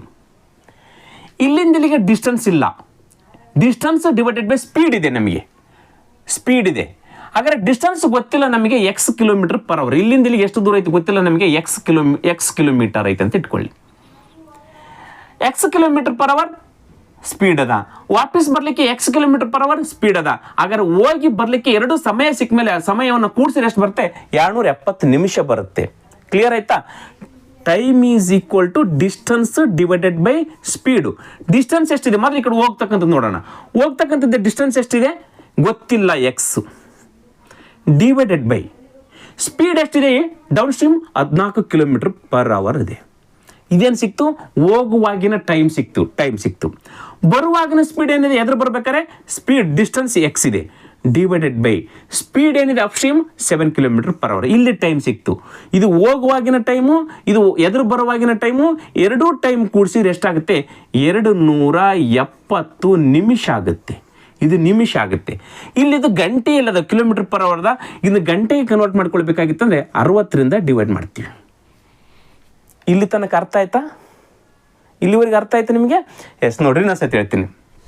ನಾನು ಸೂತ್ರ ಪ್ರಕಾರನ ಬಿಡಿಸ್ತಾ ಇದ್ದೀನಿ. ನಮಗೆ ಇಲ್ಲಿ ಟೈಮ್ ಕೊಟ್ಟಿದ್ದಾರೆ, ಟೋಟಲ್ ಟೈಮ್ ಹೋಗ್ಲಿಕ್ಕೆ ಮತ್ತು ಬರಲಿಕ್ಕೆ. ಹಾಗಾದ್ರೆ ಹೋಗ್ಲಿಕ್ಕೆ ಟೈಮ್ ಎಷ್ಟು, ಬರಲಿಕ್ಕೆ ಟೈಮ್ ಎಷ್ಟು, ಎರಡು ಟೈಮ್ ಕೂಡಿಸ್ಬಿಡೋಣ, 270 ಆಗುತ್ತೆ. ಹೋಗ್ಲಿಕ್ಕೆ ಟೈಮ್ ಕಂಡುಹಿಡಿಬೇಕಾದ್ರೆ distance divided by speed. Distance ಗೊತ್ತಿಲ್ಲ X, speed 14 kilometre per hour, down stream speed 14 kilometre ಹೋಗ್ತಾನೆ. ಇಲ್ಲಿ ಹೋಗುವಾಗಿನ ಟೈಮ್ ಸಿಕ್ತು, ಇದು ಹೋಗುವಾಗಿನ ಟೈಮ್. ಈಗ ವಾಪಸ್ ಬರ್ಬೇಕಾದ್ರೆ ಡಿಸ್ಟೆನ್ಸ್ ಅದೇ ಎಕ್ಸ್ ಕಿಲೋಮೀಟರ್, ಸ್ಪೀಡ್ ಏನದ ಅಪ್ ಸ್ಟ್ರೀಮ್ದು 7 ಕಿಲೋಮೀಟರ್ ಪರ್ ಅವರ್. ಇಲ್ಲಿ ಟೈಮ್ ಸಿಕ್ತು. ಈ ಟೈಮ್ ಎರಡು ಟೈಮನ್ನು ಕೂಡಿಸಿದ್ರೆ 270 ನಿಮಿಷ. 270 ನಿಮಿಷ ಅದನ್ನು ಗಂಟೆದಲ್ಲೇ ಮಾಡ್ಕೊಳ್ಬೇಕು. ಯಾಕಂದ್ರೆ ಇಲ್ಲಿ ಕಿಲೋಮೀಟರ್ ಪರ್ ಅವರ್, ಇದು ಕಿಲೋಮೀಟರ್ ಪರ್ ಅವರ್, ಗಂಟೆದೇ ಮಾಡ್ಕೊಂಡಾಗ ಏನಾಗುತ್ತೆ, ಡಿವೈಡೆಡ್ ಬೈ 60 ಮಾಡ್ಕೊಂಡಿವಿ. ಕ್ಲಿಯರ್ ಆಯ್ತಾ? ಎಸ್, ಈ 0 ಕ್ಯಾನ್ಸಲ್.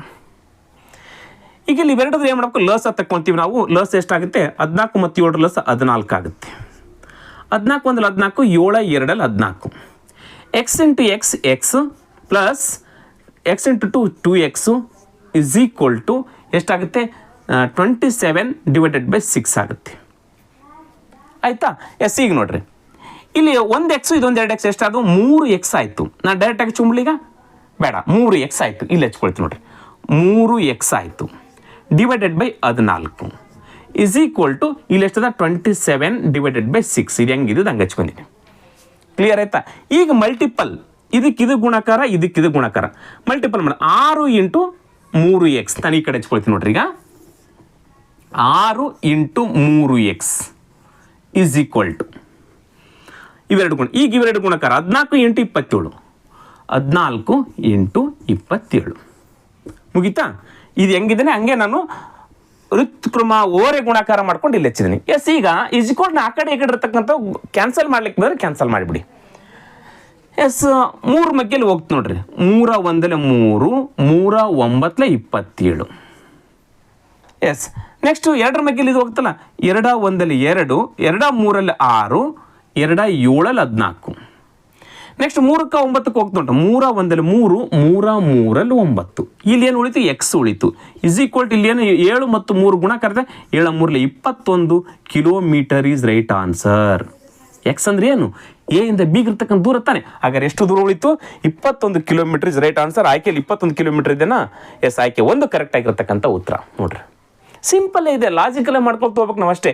ಸರ್ ಇಂಥವು ಮಾಡೋಕ್ಕೆ ಎಕ್ಸಾಮಲ್ಲಿ ಟೈಮ್ ಇರಲ್ಲ, ಮಾಡ್ಬೇಕ್ರಿ, ಎಷ್ಟೊತ್ತು ಬೇಕಾಗ್ತಿದ್ದು ಮಾಡಲಿಕ್ಕೆ. ಕರೆಕ್ಟಾಗಿರ್ತಕ್ಕಂಥ ಉತ್ತರ ಸಿಗುತ್ತೆ ನಿಮಗೆ ಇಲ್ಲಿ. ಗೊತ್ತಾಯ್ತು? ಎಸ್, ಮುಂದಿನ ಕ್ವಶನ್ ನೋಡೋಣ. Question number 24. X star Y equal to X square plus Y ಮತ್ತು X hash Y equal to Y square plus X ಆದರೆ 4 ಸ್ಟಾರ್ 2 ಇಂಟು ಬ್ರಾಕೆಟ್ ಯಾಶ್ 3ನ ಬೆಲೆಯನ್ನು ಕಂಡು ಹಿಡೀರಿ. ನೋಡ್ರಿ, X hash Y, X star Y equal to X square plus Y, X hash Y equal to Y square plus X. ಈಗಿಲ್ಲೇ star ಇದೆ, ಇಲ್ಲಿ star ಇದೆ. ಹಾಗಾದರೆ 4 ಸ್ಟಾರ್ 2 ಅಂದರೆ ಇದು ಎಕ್ಸ್ ಅಂತ ಅಂದ್ಕೊಳ್ಳಿ, ಇದು ವೈ ಅಂತ ಅಂದ್ಕೊಳ್ಳಿ. X hash Y equal to X square plus Y. ನೋಡ್ರಿ, ಎಕ್ಸ್ ಸ್ಕ್ವಯರ್ ಪ್ಲಸ್ ವೈ ಅಂತ ಅದ. ಇಲ್ಲಿ ಎಕ್ಸ್ ಅಂದರೆ ಏನು, 4. ಹಾಗಾದ್ರೆ 4 ಸ್ಕ್ವಯರು ಪ್ಲಸ್ ವೈ ಅಂದರೆ ಎಷ್ಟು, ವೈ ಅಂದರೆ 2. ಈಗ ಇದ್ರ ವ್ಯಾಲ್ಯೂ ಸಿಗುತ್ತೆ ನಮಗೆ. 4 4 ಎಷ್ಟು ಆಗುತ್ತೆ, 16 ಪ್ಲಸ್ 2 ಇಸ್ ಈಕ್ವಲ್ ಟು 18 ಆಯಿತು. ಇದ್ರ ವ್ಯಾಲ್ಯೂ ಎಷ್ಟಾಯಿತು, ಇದ್ರ ವ್ಯಾಲ್ಯೂ 18 ಆಯಿತು. ಇಲ್ಲಿ ಏನು ಉಳಿತು, ಯಾಶ್ ಉಳಿತು. ಇಲ್ಲಿ ಏನು ಉಳಿತು, 3 ಉಳಿತು. ಈಗ ಇದು ಎಕ್ಸು, ಇದು ವೈ, ಇದು ಎಕ್ಸ್, ಇದು Y. X hash Y, X hash Y ನೋಡ್ರಿ, ಇದು ಎಕ್ಸು ಇದು Y. X hash Y equal to Y square plus X ಇದೆ. ಇಲ್ಲೇನದ ವಾಯ್ ಸ್ಕ್ವೇರ್ ಪ್ಲಸ್ ಎಕ್ಸ್ ಇದೆ. ವಾಯ್ ಸ್ಕ್ವೇರ್ ಅಂದರೆ ಎಷ್ಟು? ವಾಯ್ ಅಂದರೆ ಎಷ್ಟು? 3. ಹಾಗಾದರೆ ಇಲ್ಲಿ 3 ಸ್ಕ್ವೇರ್ ಆಗುತ್ತೆ. ಪ್ಲಸ್ ಎಕ್ಸ್ ಅಂದರೆ ಎಷ್ಟು? 18. ಹೌದಾ? ಹಾಗಾದರೆ 3 ಸ್ಕ್ವೇರ್ ಅಂದರೆ 3 3 9 ಪ್ಲಸ್ 18 ಸರಿ ಎಷ್ಟಾಗುತ್ತೆ? 18 1 9 27 ಕರೆಕ್ಟ್ ಆಗಿರ್ತಕ್ಕಂಥ ಉತ್ತರ ಆಗುತ್ತೆ. ಇದ್ರ ವ್ಯಾಲ್ಯೂ ಎಷ್ಟಾಗುತ್ತೆ?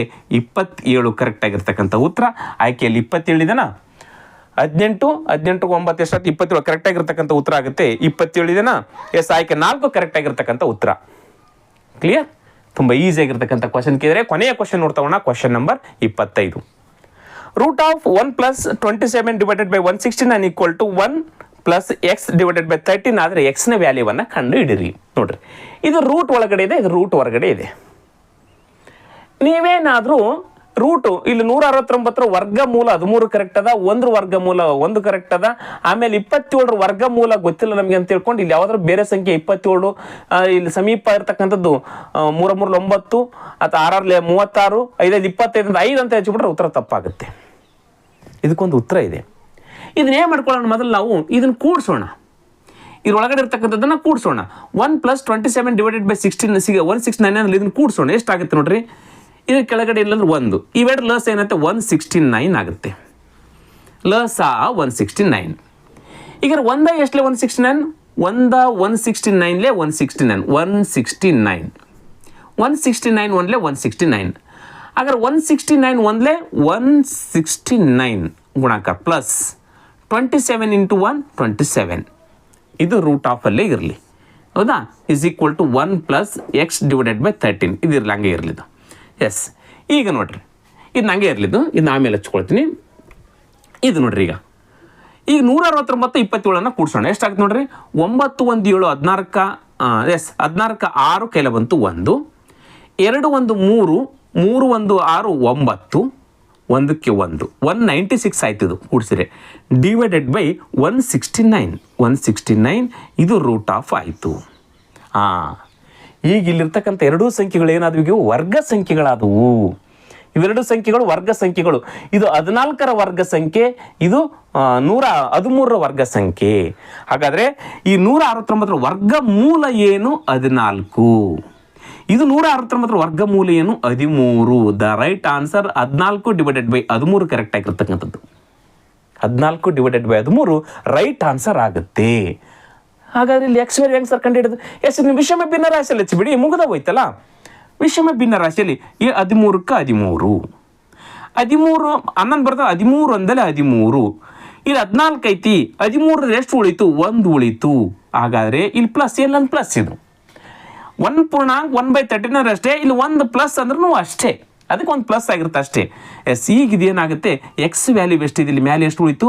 1 ಉಳಿತು. ಹಾಗಾದ್ರೆ ಎಕ್ಸ್ ಈಕ್ವಲ್ ಟು ಏನಿರ್ತದೆ? ವ್ಯಾಲ್ಯೂ 1 ಇರುತ್ತೆ. ಆಯ್ಕೆಯಲ್ಲಿದೆನಾ 1? ಎಸ್, ಆಯ್ಕೆ 1 ಕರೆಕ್ಟ್ ಆಗಿರ್ತಕ್ಕಂಥ ಉತ್ತರ ಆಗುತ್ತೆ.